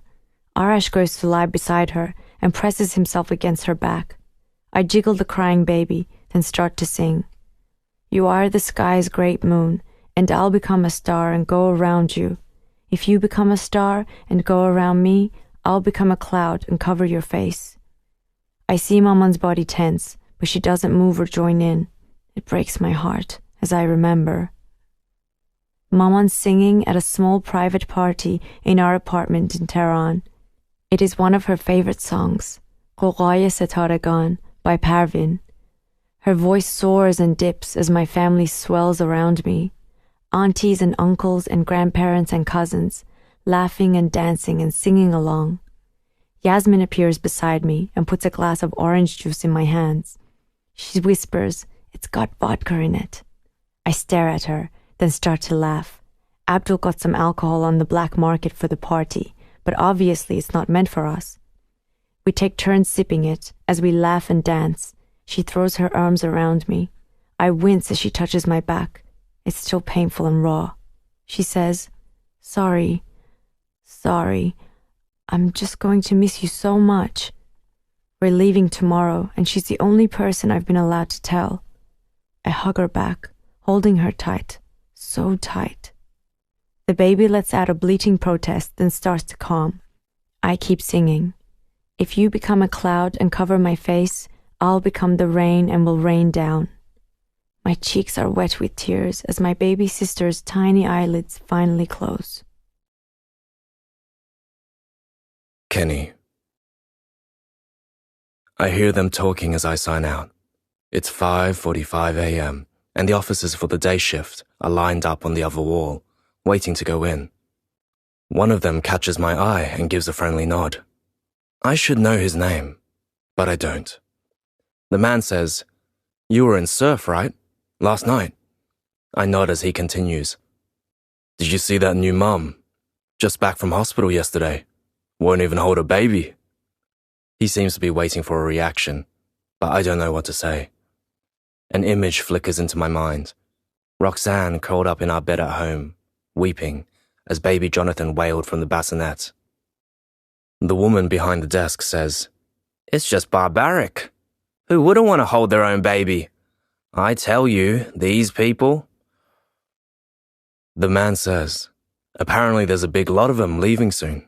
Did you hear that? The ones who came here from Nauru to have babies are going to be sent back." A droplet of guilt trickles down into my chest.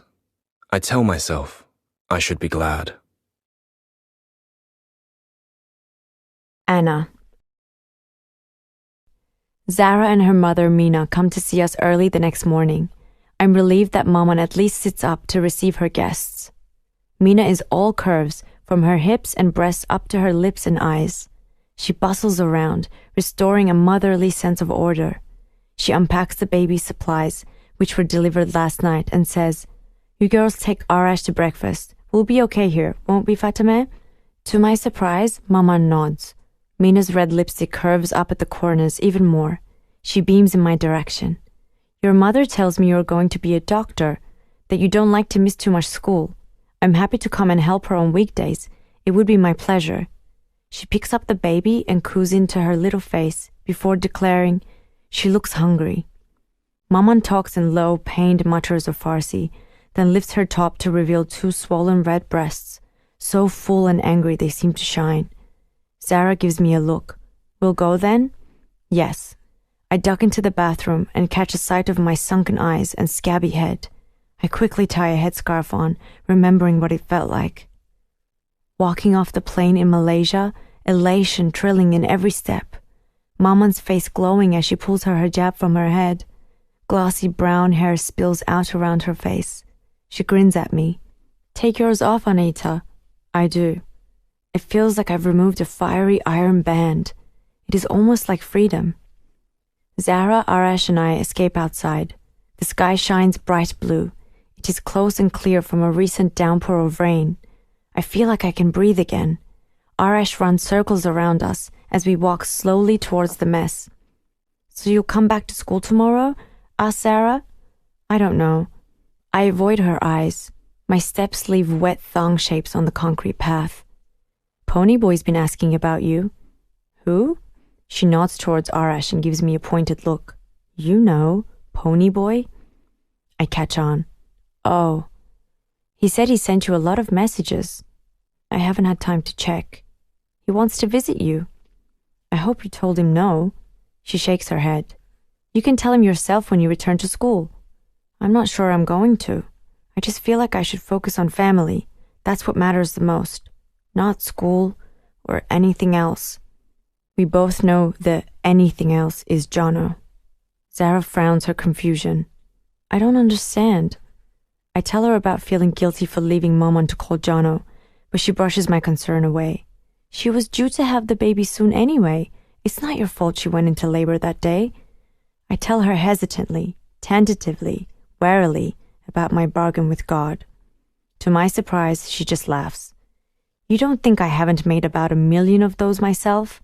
It's not like you have to keep your end of the deal. God never does. But Maman and the baby are well. She regards me skeptically. Does your Maman seem well to you? I can see her point, but I'm not sure I can renegotiate the terms of my bargain now. She says, you know what God and your family would want? For you to stay at school and become a doctor or a scientist or an astronomer or an astronaut like Anusha Ansari. I manage a smile. She takes hold of my hand and swings it playfully as we walk. Come back to school, Anita. If you're still determined to keep your deal, then just don't sit with Ponyboy anymore. You know we'd all love it if you sat upstairs at lunchtime again. Just whatever you do, don't give up school. If you stay here, you'll get depressed. I know she knows what she's talking about. Her long sleeves brush up against my bare arm. She pulls her ID card over her head and holds it out towards me. Here, I've got computer time now. Go and check your messages, and I'll take Arash to the mess. I hesitate, looking at her ID photo. What if they realize I'm not you? She scoffs. You really think the officers can tell 2 Iranian girls apart? She's right. I show Zara's ID and walk straight in. When I log onto Facebook, a river of messages from Jono floods onto my page. The first lot are almost perfunctory, congratulations and practical questions about how I am. But then worry seeps into his words. And then the most recent ones aren't questions at all. I realize they're notes from our class. They've started the unit on the Big Bang. I read his carefully typed words. The Big Bang, according to Turner. In the beginning, there was nothing. The universe was just a small, hot mass. But then something happened. They don't know exactly what. Or maybe I just tuned out during that bit. But maybe it was as small as 2 atoms connecting, and bang, the mass expanded quickly, creating the stars and galaxies we see today. Just like when I first saw you. Bang. I feel my resolve to keep my promise to God slipping away. Jono. I wait out the front of school, fiddling nervously with my phone. I'm determined to approach Zara again and find out Anna's boat number, even if it means begging. The detention center bus turns into the school driveway. I pocket my phone and straighten my back, peer into the windows as the bus pulls up. I spot Zara. And Anna! My heart leaps. I grin and wave at her through the glass, but she doesn't see. She files down the aisle of the bus behind Zara, pausing to show the guard something as she gets off. I take an eager step towards her. Anna! You're back! She looks up and sees me, but her smile, when it finally comes, is fragile and uneasy. Zara quickens her pace and moves ahead. I hang by Anna's side, unsure what to say. How's your mum? Good, thank you. And the baby? Is it a boy or girl? A sister. What's her name? We don't know. My mother is... She still decide. The chatter of students swells around us as we enter the school. Talk about the weekend and parties and who kissed who and who went where. We reach the base of the stairs. I try to sound confident as I say, "See you at lunch then? Usual place?" She takes so long to answer that I am relieved when she finally says, "Yes." Something has changed between us. Anna sits further away from me than usual and barely talks as we eat our lunch. I ask if she got all my messages, and she nods. I force myself to ask, "Then why didn't you reply?" She shrugs, but I don't want to let it drop. I ask if she's angry at me for not being able to talk the night Dad answered my phone. I guess that she was calling to tell me about her mum having the baby. I say I wanted to talk to her. I wanted to talk to her so much, but Dad was hanging around, acting weird. I don't mention the fight that followed. Anna shakes her head. "No, not angry," she says, and then nothing more. I keep babbling to fill the silence. "I got you a present, actually. I didn't bring it into school today because I didn't know you were coming back. Zara said you might be gone a while, because of the baby. But I can bring it in tomorrow. Will you be here every day now?" "I think so," she says. "But I don't need any present." I know. I press my body back hard into the brick wall. "I just saw it and thought of you, that's all." Another awkward pause. "I guess I could keep it for your birthday." "When's your birthday?" "April. The 12th. I try to sound cheery. "Okay, well, that's pretty soon. I'll save it for then, if you're sure." I pull out my iPod and she tucks the earpiece into her ear. I play her the music I know she loves. The music she says is beautiful ugly. I want to ask again about her complete lack of contact, but I can sense tears around the edges of her, so I stay quiet. As the school bell sounds for the end of lunch, the words well out of me. "Anna, I can tell you're upset about something. And you don't have to talk about it. And this probably doesn't count for much, but I really missed you. And I'm happy you're back." She finally raises her eyes to meet mine and seems to see me for the first time. Her voice wavers.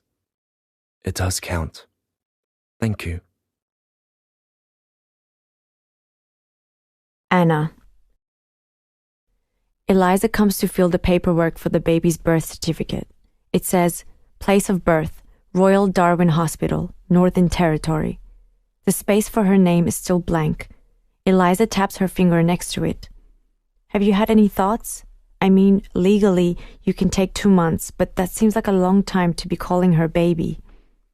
Arash rearranges himself on Eliza's lap, basking in her easy smiles. Habiba translates, then asks Maman in Farsi, "Do you want a name that's traditional or modern?" Maman sits slumped in her chair, staring out the window, through the grid of wire. Anita can choose.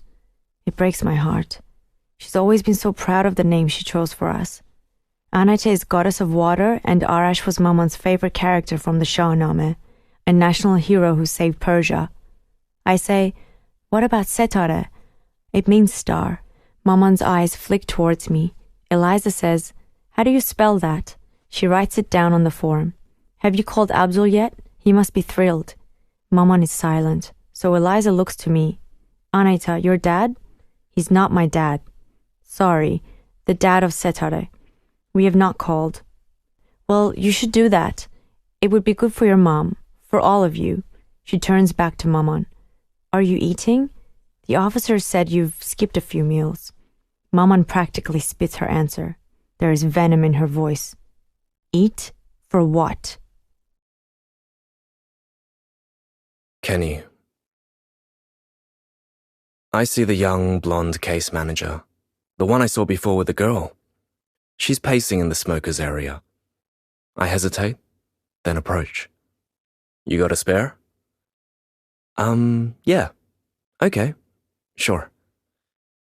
It's not until I get closer that I realize she's been crying. She wipes her cheeks with the back of her hand, looking self-conscious. "Sorry, it's just been one of those days." She digs a cigarette from the packet in her pocket and holds it out towards me. Her hands are shaking. "Do you ever get the feeling they hate you?" There's a laugh in her voice, but I can tell it's not a joke. "Hate you? You mean them?" I gesture to the rows upon rows of rooms. She nods. I take the cigarette and hold it awkwardly in my hand, wishing I'd thought of a different excuse to talk to her. It's been nearly 20 years since I last smoked. I gave up at the same time as Roxanne when she was pregnant with Lara. The woman forces a smile. I thought I could make a difference, you know, working on the inside. You probably think that's pathetic. No, not at all. There is something about her that reminds me of Jonathan. The way she doesn't seem to have a verbal filter or an emotional shell. I hate people crying. I never know what to do. Have you been working here long? It's not like I really have to ask, if the tears weren't enough of a giveaway. Her department lanyard is still shiny and new. I've even overheard officers placing bets on which way she'll go. According to the old hands, newbies go one of two ways. They either harden or break. I wonder which way they bet on me. Just a few months. It's going really well, as you can see. She manages a sarcastic smile, but her eyes pooled with sadness. How do you work in here every day? She looks at me like she really wants to know. I'm surprised to hear myself saying, I think about my son. I do it for him, so he never has to work somewhere like this. I realize I mean it. She smiles again, and this time her smile is as warm as sunshine. She gestures to my still unlit cigarette. You going to light that? I'm glad she can't see me blushing. There are some advantages to Asian skin. I look around and notice the safety lighter in a nearby post. I bend down to look at it, unsure how it works. There's amusement in her voice as she says, It's a bit like a car cigarette lighter. Just push the red button and stick the end in the hole beneath. I follow her instructions, grateful that she doesn't ask why I don't already know this. Smoke curls from the white tip of the yellow stick. I take a tentative drag. It's more bitter than I remember, but there's something familiar about it too. Comforting even. I inhale again, this time deeper, trying not to cough. I'm sheepish, like a teenager trying smoking for the first time. In between puffs, the woman says, I'm Eliza. Kenny. I try to sound offhand as I add, So which families are you working with? Which ones aren't I? The list feels this long. She holds her hands a meter apart, her forced laugh betraying the fact she's overwhelmed. I think I've seen you with the Shirtles. She nods. That's who I just saw. Do you know them? I mean, I guess everyone knows everyone in here. Not personally, but professionally, yes. She seems amused by my need to clarify. Of course. What's their story? I mean, before they came to Australia. I slide it into the conversation like it's a normal thing to ask. But Eliza is suddenly wary. I, don't think I'm supposed to discuss their personal histories, am I? I squirm.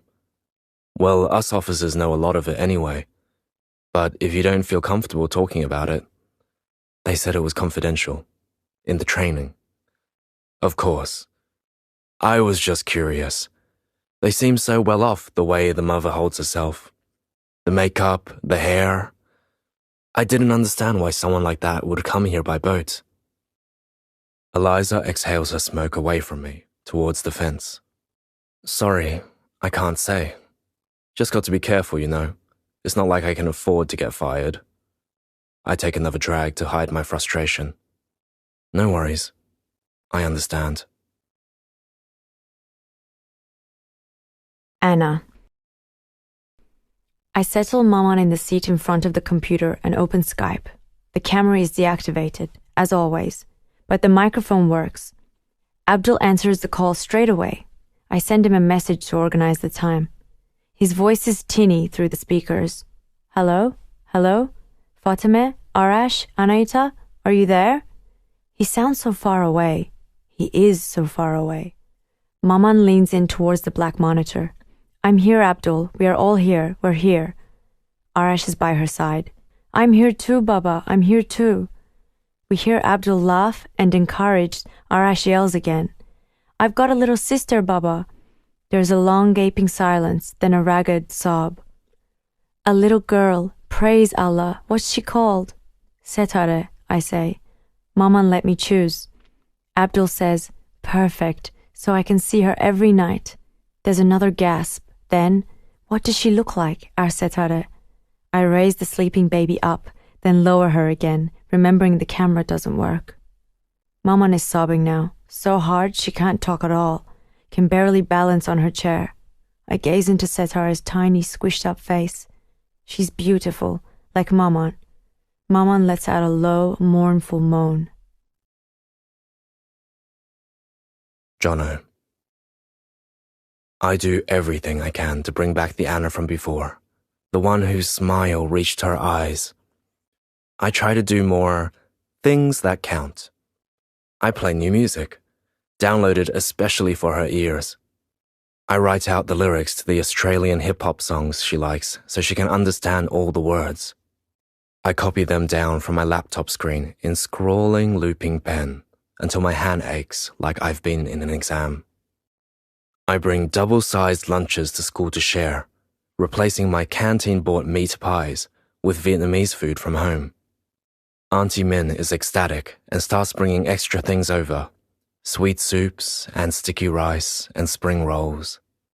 She thinks I'm eating it all by myself and cooks bigger quantities every time she's at our house for dinner.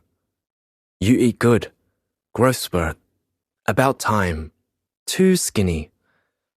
I just nod and smile and pack it away for tomorrow's lunch.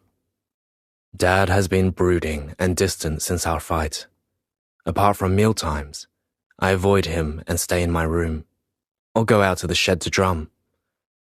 At first, it seems as if Anna barely tastes the food I bring. But as the weeks go by, she starts to comment on things that are especially spicy, salty, or sweet. One day, I ask if there's any food she misses from home. My maman's curries. Her voice is filled with yearning. Anna. I scoop the chicken and steamed vegetables into a napkin hidden on my lap, then twist the thin white tissue into a ball and tuck it into my sleeve. I want to sneak back into our room for Maman and mix it in with 2-minute noodles so there is a chance she'll eat it. She hates the bland food in the mess and lately refuses to come, saying it's too loud.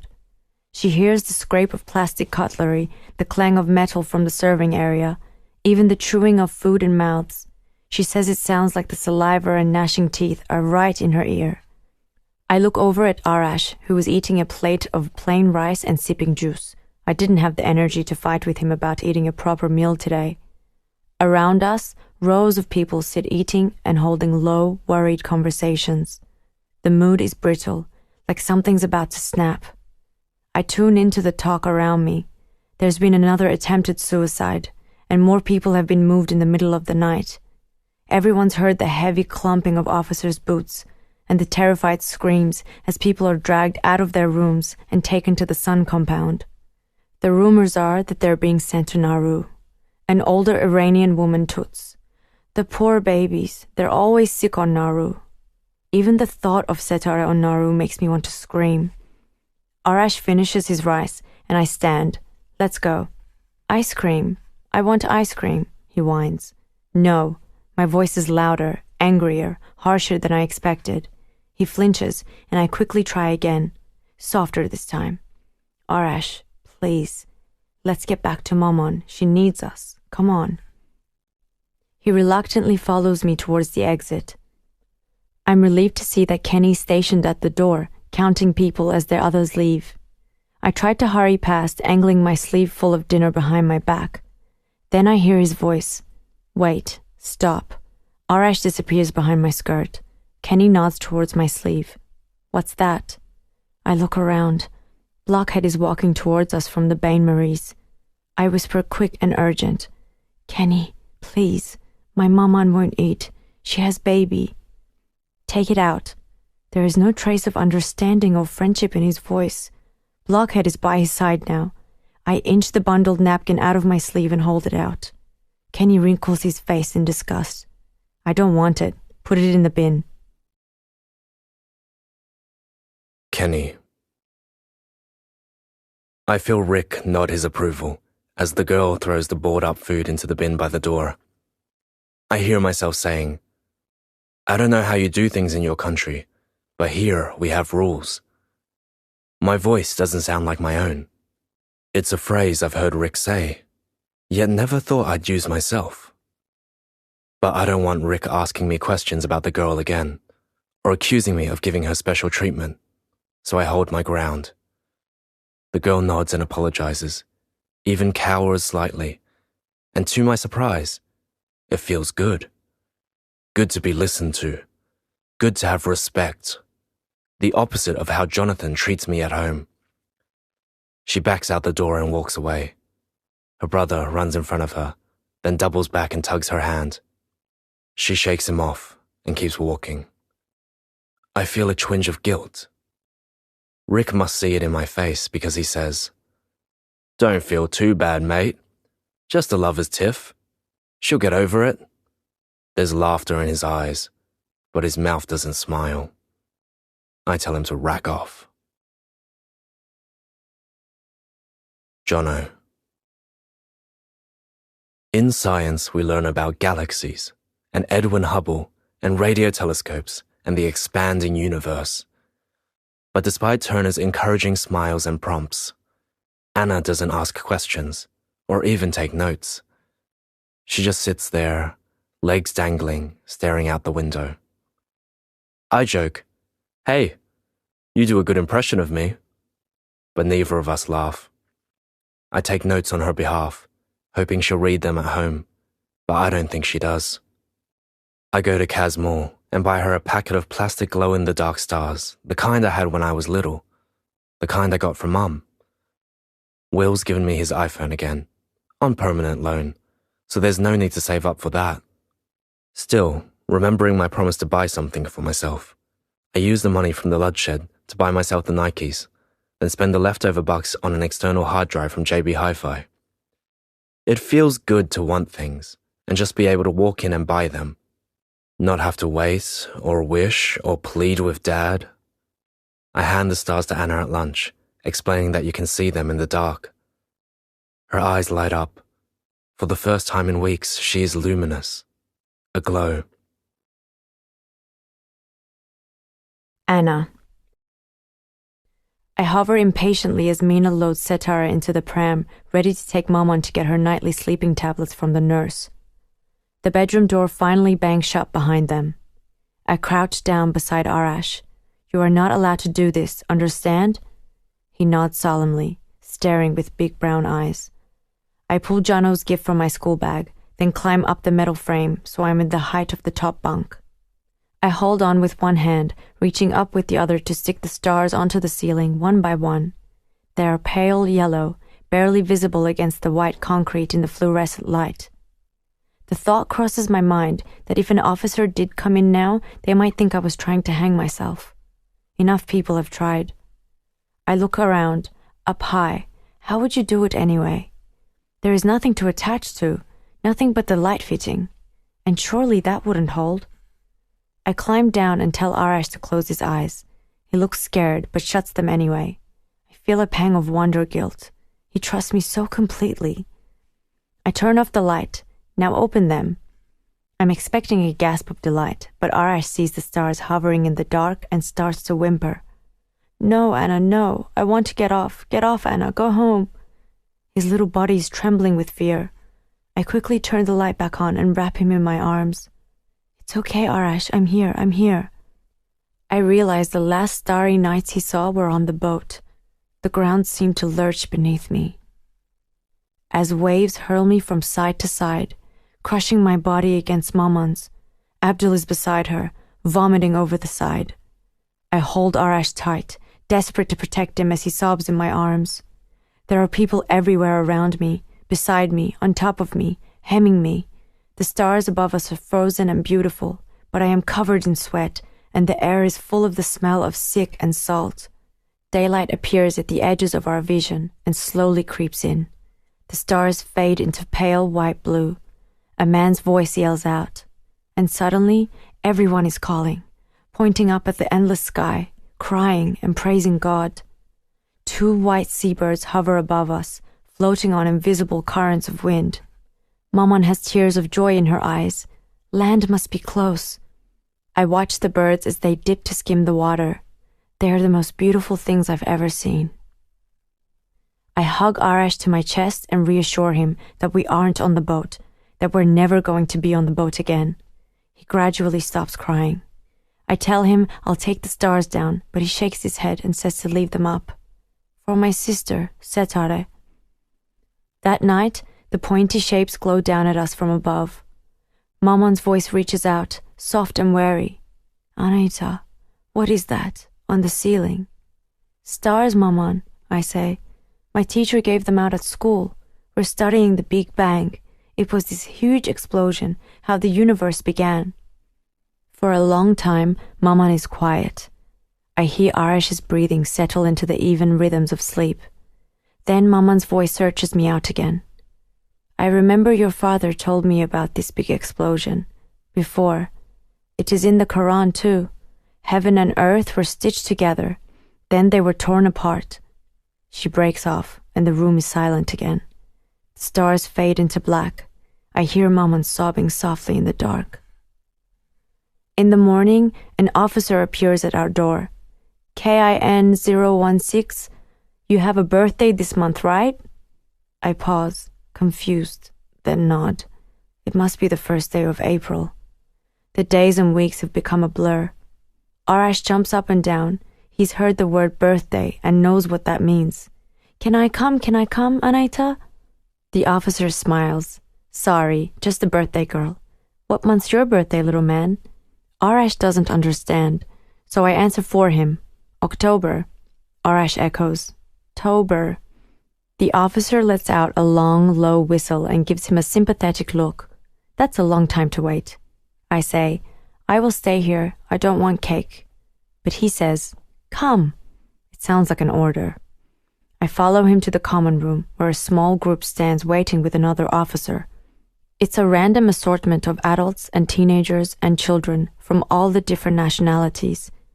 Iranians, Rohingyas, Hazaras, people from New Zealand and Vietnam.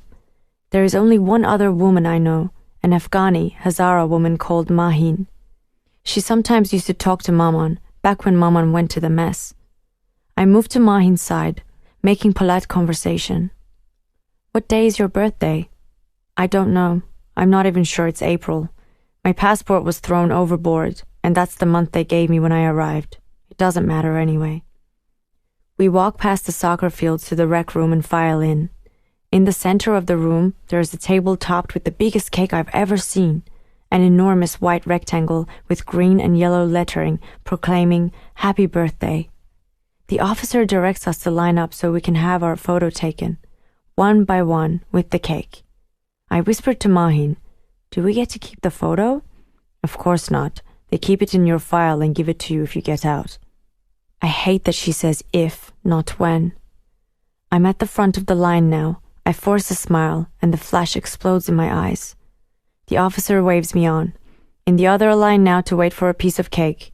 We'll cut it up when everyone's had their photo. 10 minutes later, I'm handed a piece of cake and instructed to eat it before I go back to my room. I hope Jono will forget about my birthday, but of course he doesn't. He says, we should do something to celebrate. I could bring in some cake. You said the 12th, right? I think that's in the school holidays. He consults the calendar on the phone Will gave him. He's enamored with it, finding any excuse to use it. He Googles the bands we listen to and shows me stuff on his Facebook and Instagram and Twitter. Sometimes we take turns playing games, seeing who can get the highest score. He's transferred all his music onto it too. He gave me his iPod, to keep this time, but it's still in property as they check it all over again. He finds the 12th on his calendar. Yeah, it is, and it's on a Sunday anyway. Damn, I won't even see you. Unless you let me visit? I avoid his eyes and don't reply. He stares up the corridor towards the window of blue sky at the end of the hall. Imagine if we could go somewhere, out there. If we could have an ice cream and go swimming at Nightcliff Pool, or go shopping at Casuarina, or to a party with dancing, or to see some live music. How good would that be? I I don't understand everything he says, but I recognize the verbs. They belong to another world, my former life in Iran. Swimming, shopping, dancing, have, go. Kenny. I noticed the shoes first. It's hard to miss them. They're blindingly white. I ask Jonathan where they're from. He says, the op shop in Milner. Lucky, huh? Can you believe it? I can't. Who has enough money to give brand new shoes to an op shop? I suppose it could be someone who works at Impex, the mine. They're all loaded, but still. The next day, I go into Jonathan's room to deposit a pile of clean washing on the end of his bed and spot the external hard drive on his desk. I wonder if he'll try to tell me that came from the op shop too. I walk to the desk and flip his laptop lid open. It asks for a password. Damn. I try some of the standard lazy person's options like 1234 and password and Jonathan's name and date of birth, but they don't work. I try band names from the posters on Jonathan's wall, but still no luck. I close the lid and look around the room. Nothing else new or suspicious stands out. I open Jono's bedside drawers, one by one. In the bottom drawer, there's a small white box. Opening it carefully, I see a woman's watch, delicate silver with a black face. I stare. Is this for the girl? I hope like hell it's not. But even if it is, where did he get the money from? Is he borrowing stuff from Will again? Or something else? Is it possible that he took the job at KFC without me knowing? Surely not. My mind charges through the options like an angry bull. Borrowing? Begging? Stealing? No. No way. Not my son. I feel queasy as I tuck the watch away, back in the drawer. Anna. I watch Maman fade into herself as the days pass. She hardly eats, only forcing herself to swallow just enough that the officers don't put her on high watch. At night, she tosses and turns. I take her to the doctor, who prescribes Panadol, but refuses to change her sleeping tablets to something stronger. Mina finds her a bottle of them on the black market instead.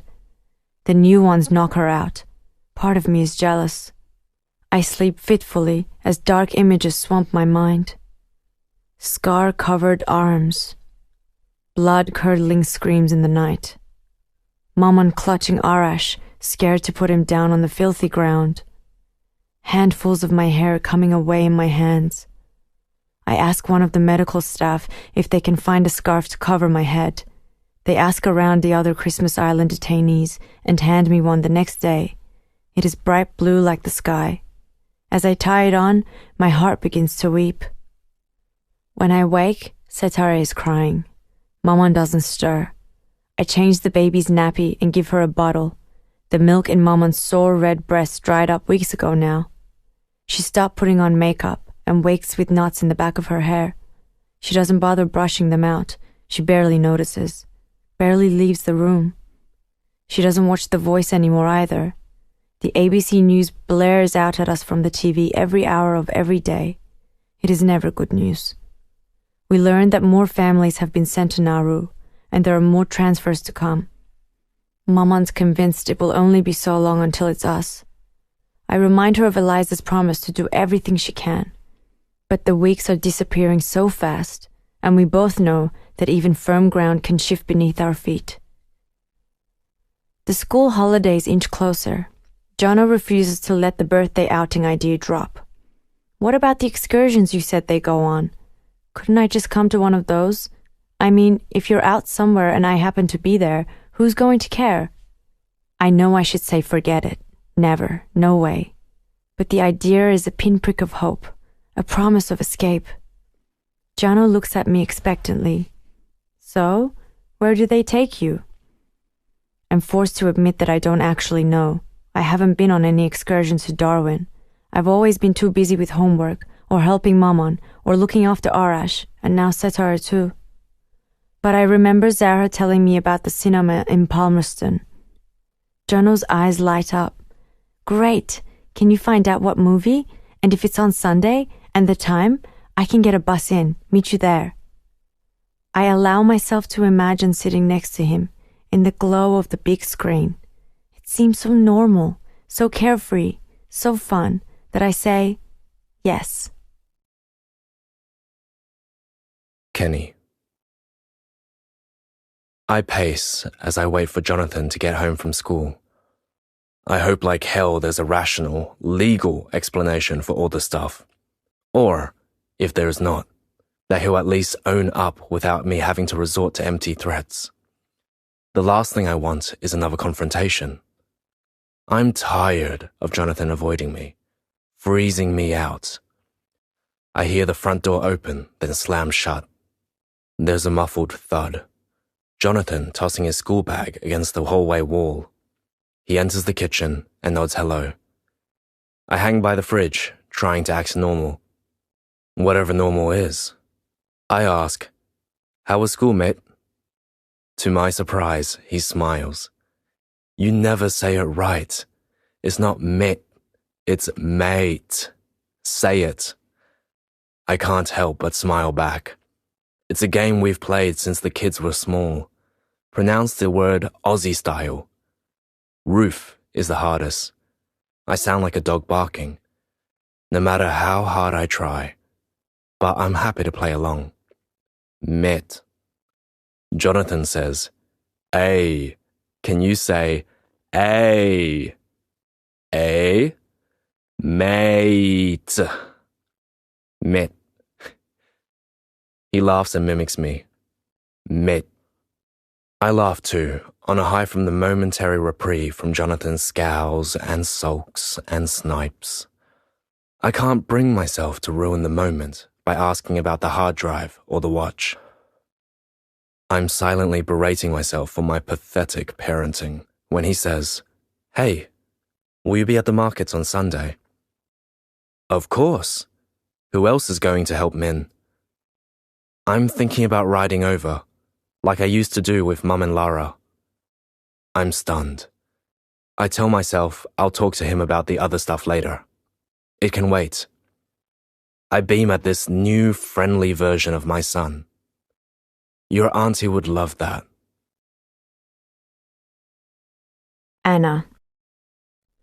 Arash tells Zara that I got to eat birthday cake, and he didn't get any, and it's not fair.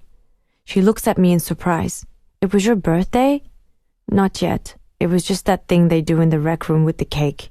My birthday's on Sunday. You should have said. We should do something. I feel awkward as I tell her I put my boat number down on the list for the excursions to the cinema in Palmerston. She eyes me curiously.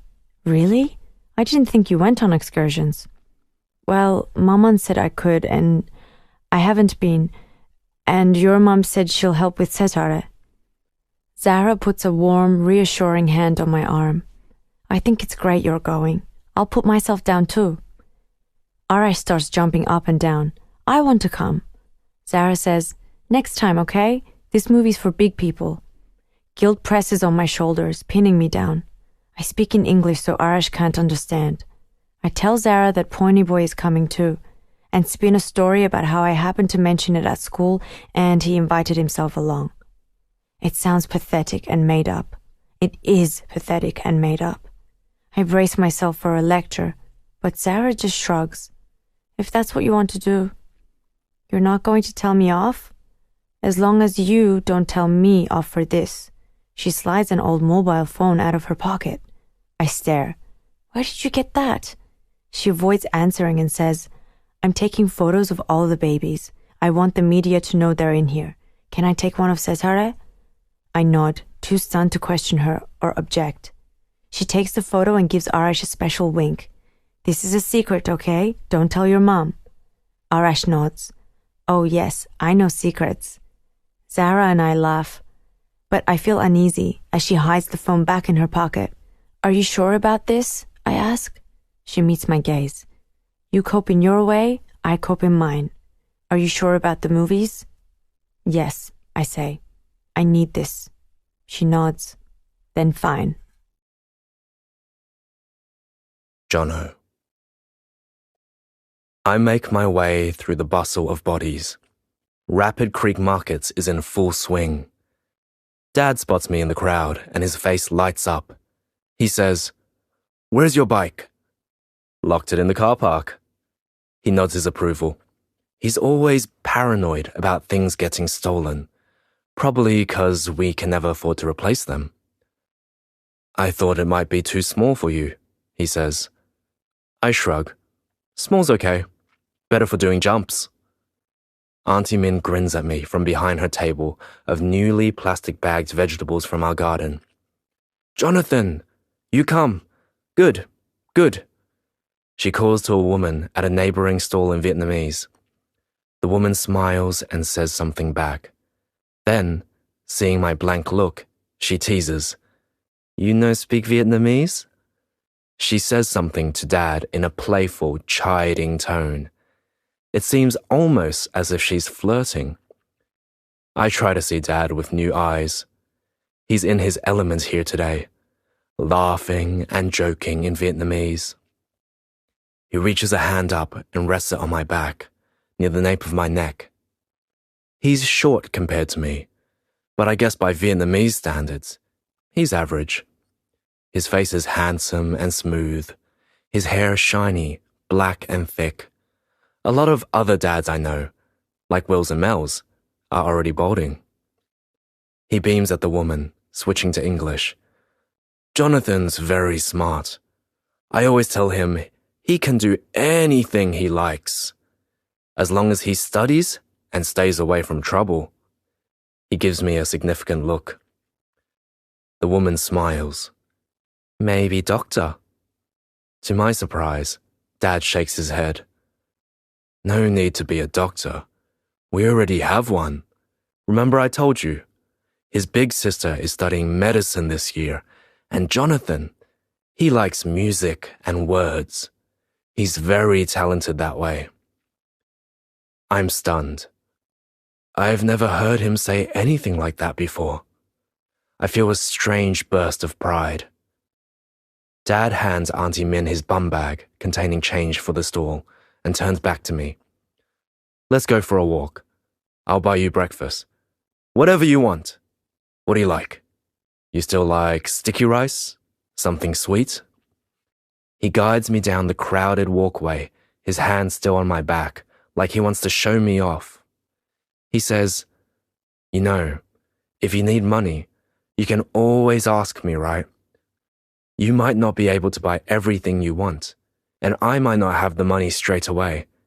But if it's important, I'll find it for you, okay? There's no need to, do anything crazy." I have no idea what he's talking about. Sure. I could swear I smell cigarette smoke on his breath and his clothes, but that's impossible, as far as I know. Dad's never smoked in his life. I steal a glance back at the woman with the teasing eyes. "Who was that?" "Fung. You know, your auntie's friend." "I think she likes you," I say. Dad laughs but seems quietly pleased. No. Just friends." Anna. Jono is standing in the foyer of the cinema, holding a bucket of popcorn in one hand and a heavy-looking plastic bag over his other arm. He's wearing a faded black t-shirt with white writing scribbled on it that says Nirvana, and ripped black shorts with a belt for once. It is the first time I've seen him out of school uniform, apart from in photos on Facebook. His clothes are shabby. Doesn't he have any pride? But the thought exits my mind as he looks up and our eyes meet. His gaze is hopeful and ridiculously sweet. I smooth down my clothes, wishing they were more me, or at least the right size. I've put in a request with the guards for some bigger clothes, but they haven't arrived. My yellow t-shirt is so tight it shows the outline of my fraying bra and the hint of scars on my welt-covered back. Luckily, Jono doesn't seem to notice. He grins at me from across the room. I give him a self-conscious smile as I follow the officers in. They walk straight past Jono. To them, he is just another moviegoer. He shuffles in behind us, showing his ticket to the usher. I sneak a glance back, and he nods towards the officers, widening his eyes, as if to ask, "What now?" I don't know what to tell him. I imagine the officers sitting up the back, letting us watch in peace. But they stay right beside us, flanking us in. I try to hang back, but Millie directs Zara into the row of seats with the others, then sits down beside me. My heart is thumping so loudly the whole cinema must be able to hear. From the corner of my eye, I see him hesitantly slide into a seat 2 rows behind. I could swear I can hear the crunch of his popcorn in my ears. Jono. She looks really hot. She's wearing a tight yellow t-shirt that shows off all her curves. It is agony. If I climbed over 2 rows of seats, I'd be right beside her. And in a security guard's lap. I don't want to get her into any kind of trouble, so I hang back. I'm too distracted to watch the trailers. We swap smiles and glances across the space between us. Is this what the whole date is going to be like? I'd imagined us kissing in the dark, hands wandering, fumbling. Or, at the bare minimum, I thought we'd be sitting together. I've brought a whole bag full of market food and a seriously overpriced bucket of popcorn from the candy bar out the front. Is she even going to be able to eat it? I shoot her another look. What's going on? She shrugs, apologetic, but doesn't move. I chuck another piece of popcorn in my mouth and wait, and wait, and hope. Anna. I glance back at Jono for what seems like the 100th time, but it's probably only the 5th. Millie catches me looking and asks, "You know him?" Zahra jumps in to help. "He's at our school." "Friend of yours?" My heart leaps into my mouth, but I don't want Zahra to be told off, so I say, "He's my friend." Millie raises an eyebrow as I hurry on. "We're in science together at school." I try to calm my nerves. Millie has no way of knowing that this was planned, and as long as she thinks Jono just happens to be here, we can't get in trouble, right? Millie asks, "Does he want to sit closer?" I stare as she moves 1 seat over and waves Jono forwards. He looks behind him, checking she isn't waving at somebody else. There is no one else. The cinema is practically empty. My nerves are on fire as he walks gingerly around the end of the row and down the aisle. And then he's next to me, offering his popcorn to Millie with a sheepish smile, then passing it along to me and Zahra and the other detainees. My stomach flip-flops, like the popcorn is bursting inside my belly. Zahra leans forwards. "What's in the bag?" Jono grins. "A 3-course meal. Popcorn is the starter. For mains, there's roti and curry from the markets. My auntie has a stall there, remember?" I nod. "She sells vegetables." "Yeah, I stopped there this morning and got this. It's probably not as good as your mom's cooking, but it should taste alright." I can feel Zahra staring at the familiarity of our exchange and the way words flow between us like water. Jono carefully extracts a tall, stripy cardboard cup with a plastic lid from the bag. "And this is dessert, mango and lime. I didn't know which juice to get. There's so many options. I'll take you there one day so you can choose for yourself." My breath catches in my throat. One day. Please let there be a one day. God, please. But I know God is unlikely to make any more deals with me, and there is a good chance the only one day I'll get is here and now. I try to soak it all in, the silky blackness of the enormous screen, the velvet armchairs beneath my thighs, the smell of curry wafting in the air. I can almost make believe I'm at the cinema in Iran. I can almost make believe I'm free. Jono thrusts the cup into my hands. Beside me, Millie shakes her head, but doesn't intervene. I take a sip of juice. A cold, sugary tang runs down my throat, through my chest, into my belly. An icy sweetness. Jono. The trailers finally end, and the cinema darkens as the movie starts. I quickly pack the food away for later. The plastic bag rustles loudly, and the guard shoots me a warning look. I sit back in my seat and turn my attention to the screen. I can feel the warmth of Anna's presence radiating from beside me in the semi-dark. I wonder if it might be okay, if she would mind, if anyone else would see, if I reached out and held her hand. The thought strikes me as kind of ridiculous. I've done so much more with other girls. But Anna isn't other girls. With her, even the small things feel huge. I inch my hand towards the armrest. Anna. His curled fist is resting on the cushioned arm between us, like a cautious brown mouse. Then it suddenly drops onto my knee. I startle, but quickly try to regain my composure, checking that Millie and Zara haven't seen. But we're well into the movie now, and everyone's gaze is glued to the screen. I feel Jono nudge my arm, his brown puppy dog eyes seeking out mine in the gloom. Okay? I nod. Okay. I feel his fingers weave into mine and forget everything else, other than that his hand is warm, so warm. I can feel his heartbeat in my palm. Jono. She doesn't let go until the credits are rolling. She has been holding my hand so tight that when she finally eases away, I can still feel the imprint of her grip on my fingers. Our eyes meet in the flickering light. I wonder what would happen if I leant forwards and kissed her. I ache for it. Well, that and more. I inch forwards in my seat and feel her warm breath on my cheeks, my lips. Zara's face appears from behind Anna's back. I quickly sit back in my chair, glad she can't see me blushing in the gloom. Zara nods towards the plastic bag of food on the ground. She puts one finger to her lips and motions for me to slide it towards her. I nudge it over with one foot and watch bemuse as she stealthily plucks a few things out and shoves them into her bag. Anna looks as though she's cringing.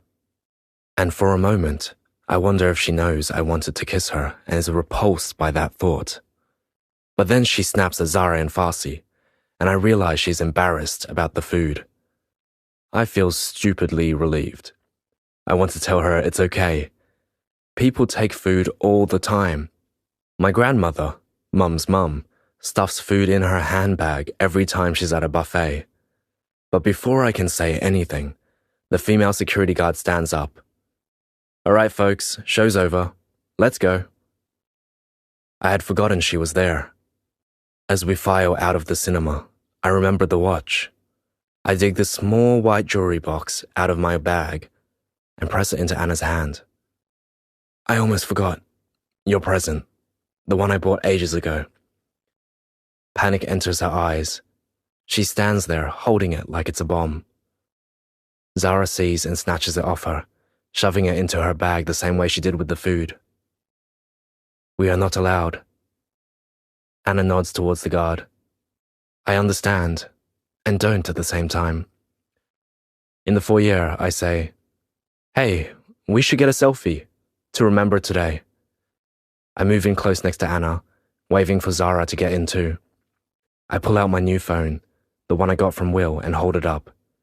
The screen is huge compared to my old phone, and so clear. I flip the camera to face us, but Anna isn't smiling. In fact, she looks terrified. No photos allowed. The guard's voice is right beside me. I startle in fright, dropping the phone. I hold my hands up as if surrendering. Sorry, I didn't know.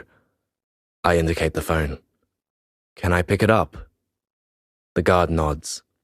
But no photos, okay? Okay, sorry.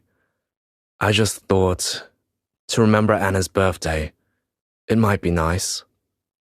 The guard's eyes seem to harden as we say goodbye. Anna. Millie waits until we're loaded back onto the bus before coming to talk to me and Zara. She rests one knee on the seat in front of us, and fixes me with an accusing gaze. You made me think it was a coincidence that that boy was there. It was, I say. She shakes her head in disappointment. He said it was an outing for your birthday. I only tell him now, today. I tell him today it's my birthday. But she clearly doesn't believe me. I'm going to have to write an incident report about this. I feel like I'm about to vomit, but force myself to say, please, only for me. He is my friend, not friend of Zahra. Millie's voice is quiet and resigned. Okay. She moves back up the front of the bus and takes a seat. The other detainees are watching us, wondering what the hell is going on. I smear my tears away with blurry fingers, trembling as I remember.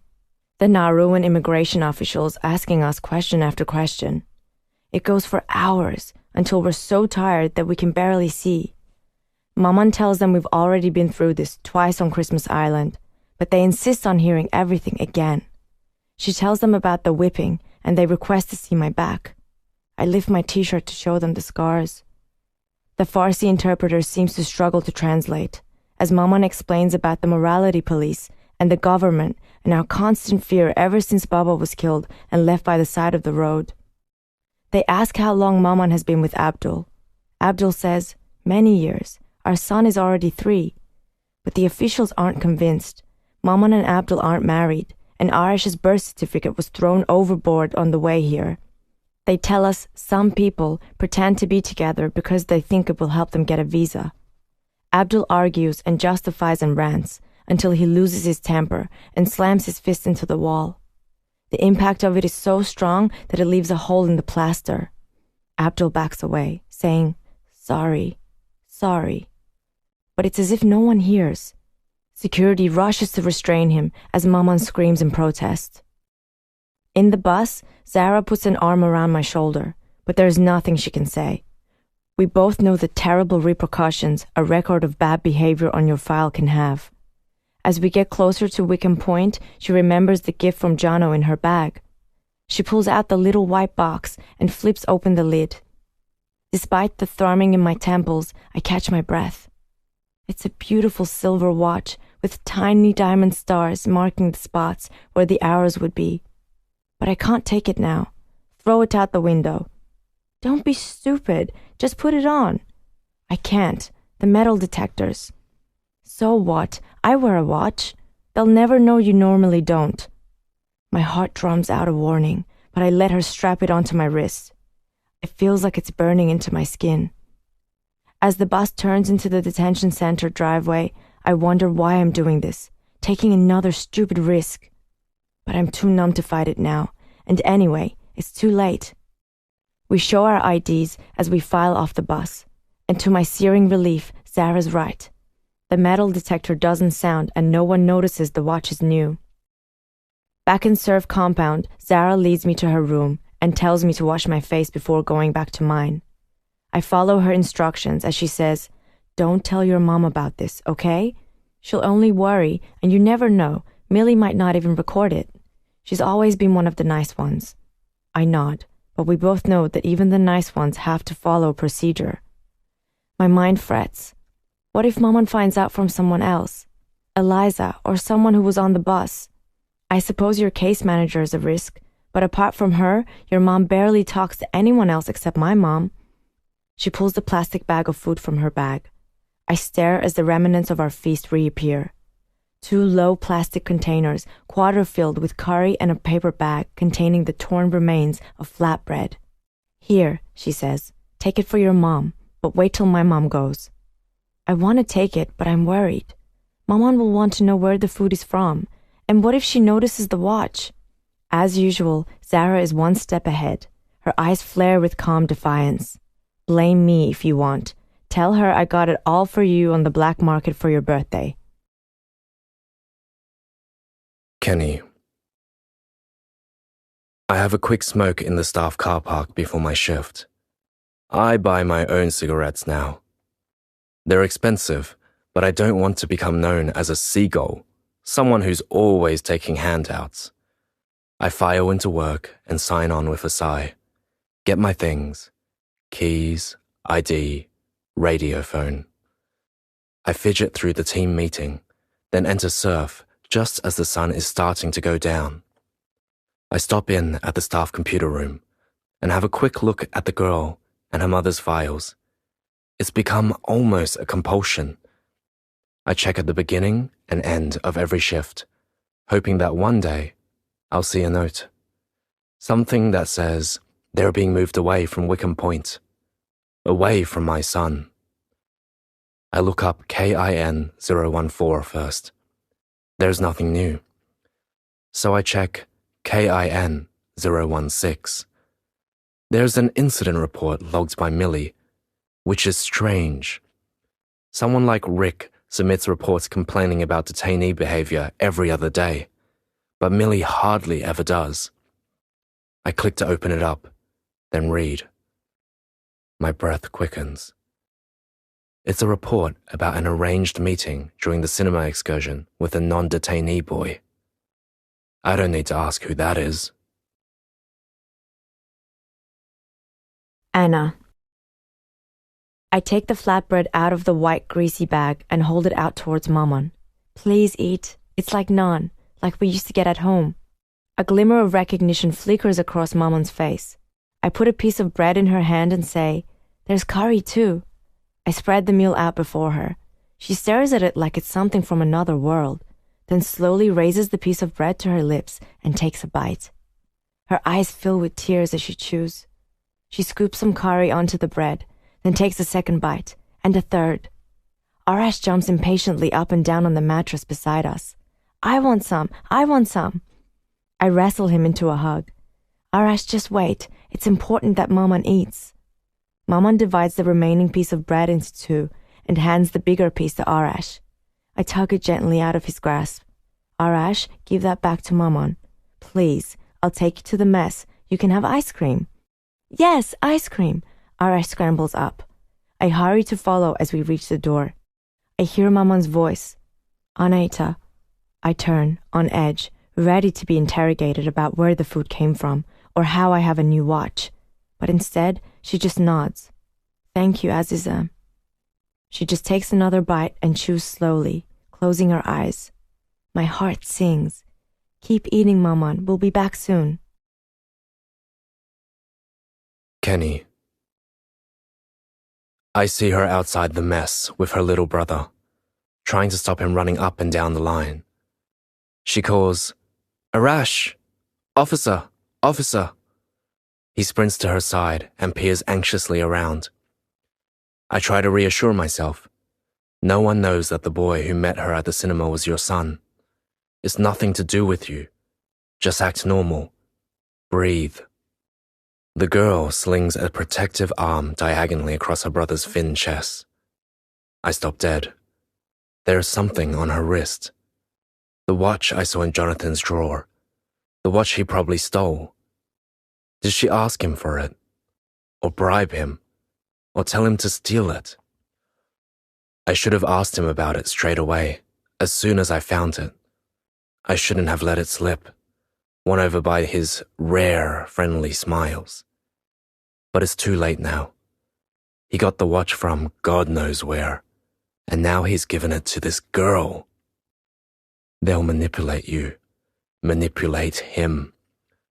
A protective fire ignites in my belly as I imagine her using his weakness for her gain.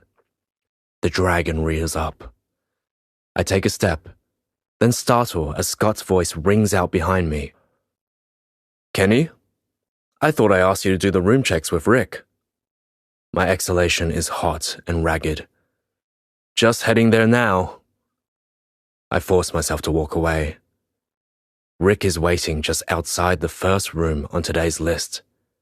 He insists on doing the video recording. I'm lumped with the search yet again. I'm usually meticulous, but today I just do a general sweep. The room is all clear, but as we're leaving, Rick points to a 20-cent piece on the floor by the bed. I pick it up and glare at him. Thanks, Rick. We complete the rest of the room searches, then I spend half an hour typing up a report for the 20-cent piece. I don't see the girl again. As I sit, killing time on the computers at work that night, I feel wired and wild and wide-eyed. Jono. My eyes snap open. Dad's face is right above mine. His hand is shaking my shoulder, and there's a barrage of words in my ear. I shrink back into the bed. Dad, stop yelling. Get up.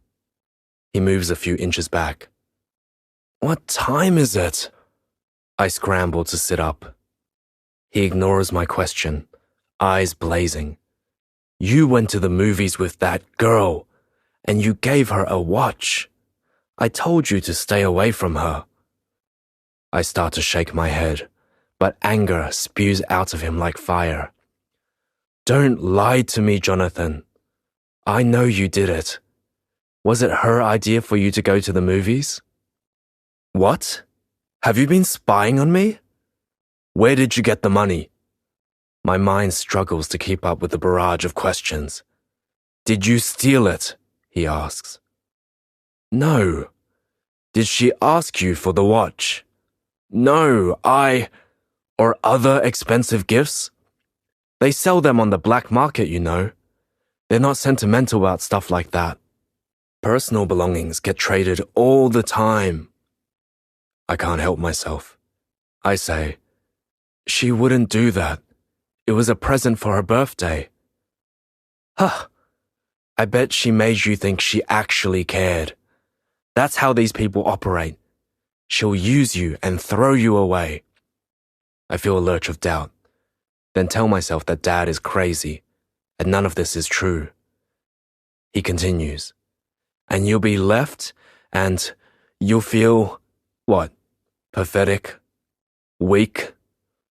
I see a flash of guilt. Then he turns and looks around my room. What else are you hiding? What else have you stolen? I saw the hard drive. I saved up. But he doesn't even hear my lie. He's opened the cupboard and is pulling out my clothes, throwing them on the floor. I beg him to stop. Dad, please. What are you doing? There's nothing here. Where did you really get those shoes from? I told you. The op shop. He pulls the drawers out of my desk and empties them, one by one, onto me, onto my bed, onto the floor. My stuff is everywhere. Dad, stop. I haven't stolen anything. But there's a look of vindication in his eyes. I realize he's seen the smartphone charging on the floor. He picks it up and shakes it angrily in the air. Where did this come from then? Huh? It's from Will, remember? He loaned it to me before. He lets out an angry, primal kind of roar. His free hand swipes at the shelf above my desk. My row of dusty soccer trophies flies into the air, along with a carved wooden box from Mum. I hold my breath as the trophies clatter onto the floor. The lid of the box snaps open as it lands. Its contents scatter across the light grey tiles. Faded red Chinese New Year envelopes, cigarette papers, a lighter, a half-smoked joint, and fat heads of pot. I'm screwed. Kenny. I pick up the marijuana and various bits and pieces and put it all into a green plastic Woolworths bag. This is even worse than I thought. He's out of control. I have completely lost control. You said you wouldn't smoke anymore. It sounds lame, even to me. I don't. Much. I'm minding it for a friend. Of course, I know he's lying. I confiscate the shoes and the hard drive and the phone. My mind races. Is this how he got the money? Have you been selling this marijuana? No. Dad, no. Course not. But his expression is as guilty as hell. I want to shake some sense into him, or beat him with a chopstick until he understands how serious this is, how it could destroy his future. I'm sure Will is involved, but there is no point talking to his mum. I think about calling Roxanne, then imagine her patronizing tone as she explains what to do next. I decide to call Min and ask her to come and stay with Jonathan tonight while I'm at work. Can you come over by 5? That's when I have to leave. She starts asking questions, of course. What has Jonathan done now? Is he crying again? Girlfriend break up with him? No. I try to keep the snap out of my voice. There's no one else I can ask to help. I used to feel like I had friends here, but they've gradually faded away since Roxanne left. I guess they were her friends, really, not mine. I'll explain later, okay? Just come here at 5 and make sure he doesn't go anywhere. You can sleep in Lara's old room. Can you do that? Min agrees, and I hang up. I can sense Jonathan's presence as he listens sullenly from his room. I yell down the hallway. Did you hear that? From now on, no going out. If it's a school day, I'll drop you there and pick you up.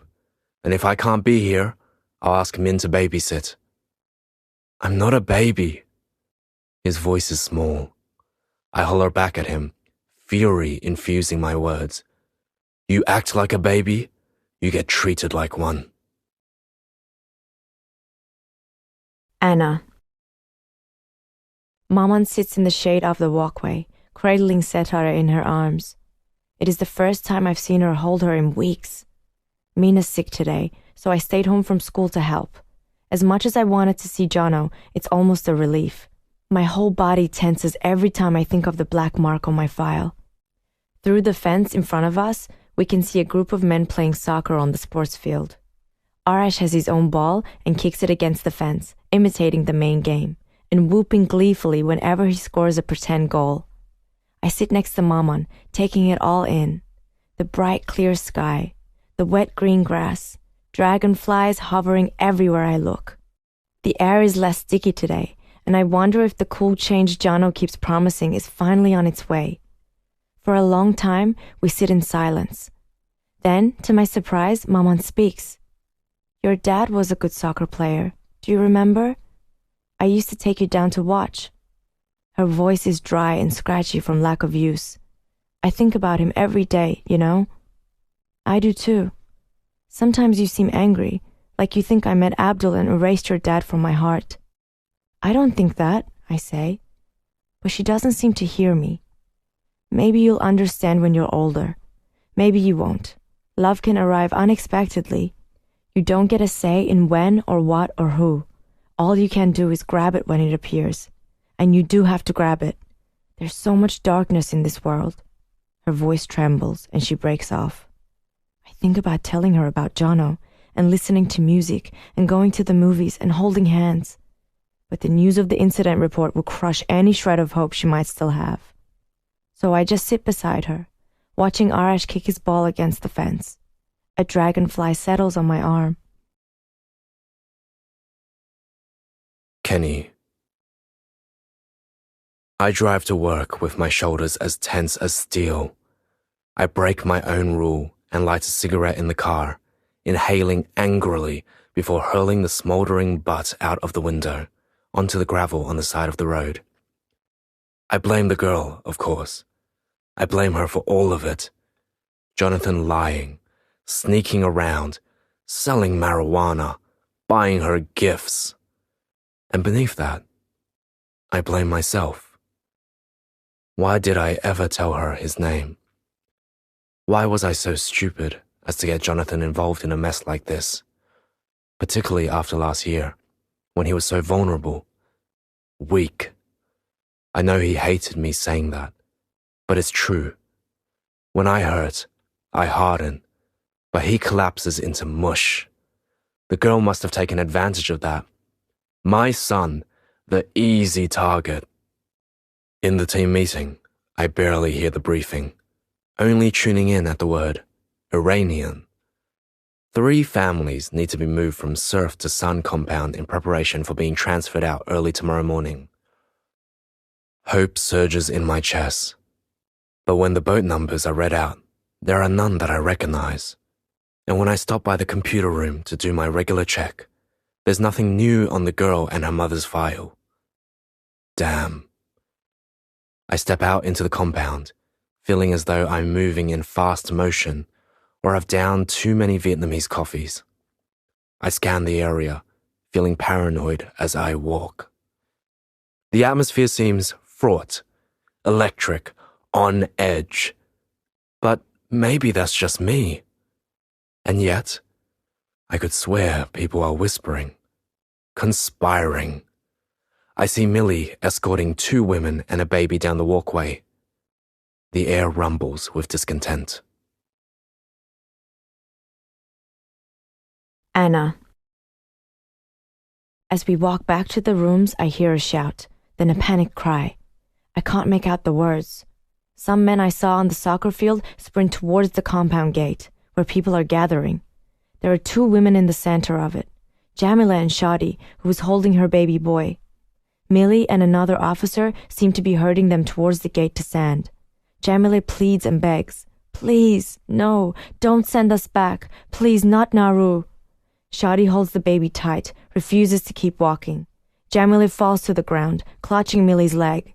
The crowd swells around them, pulsing with anger, fear, dismay. 2 more officers appear with another family, another baby to be sent away. The father starts banging his head against the brick wall until his forehead is a mess of bloody flesh, a skull of exploded red, a curve of grey white bone. There is wailing and screaming all around us, as loud as sirens. A pregnant mother appears on the 3rd floor balcony, threatening to jump if she has to go. I see an officer sprint towards the stairs. Blood-curdling screams. Nearby, 2 men climb onto the roof.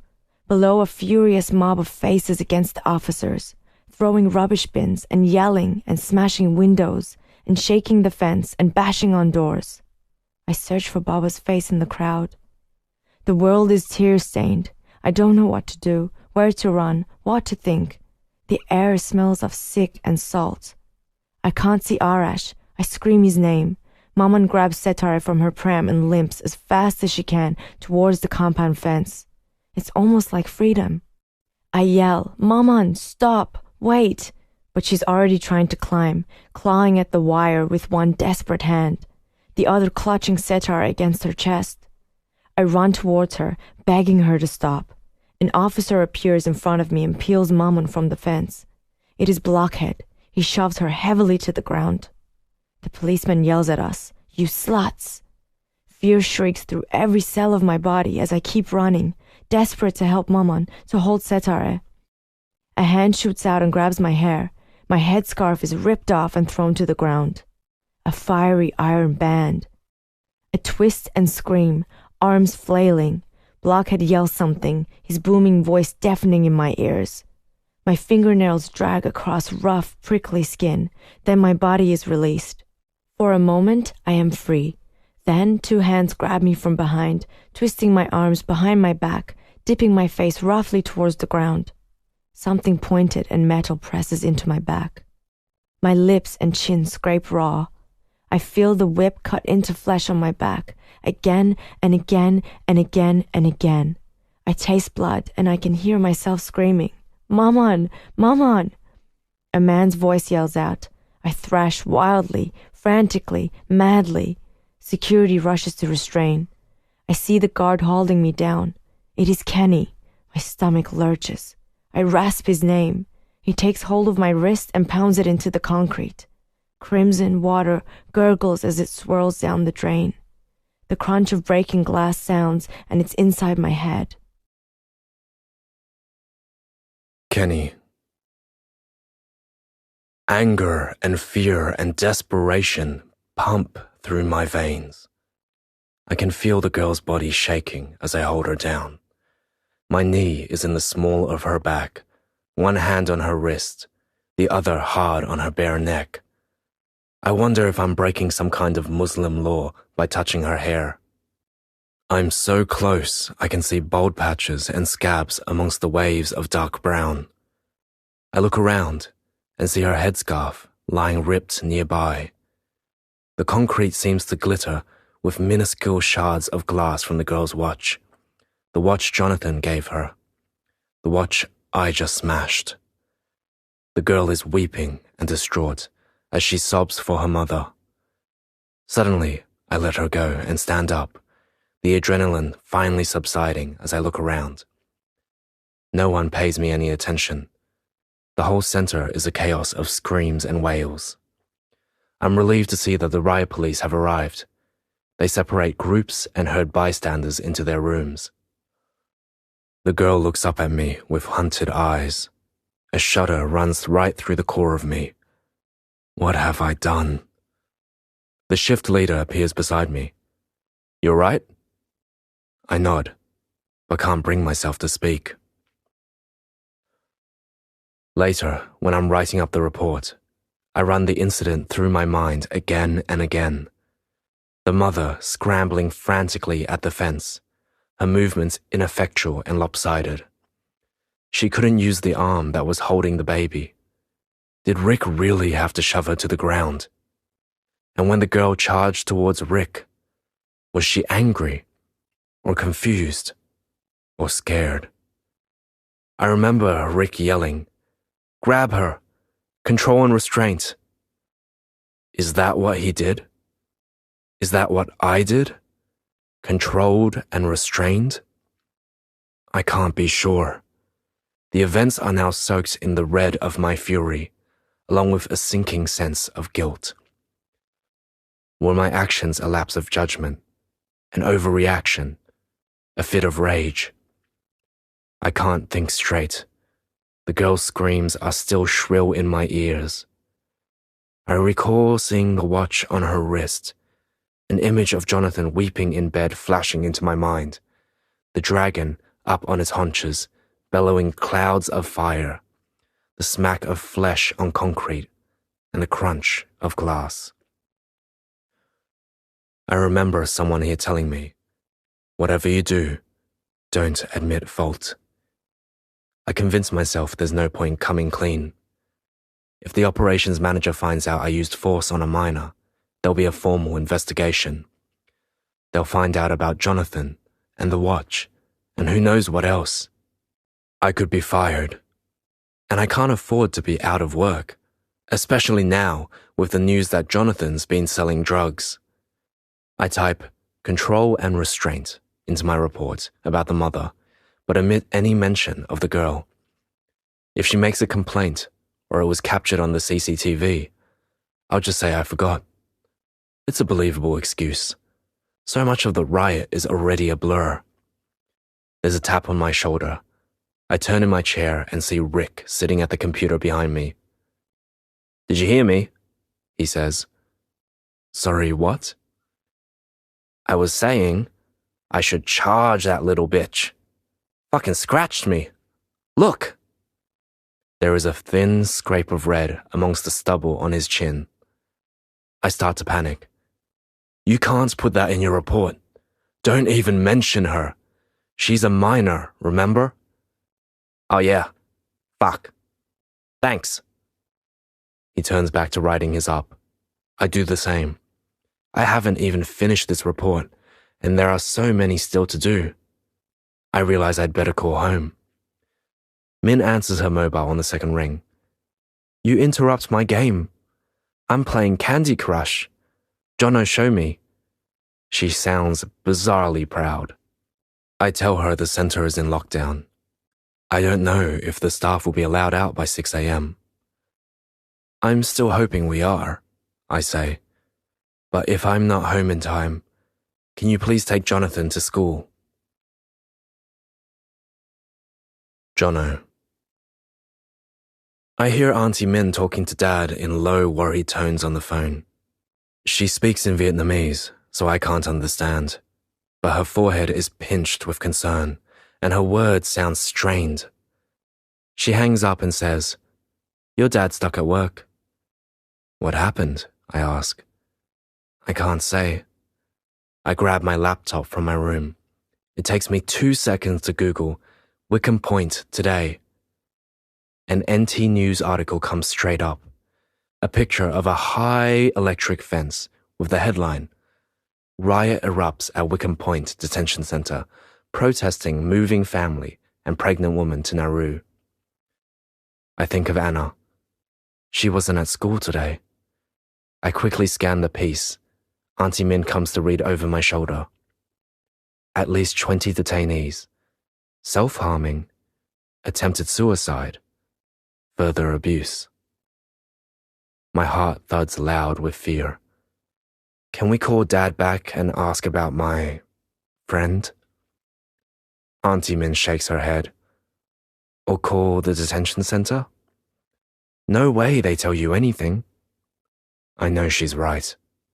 I send Anna a message, but I'm sickeningly sure she won't reply. Kenny. I drive home exhausted, eyelids heavy. A loud honk blasts me back to attention as a bus of INPEX workers thunders past me in the opposite direction. I shake my head and take a large gulp of air. We're never allowed to sleep on night shift, but this was something else. Incidents kept flaring up, like spot fires that had to be put out. I was on my feet all night, running from one nightmare to the next. The only good thing about it was there wasn't too much time to think about the girl, or what I did, or what might happen if management finds out. As I near home, I feel a growing sense of dread. I don't want to face Jonathan, but I've barely stopped the engine and opened the car door when he appears. Dad? Is Anna all right? Is she still there? Did they deport her? No.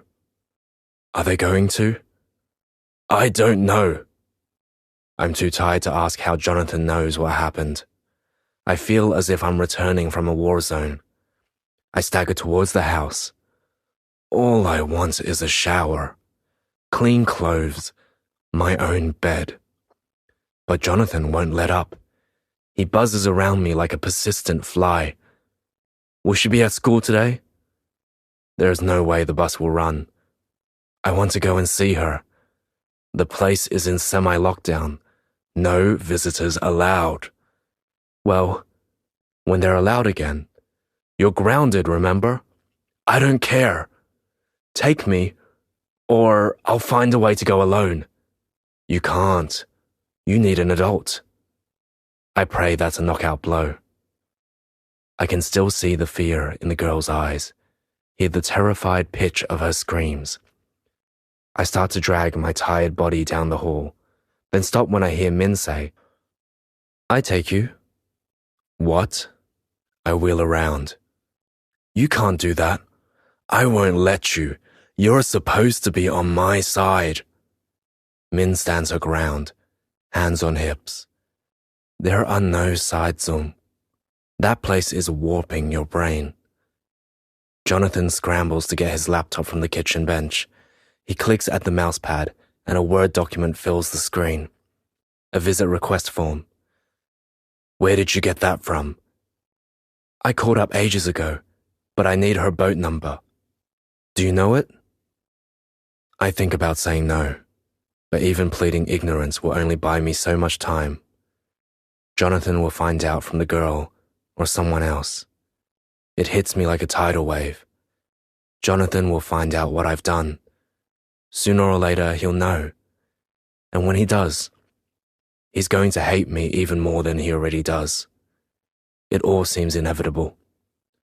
I surrender, feel my body go limp. It's KIN 016, I say. But you need the numbers for her mum and siblings too. Here, give me the laptop.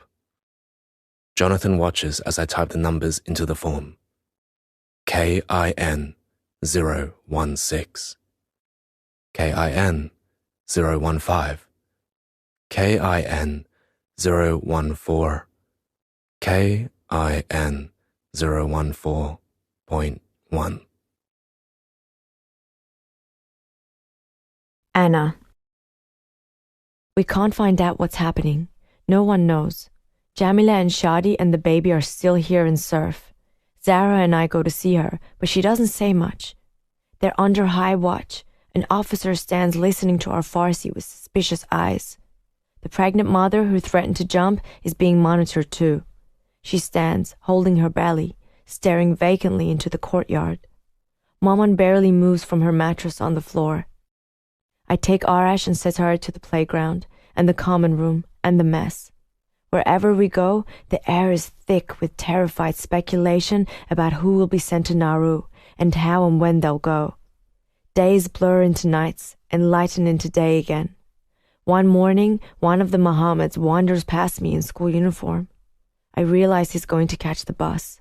School seems like a distant dream. Jano does too. Every day I fill out request forms to see Eliza.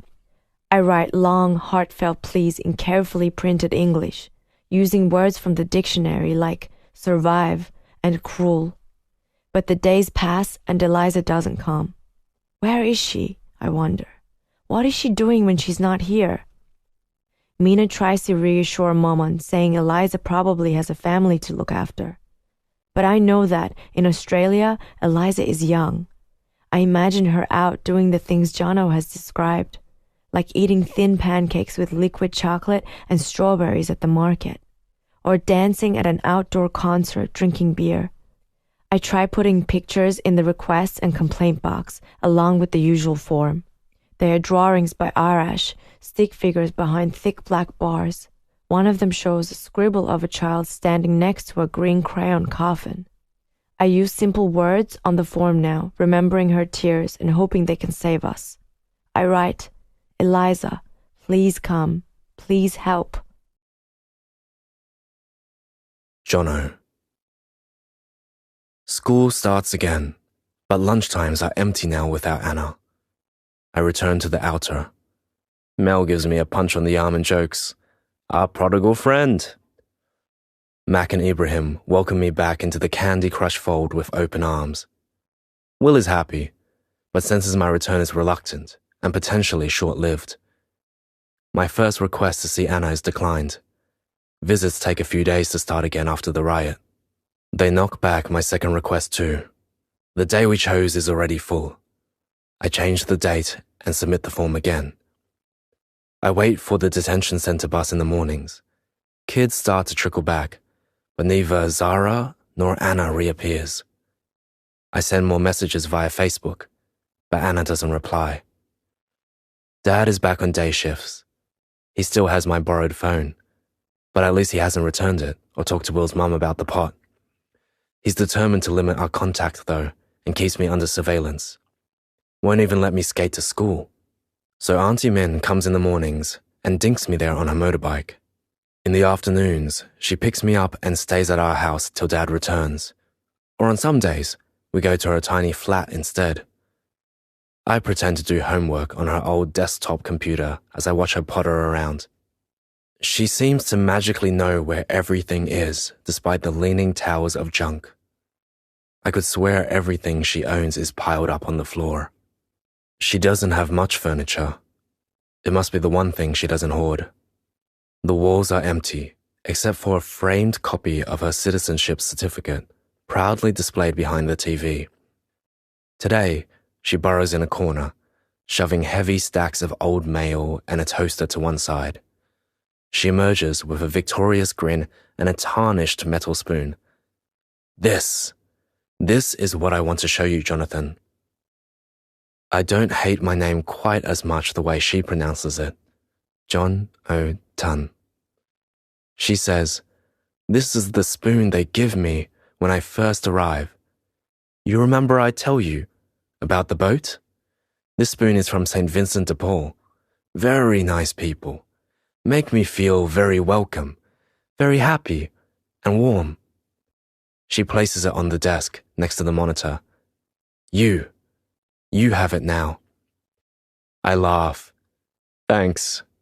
Just what I always wanted, Gomin. She grins back at me with yellowing teeth. You always cheeky boy. I turn back to the computer and check my inbox. There's a new email from Raj, the guy who organizes the visits at Wickham Point. I've emailed so many times now that I know him by name. I open it up, and finally, there it is. I tell Auntie Min, they say we can visit on Friday. That's still okay for you, right? She nods. Yes, Friday we will go. Anna. My reflection swims in the steel mirror, more patches of blood and missing clumps of hair. I tell Zara I want to shave it off. Worry creases her brow. Are you sure? I say, yes. The officer who cuts hair is really bad. You do it then. She reluctantly agrees. Neither of us mentions Jono or school. Arash watches silently from the corner. The officer who cuts hair folds her arms and frowns. The razor buzzes against my skull in careful, deliberate lines. Long locks of brown hit the floor. Kenny. I argue with Min over dinner, speaking in Vietnamese so Jonathan can't understand. Why are you doing this? I ask. Why are you taking him in there? Min stares straight back at me. Why don't you want him to go? Because he might see the hotel? Because maybe you feel ashamed of where you work. I'm not ashamed of my job. I need to earn money. It pays. Then let Jonathan see his girlfriend. He shouldn't even have a girlfriend. He's too young. You know how emotional he gets. He's not the only one. My breathing is labored. There's a pain in my chest. Are you working on Friday? Asks Min. I tell her I have the day off. We'll need to borrow your car. My motorbike might not make it all the way out there. I hesitate, wondering if I can put an end to the idea of them visiting by refusing the use of my car. But then she adds, or, if you won't lend it to us, I can always ask Fung. Of course, I'd have to tell her you were too stingy to let us take yours. I glare at her. Fine, take the car. Anna. Zara hands me a rectangle strip of white paper she snuck out from the mess.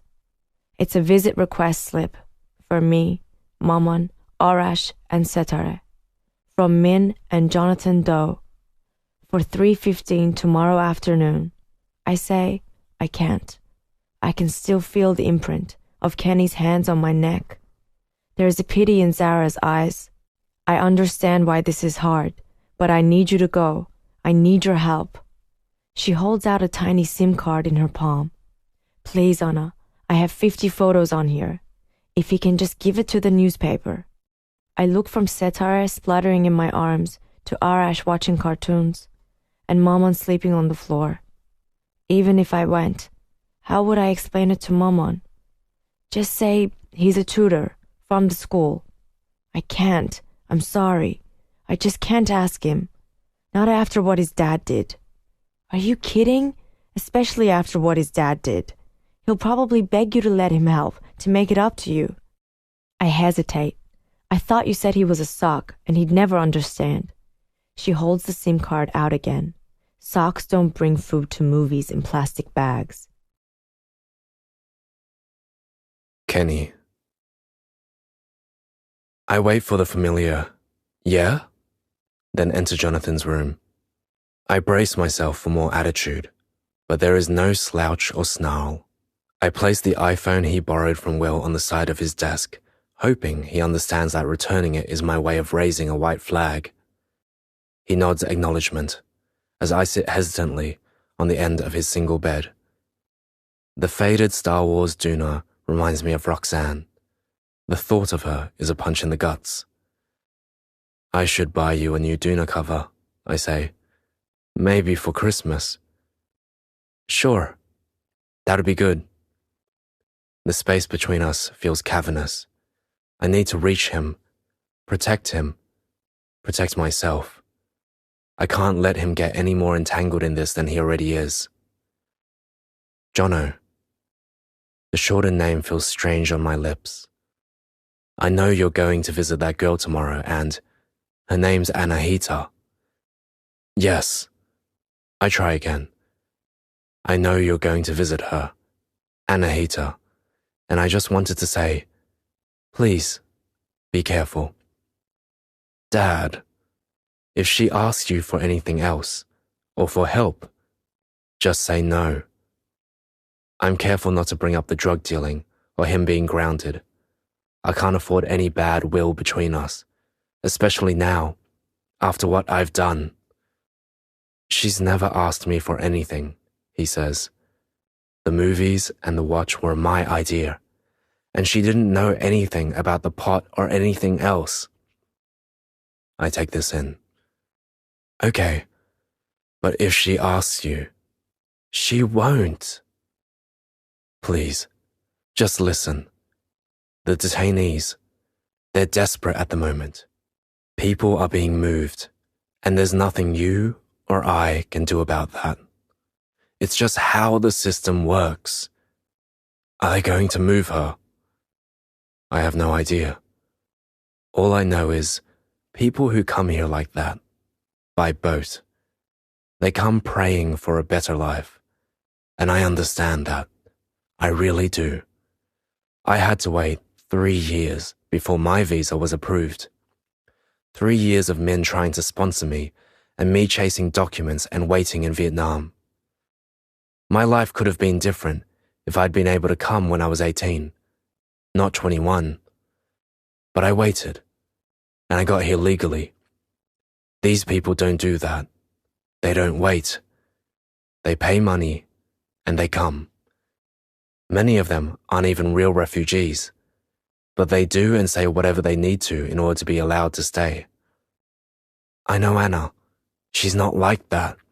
Maybe not.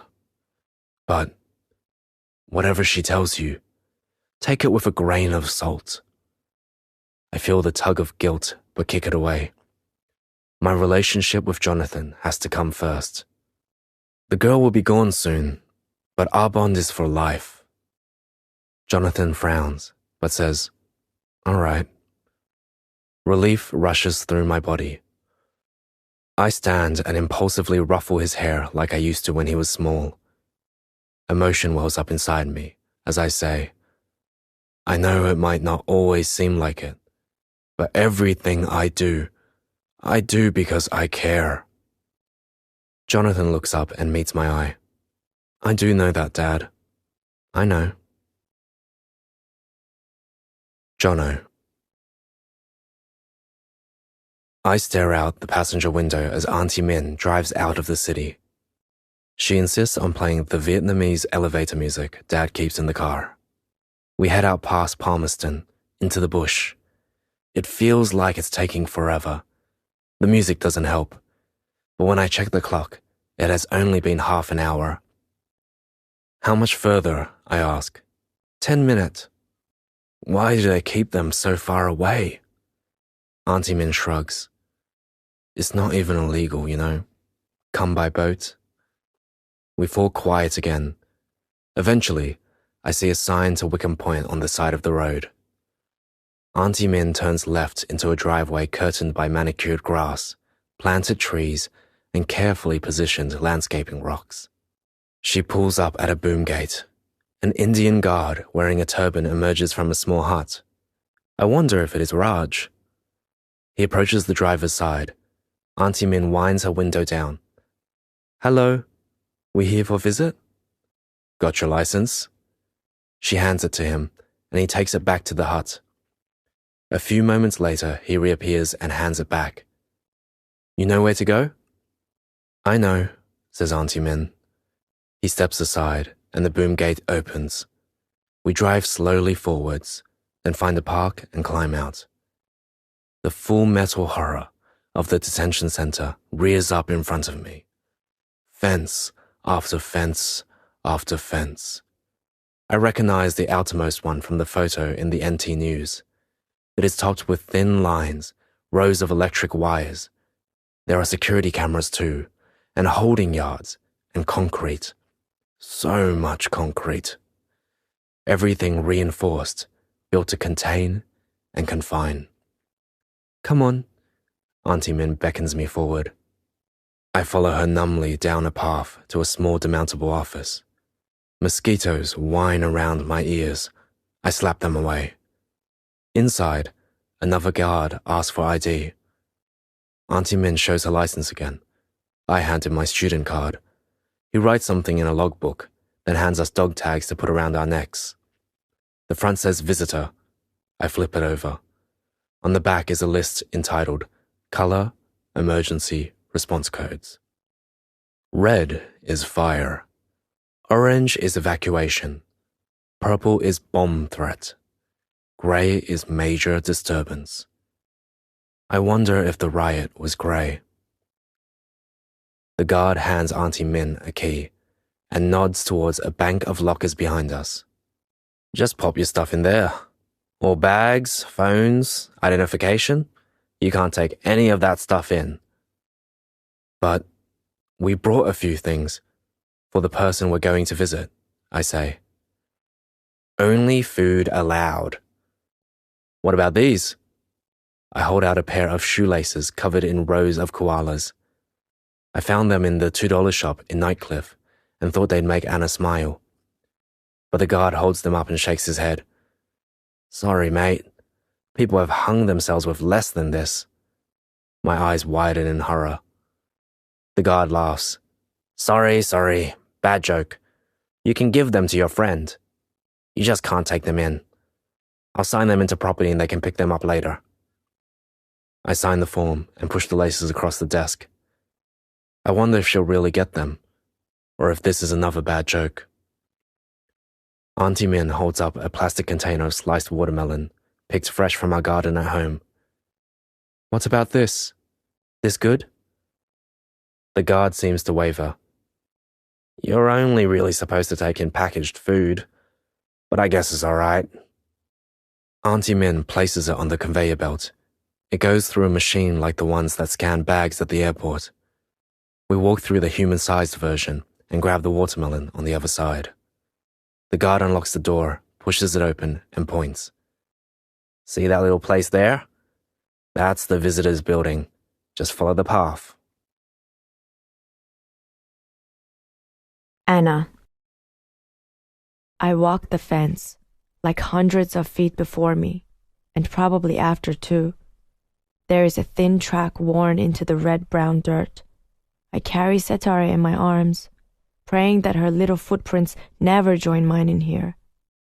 The big clock on the wall outside the mess says 3:10.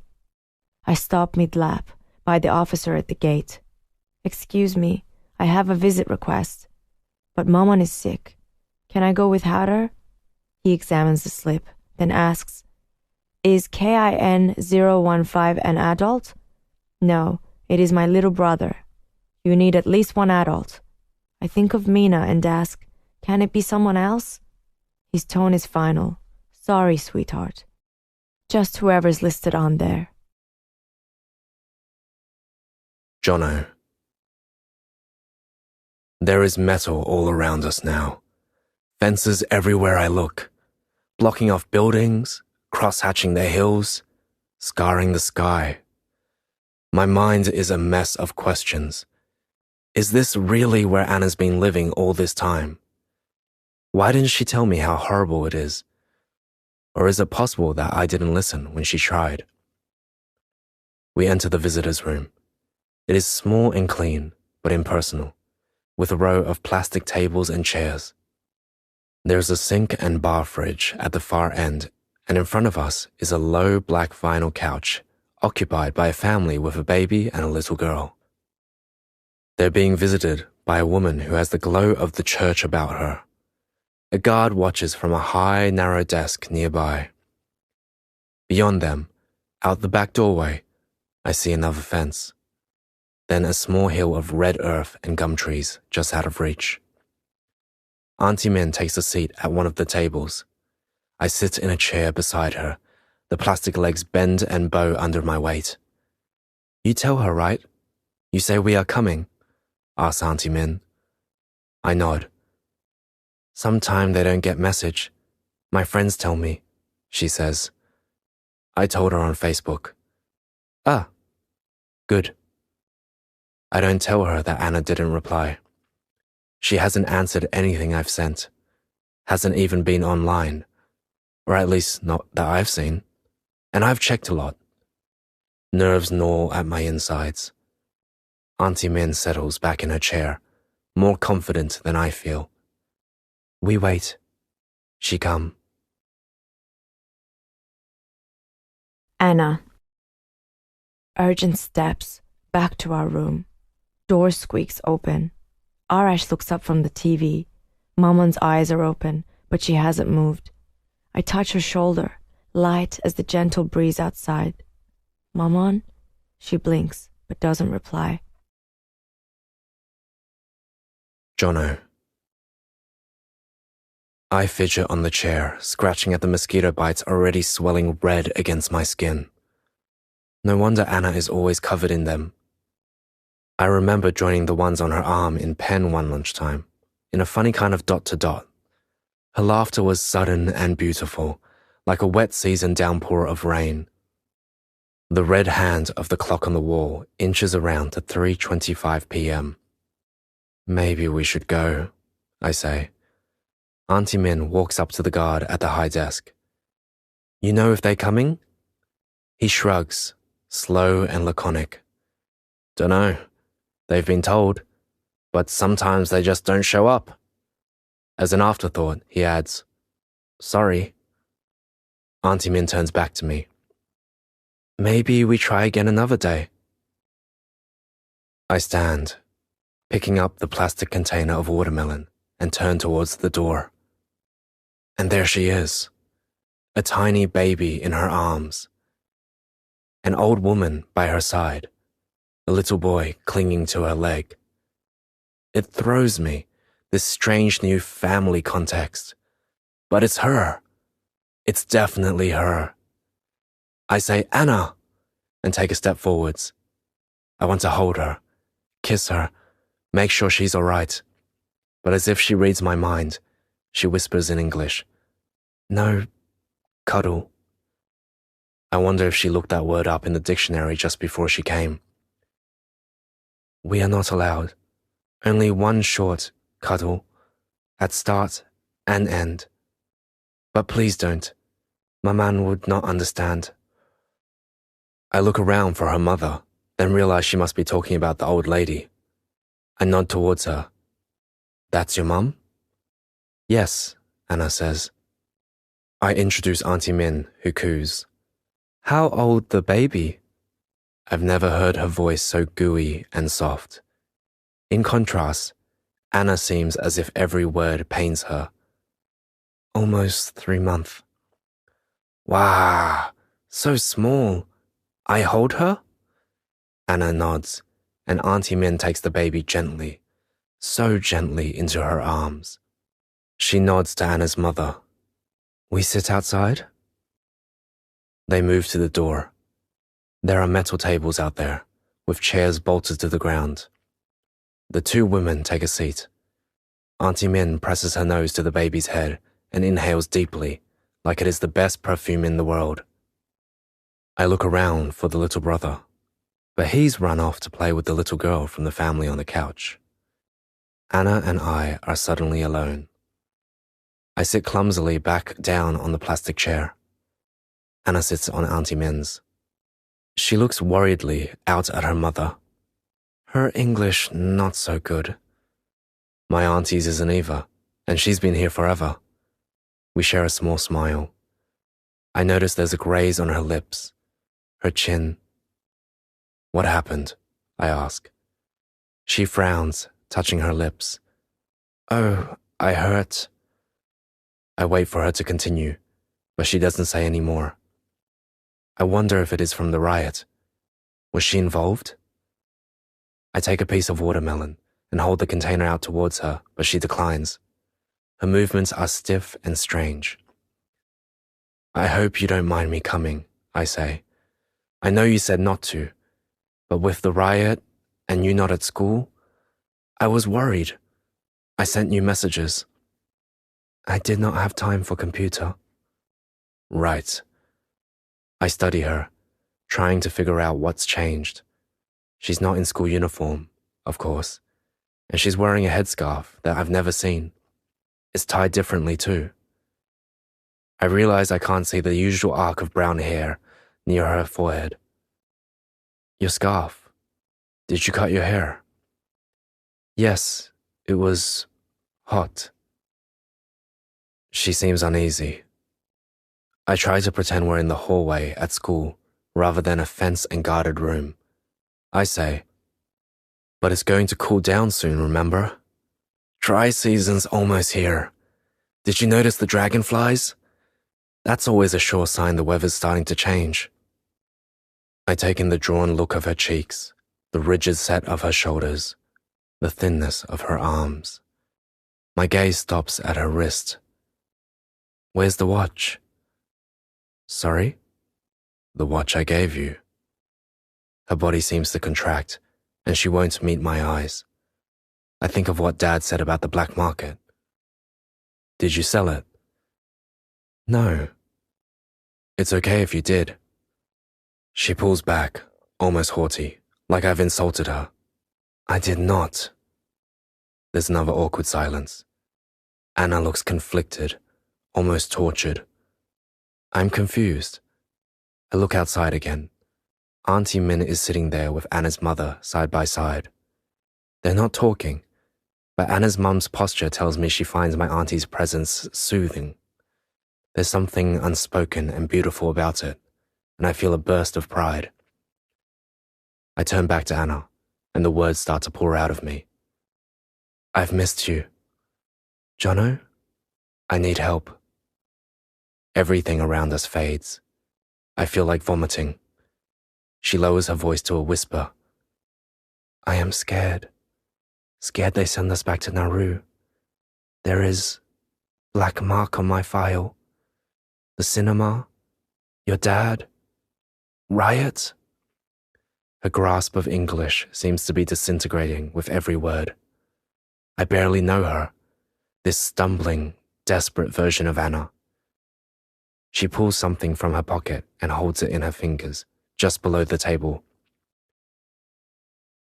I don't want to ask, but if you can take this, it is photos. Babies, children, if you can give to news. She breaks off. Her watery eyes plead for understanding.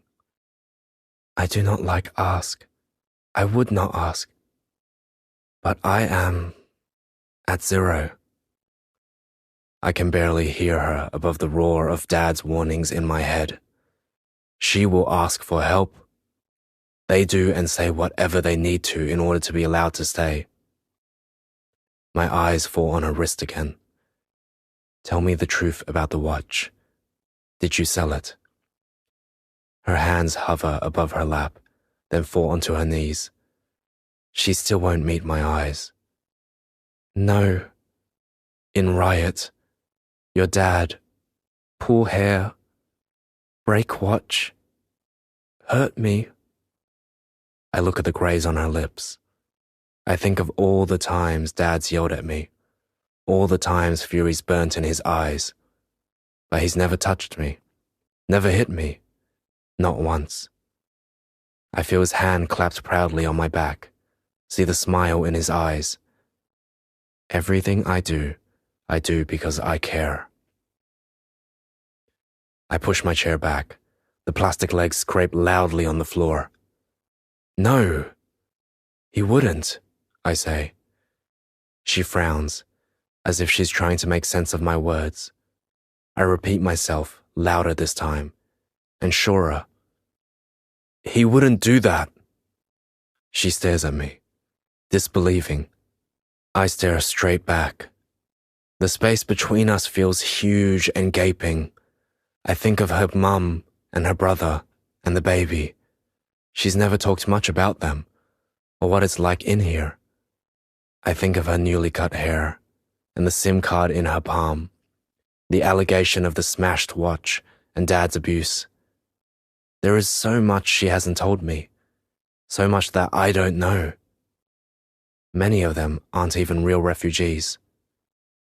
I hear my voice, echoey and harsh. Why did you leave Iran? Every fiber of her body seems to freeze. What? You never told me. Why did you leave? I see her eyes close down, give up, shut me out. She stands abruptly, voice cracking as she says, "Go! Please, do not come again." Then she starts moving towards the back door, saying something to her mother in Farsi and prizing the baby from my auntie's arms. Auntie Min looks stunned. Her grip is tight, like she doesn't want to let go. I realize her face is covered in tears. Anna calls to her little brother and starts towards the exit, the baby in one arm and her mother supported with the other. "Anna!" I call. The guard moves out from behind his desk, like he's worried he might have to intervene. The brother scampers to Anna's side.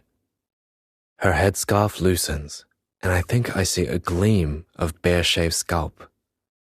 Then she's out the door, and I just stand there. Anna. I walk to the gate, carrying my heart in my hands. Can't anyone see it, hemorrhaging in my palms? Can't they see the blood trailing me on the ground? Jono. I feel a tap on my shoulder. "Hey, everything all right?" It's the guy from behind the desk. His eyes are kind. "By the way, you're supposed to be wearing closed shoes," he says. "I didn't want to tell you until the end of your visit, 'cause then I couldn't let you stay. But just so you know, for next time." I manage to nod. I hear Auntie Min say, "Thank you." We walk out of the visitor's room, back to the demountable, and wait to be buzzed out. The door clicks locked behind us as we leave. Anna. At the third gate, Maman mumbles. Who was that Chinese lady? And the boy? Her eyes are glassy. I am alone. I don't even bother making an excuse. I say, "No one, Maman." She doesn't ask again. Jono. Auntie Min waits until she's settled into the driver's seat before she asks, "What happened?" I can't bring myself to reply. If I do, I might start crying, and she'll tell Dad, and he'll take it as further confirmation that I'm weak. A small flare of anger ignites in my chest. What does Dad really know about me anyway? What does Dad know about anything? He was right about Anna asking me for help. But what? My mind sifts back through time, making an inventory of things that don't add up. The way Dad could barely meet my gaze last night. The fact he called me Jono. The smell of smoke on his breath. The glimpse of Anna's shaved scalp. The pain in her eyes when I asked why she left Iran. "You want to talk about it?" asks Auntie Min. "Do you?" I turn the question back on her. "Why were you crying?" She shakes her head. We drive in silence the whole way home. Anna. Sarah is waiting outside our room. She sees my face and doesn't ask. Her eyes are teary as I put the SIM card back into her hand. Kenny. I know something is wrong as soon as they arrive home. I hang back to talk to Min as Jonathan storms past me into the house. What happened? Dread floods my body as I imagine the worst. She told him I abused her. I pretty much did. He'll never talk to me again, and I deserve it. I think she break up with him, says Min. What?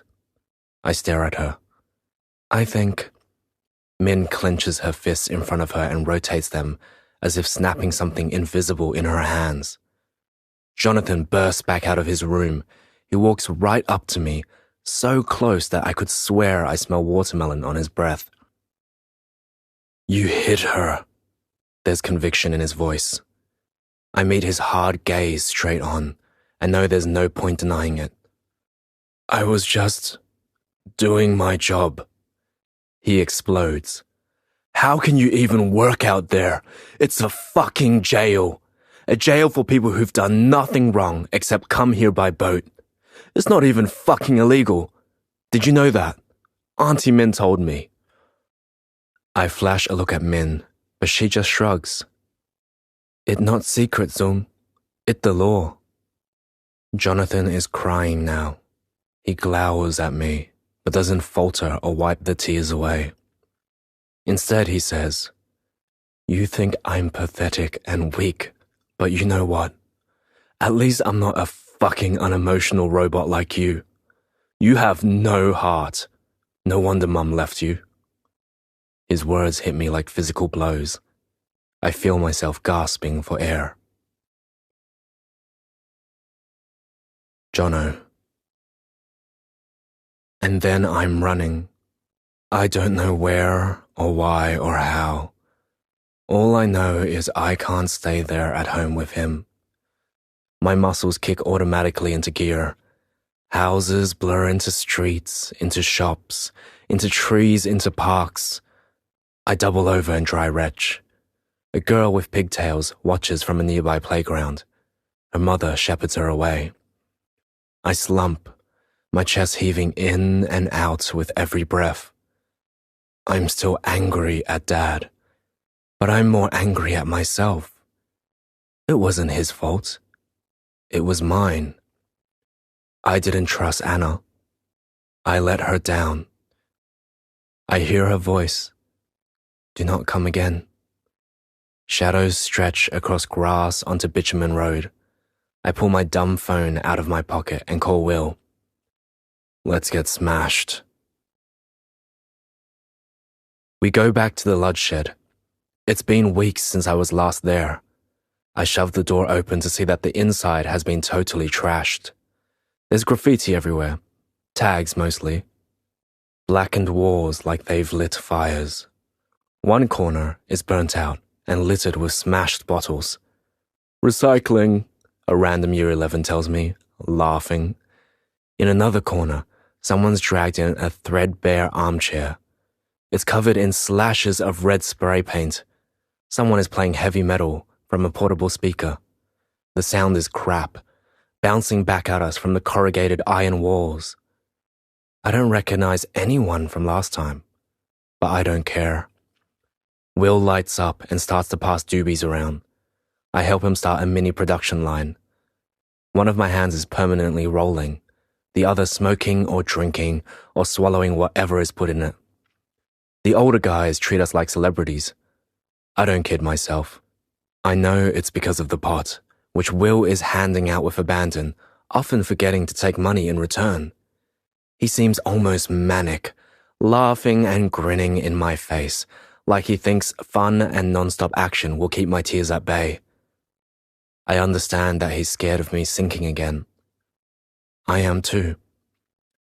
We smoke and drink and laugh and get high until the world is blurry and the pain is numb. But even in the haze, she's there, watching me with hurt reproach. Anna. My voice is small. I say, Maman, I want to go back to Iran. I think of Baba's old saying about running from a snake only to end up in a dragon's mouth. For a long time, Maman is quiet. Then I hear her say, we can't. Kenny. I sit alone on the old velvet couch in the lounge room. The sky outside is dark. Min left hours ago, patting my shoulder goodbye with disappointment in her eyes. You need to find a new job. I didn't argue or disagree. I think about calling her now, but don't have anything new to report. Jonathan's still not answering his phone, and Will's mum had no idea where they could be. He could be anywhere. All I ever wanted was to protect him. And now he's out there, doing God knows what. And all I can do is sit here, helpless and completely alone. A sob wrenches itself from my gut into my mouth. I gurgle in shock, try to push it back down, but then another comes, And another. Wave upon wave upon wave. I sobbed noisily, messily, uncontrollably. Anna. I close my eyes. Shadows of nightmares swim into view. Smooth tan hands, thin angular body, triangle eyes, unkind. I wake in a tangle of wet sheets and incoherent screams. Arash stares at me with panicked eyes. Anna, I wet the bed again. He starts to cry. I change the bedding, then settle him back to sleep. Mama doesn't stir. I pull her a bottle of black market sleeping pills from where they're hidden in the cupboard and swallow one, then another and another. I'm... Jono. On the floor. One of the boys is smashing up the toilets with an axe. A couple is kissing, their bodies crushed together in the tiny armchair.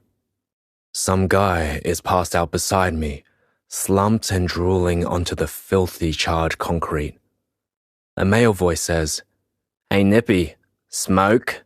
Something in its tone rubs the wrong way. It sounds bossy, ungrateful, rude. "Don't call me that," I say. "What?" I look up and see the random Year 11 from earlier. "Don't call me Nippy. Only mates." I'm slurring, but I don't care. The guy rolls his eyes. "Whatever, mate. Give us a smoke." He holds out an empty palm, and suddenly I'm lurching to my feet, fists swinging. I can hear guys hollering and cheering, and my feet are flying and my fist impacts. Then his does. 1, 2, 3. He's better than me. I taste blood. It tastes good. Salty. Bitter. Alive. I stagger forwards, cliches streaming from my mouth. "You want a piece of me? Think you're fucking good? Hit me again!" And then I'm on top of him, slamming his head back into the ground. Is this what Dad did to Anna? I hear the thud of skull on concrete, then someone seizes me from behind. "Jono? Jono, stop! Get off him!" It's Will. "I'm serious, man. Fucking run! There's police!" I scramble backwards, vision reeling, and catch sight of 2 cops in the corner with a bony Aboriginal man. He's pointing around the shed, hands swinging wildly. I hear him say, "They nicked my generator. Been trespassing." Everyone is bolting now, clambering out the windows, sprinting out the doors. I move to follow them, but a blur of blue hoists me back, marches me outside to a paddy wagon, and shoves me in. There's a bunch of people already inside. Will is thrown in after me. The policeman locks the door, and then we're driving. The cool night air streams into our little cell. Darwin flashes past, framed by the square grids of our wire cage. And then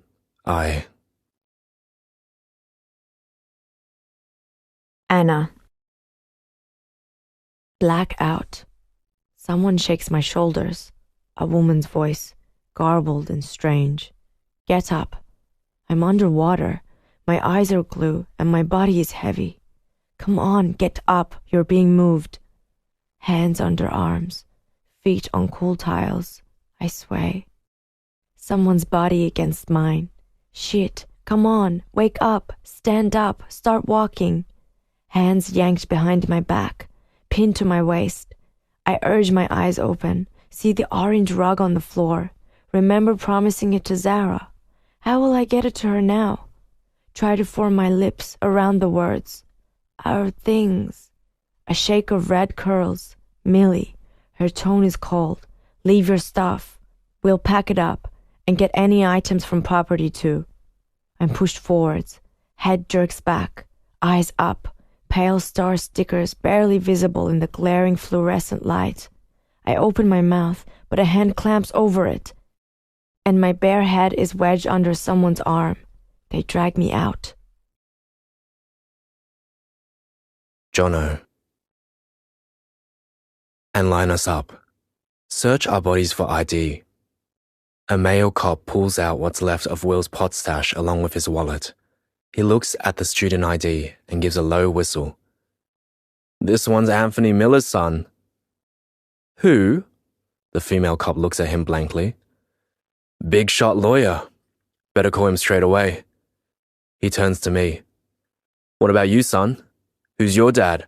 Someone famous too? I slur my response. Nah, he's just an asshole. A fucking no one. He searches me anyway. I'm not carrying a wallet. I've only got my dumb phone on me. He tosses it dismissively to the female officer, then shouts in my face. What's your name? For no good reason, I say, Muhammad. Will cracks up laughing. The policeman looks unimpressed. Got a last name, Muhammad?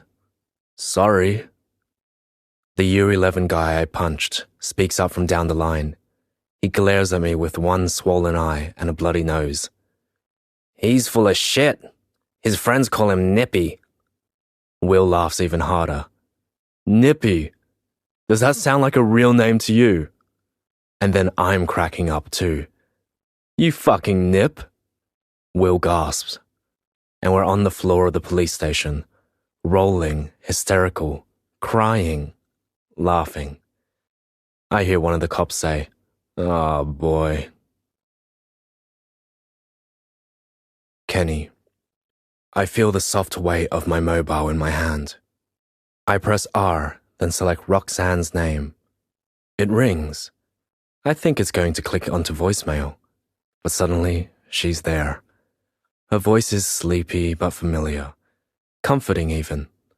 Zung, is everything all right? She always refused to call me Kenny. Yeah, I say. The flood of memories is so strong, it almost washes me away. Roxanne riding the kids to school. Roxanne serving dinner at the outside table, asking about everyone's favorite things of the day. Roxanne in the garden, binoculars in her hands. Her voice interrupts the deluge of images.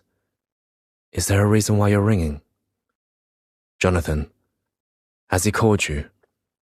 I haven't spoken to him in ages. There's accusation in her voice. Did something happen? I don't know where to begin. Roxanne prompts. Lara said you think he has a girlfriend. Did that go wrong? I know without asking that she is thinking about before. When Priya broke up with Jonathan and he got so depressed, so violently low. I know Roxanne blames herself for that.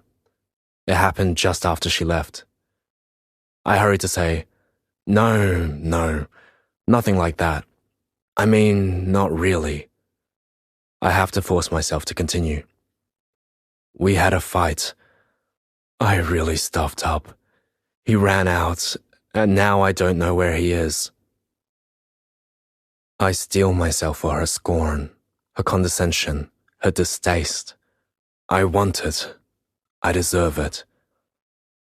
But when Roxanne speaks again, her voice is soft. Hey, it'll be all right. Whatever happened, it's okay. He has to come home eventually. And when he does, just say you're sorry, okay? And in the meantime, I'll try to call him too. I'll use Lara's phone. He never answers when I call. She pauses, then says, Why did you have to do that, Zung? Make him on your side? I am silent. Numb. I choke out the words. I'm sorry. She's quick to say, It's okay. Forget I said that. It's all right. I'll try him now and call you back. She hangs up. I recognize her words and actions for what they are. A grain of parental solidarity. A kernel of forgiveness lying on the earth between us. Anna. Stark white, brick box, Mom unrocking on the floor, river of Farsi, and the repeated phrase, "No, Naru, please, no, Naru." Eyes swing wildly around the room. A male officer bounces Setara in his arms. I am grateful that she is sleeping, that this won't be imprinted on her baby brain. Another family, another mother begging, "Where are you taking us? Please, can't you tell us anything?" Millie shakes her head. "Won't be much longer." But it is. We wait, and wait, and wait, and... Jono. Wake with a pounding head and sunlight striped across my face. Where the hell am I? The memories tumble in fast and backwards. The police station, the cops, the fight. Will, Dad, Anna. It hits me like a physical pain in the chest. I close my eyes again. Somewhere down the corridor, I hear Will's voice. "Can we take Jono home too?" "Don't push your luck, buddy." A gruff male, probably Will's dad. Then a female, apologetic. "It has to be a legal guardian in any case, as I'm sure you're aware, Mr. Miller." And then softer. "Don't worry, your friend's dad's on the way." Will's dad again. "Thanks, officer. Sorry for the trouble. And thanks again for not pressing charges." The door to the cop shop screeches open, then shut, accompanied by the light ring of a bell. Then silence. I lie there, numb and alone. I wonder if this is what it's like for her in Wickham Point. Is Anna's room bigger or smaller than this? Do they lock the doors? Do the guards feel like police? There is so much I never dared to ask. So much I assumed, but don't actually know. The air inside my cell is thick with alcohol fumes and regret. Eventually, I hear the sound I've been dreading. Dad's voice. 2 sets of footsteps approach, and there's the clink of keys in the lock. "Here he is. All yours." The door swings open. I can't look at him. I keep my eyes on the ground as he walks me out. We stop at the desk to sign some paperwork and reclaim my phone. "Are there going to be any charges?" asked Dad. "Not sure yet," says the officer. "We'll let you know." I think about arguing. I know Will's getting off, and I wasn't even carrying pot. But Dad's look silences me. I follow him out to the car. He climbs into the driver's seat, then leans over to unlock the passenger door for me. I climb in and flick my phone open. There are 9 missed calls from Lara. I dial voicemail and wait to hear her voice. But instead, I hear Mum. The gentle care in her voice throws me backwards through the years. "Jono, you there, darling? I know you don't want to talk to me, but your dad's really worried.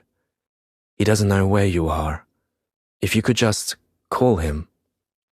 I hang up mid-message and look across at Dad. He's just sitting there in the driver's seat, holding the keys in his hand. "It was Mum," I say. "How did she know?" "I called her." "What?" I wonder how long it's been since they talked. He repeats, "I called your mother last night. I didn't know what else to do. Who else would understand?" His voice wavers with emotion. I don't move. I hardly breathe. "She's not a bad person, you know. I'm sorry if I made you think she was. We're just different. It was what drew me to her at the start. She was always so carefree, with that smile and those legs." I squirm, but he doesn't seem to notice. "And that hair, so blonde, my Australian girlfriend." I feel almost embarrassed for him.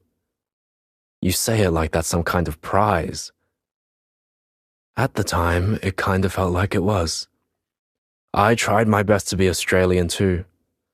Dropped out of engineering, worked in construction, wore stubbies and drank beer. Changed my name. Your mum hated it. Always insisted on calling me Zoom. We started fighting more and more. But by then, we had Lara and you. She wanted me to teach you Vietnamese, but I didn't see the point. I wish you had, I say, and I mean it. Me too. He looks me straight in the eyes.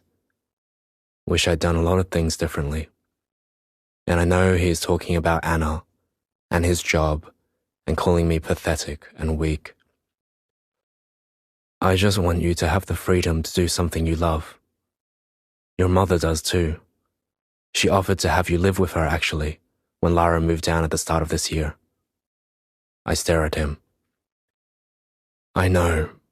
I should have said, I'll understand if you want to move down there now.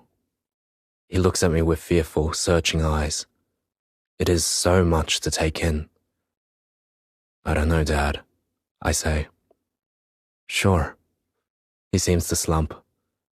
Think about it. Take your time. He finally puts the keys in the ignition. The engine coughs into life, then splutters out. Dad turns and sees my incredulous expression. A smile creeps slowly across his face. Fucking car. I don't think I've ever heard him swear. I laugh, then stop, head pounding. Anna. Stomach lurching as wheels lift. Airborne is a giant metal bird. Yellow armband on my wrist. Darwin shrinks into a smattering of buildings clinging to the coast. And then we're out over the ocean, peering down at nothing but the endless chop of waves. Jono. I pull my laptop out as soon as the taxi drops us home. Make myself focus on the glare of the screen. Type in my password, Eagle Eyes, a nickname Mum used to call me when I was small. I open the visit request form for Wickham Point. It is still filled out from last time. Yesterday. Time has become a blur.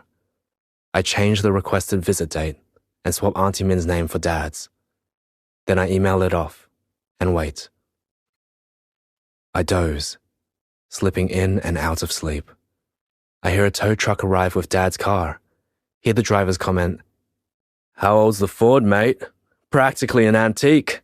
Sure you don't want me to tow it to the mechanic? Don't think you'll get it running again in a hurry." Auntie Min brings over some food, her cure for everything, but I can't stomach much. Will calls with news, delivered in stunned, self-pitying tones. They're sending me away, down south, to some boarding school called Geelong Grammar. Shit. I don't want to lose him. I don't want him to go. I thought your mum was cool with everything. She let us drink and smoke. Only in our house, remember? And Dad never liked that rule anyway. Always said she was too soft. Now he reckons he's got proof. I feel lost. And he hasn't even left. Yet another person I love. Gone. I express my devastation in language he'll understand. You're a fucking moron, you know that? I hang up and sink back into bed. When I open my eyes again, there's a new email in my account.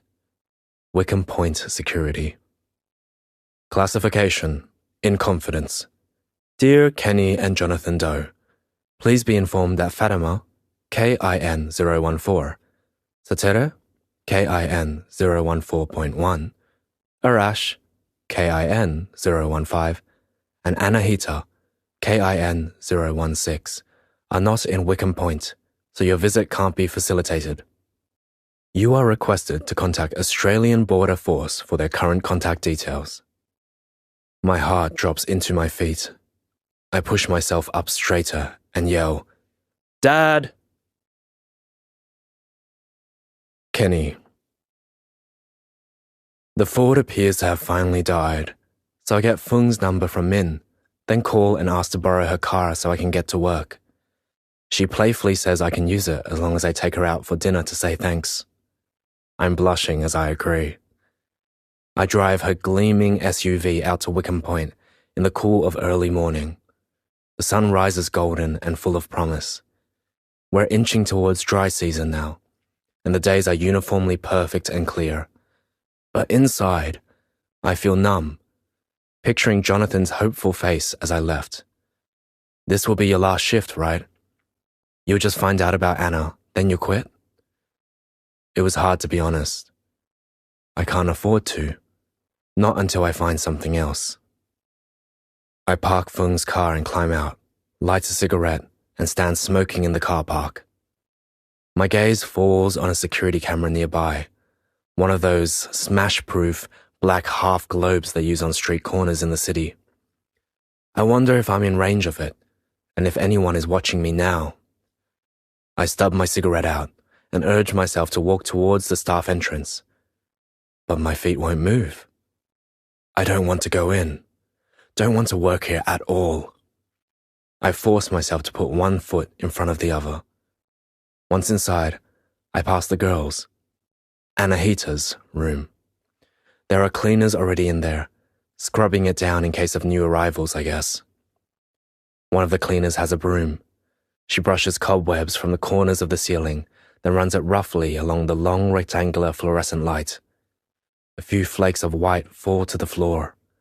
I take a step inside and see a scattering of glow-in-the-dark stars on the tiles by my shoe. The cleaner with the broom looks up at me. Everything okay? Oh, yes. Sorry, just checking. Just checking what? I don't even know myself. I hurry on to the staff computer room. Jono. Today, I don't even have to ask. They moved her. In the night, says Zara. I can see the deep well of fear in her eyes. Where to? I don't know, but people say Nauru. They say Iranian women with babies are sent there. I Google images of Nauru Detention Center online. It is a tiny island, as flat and round as a pancake. There are photos of green army-style tents in rows, people leaning on wire fences, staring bleakly out. Kids protesting with signs, Jesus, help us, and let us back to Oz. Demountables on raised bare earth. The photos make me feel sick and sad and scared. I send Anna a stream of messages, but get no reply. Anna, I'm so sorry. Anna, forgive me. Anna, are you okay? Anna, are you getting these messages? Please, just let me know you're alright. Anna? Are you there? Anna.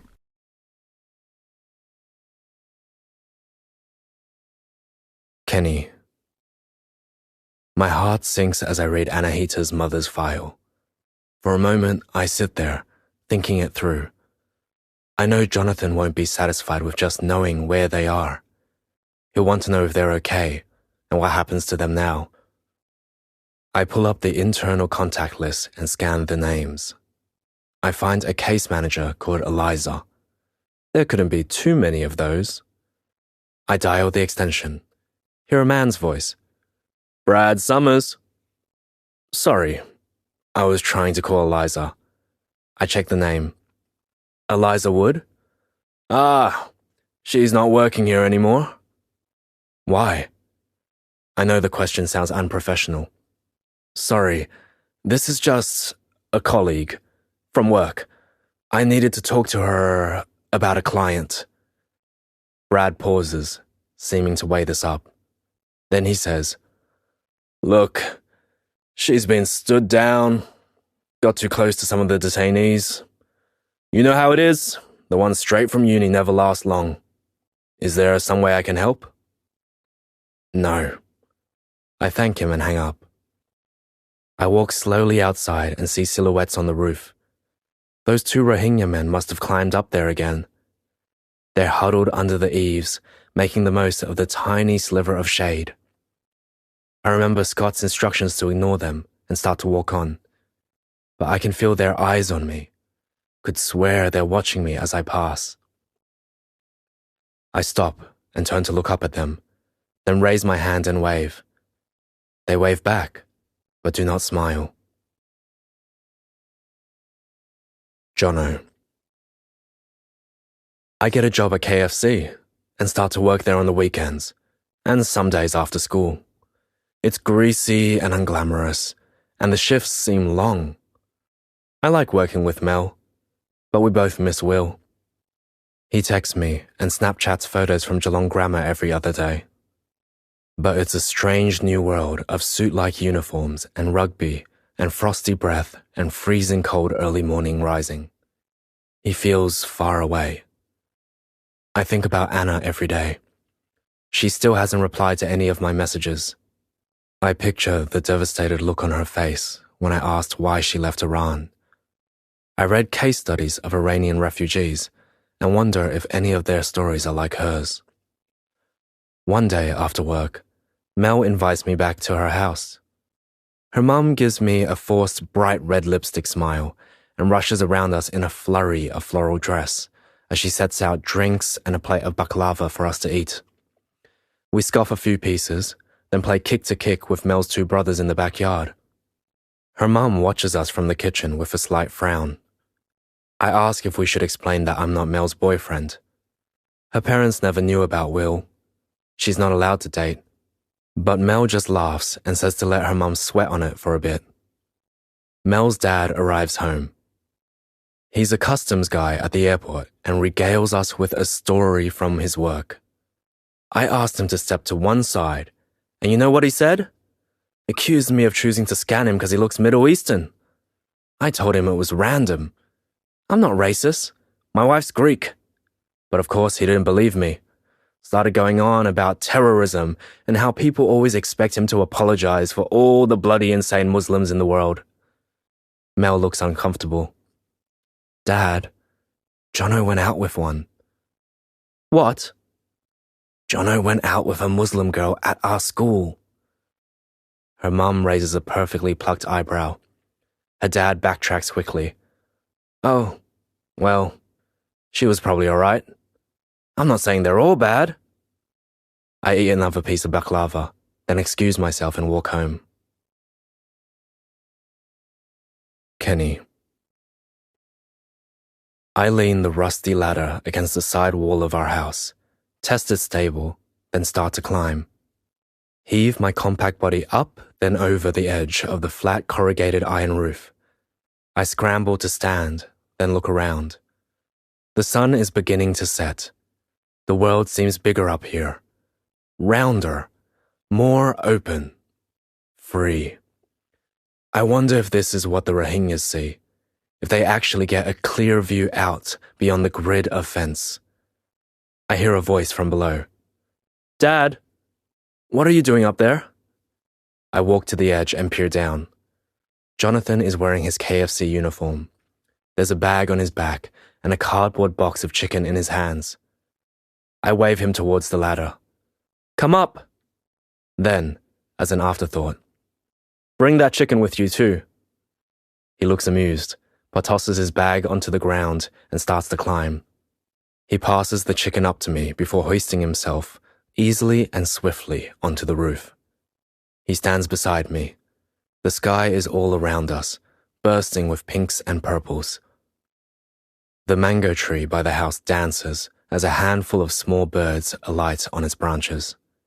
I watch as one cocks his head and angles his pointed black beak towards me. Jonathan follows my gaze.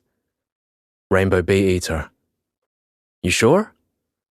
Pretty positive. I could look it up in the book. Why don't you take a photo? Send it to your mum, just to check. I bet she'd know. He slides his phone out of his pocket and takes a snap. The birds take flight in a shimmer of gold and green and blue. You get it? I ask. Yeah. He fiddles with his phone. I hope he's following my suggestion and sending it to Roxanne. I pull a piece of KFC from the box and bite into it. Jonathan seems to be watching me for a verdict. It's cold, I say. Still tastes good though. He takes a piece too. We stand side by side, savoring the salty, oily flesh. I catch his eye and smile. Not bad, huh? He grins back at me. Not bad at all. Anna. We spend 2 months back on Nauru. It joins the list of things I will not discuss. Then we're moved to Sydney into community detention. Our designated house is made of crumbling white cement. It isn't much, but we're together and it's ours. For now. We're still not free, but there are no officers and no fences, and we can eat what we want. Maman starts watching The Voice again, but barely talks. Abdul is too scared and too scarred to go outside. A neighbor gives Arash a trampoline. Setar learns to sit up. Jamila stops answering the emails I send to her on Nauru. Zahra writes occasionally from Wickham Point. She says Ponyboy still talks about me, now and then, but I don't reply to his messages or call. I start a new school, so close that I can walk. Each morning, I tie my koala shoelaces, push the iPod headphones into my ears, and with beautiful, ugly music in my head, I start again.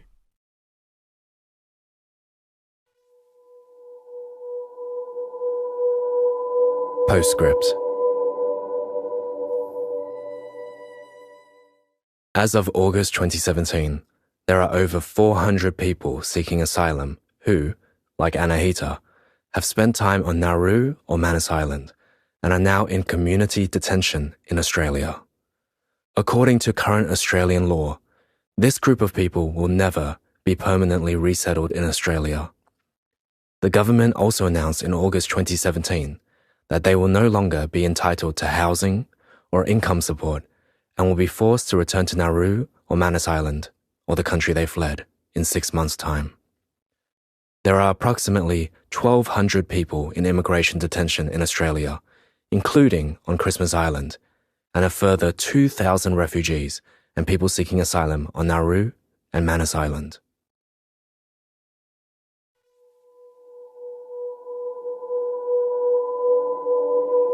Acknowledgements.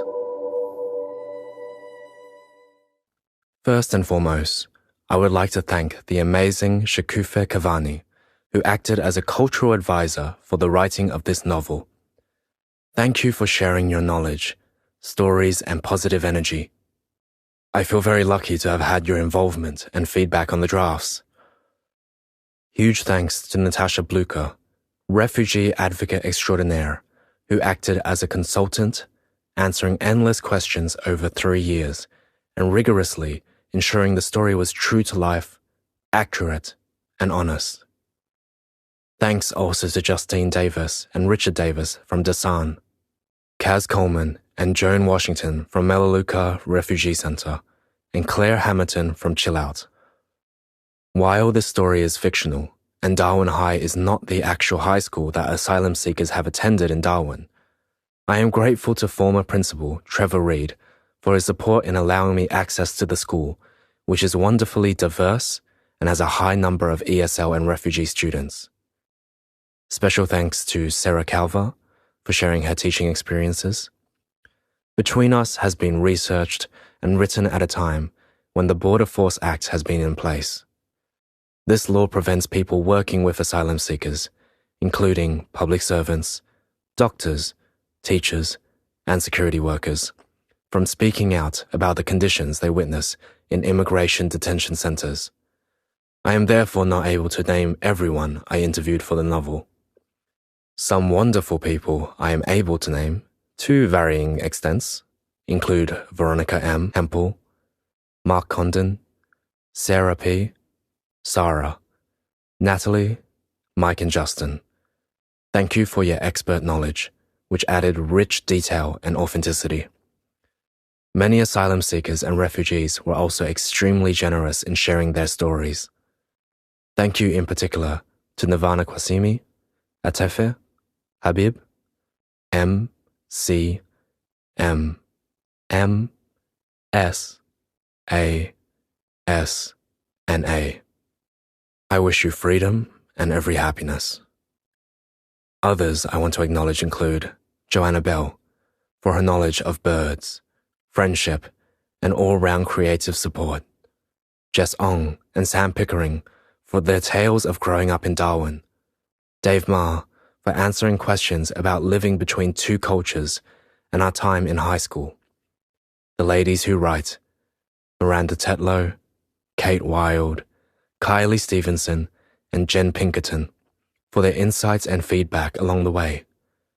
Annabelle Davis for reading the first draft and providing invaluable feedback, as always. Kia Atkins for her science lesson expertise. Jessie Cole for her grant writing support and wise emails.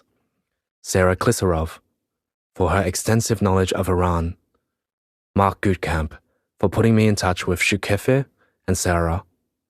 Jarvis Ryan for some great research contacts and helping me find time to write. And Jean Rickmans for believing in the idea for this book when it was only a paragraph long. Samantha De Silva, I would have loved to have had your wise input once again. Rest in peace. Elizabeth Troyer, you are a wonderful agent, an ongoing source of enthusiasm, support, and advice. Aviva Tuffield, your edit notes were meticulous, and your honest and intelligent feedback pushed me to make the story stronger. Thank you to Black Ink for being my publisher once again. Fiona Wood, Alice Pung, and Melina Marqueta. Thank you so much for taking the time to read between us and for your kind words. Having this dream team endorse this novel is a definite career highlight. It would have been extremely difficult for me to have had the time to write this book without financial support in the form of grants from the Australia Council for the Arts and the Northern Territory Government through Arts NT. Thanks also to Varuna Writers House for the residential fellowship, which allowed me 2 focused weeks in which to complete the first draft. To my extended families, both Vietnamese and Australian, you enrich my life in so many ways. To my dad, Bin Din, and Mum, Pip Atkins, for your unwavering love and support. And finally, to Louis, Rosa, and Nina, for always lighting up the dark.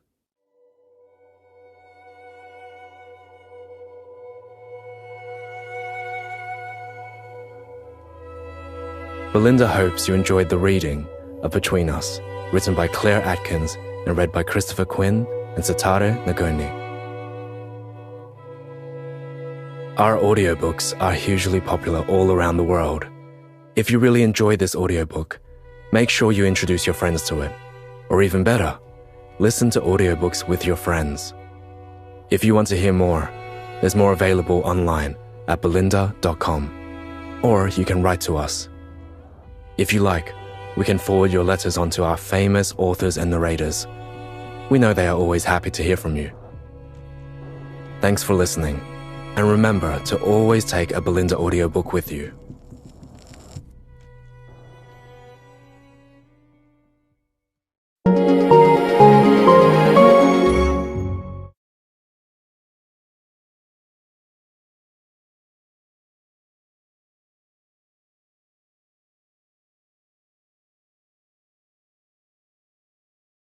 And finally, to Louis, Rosa, and Nina,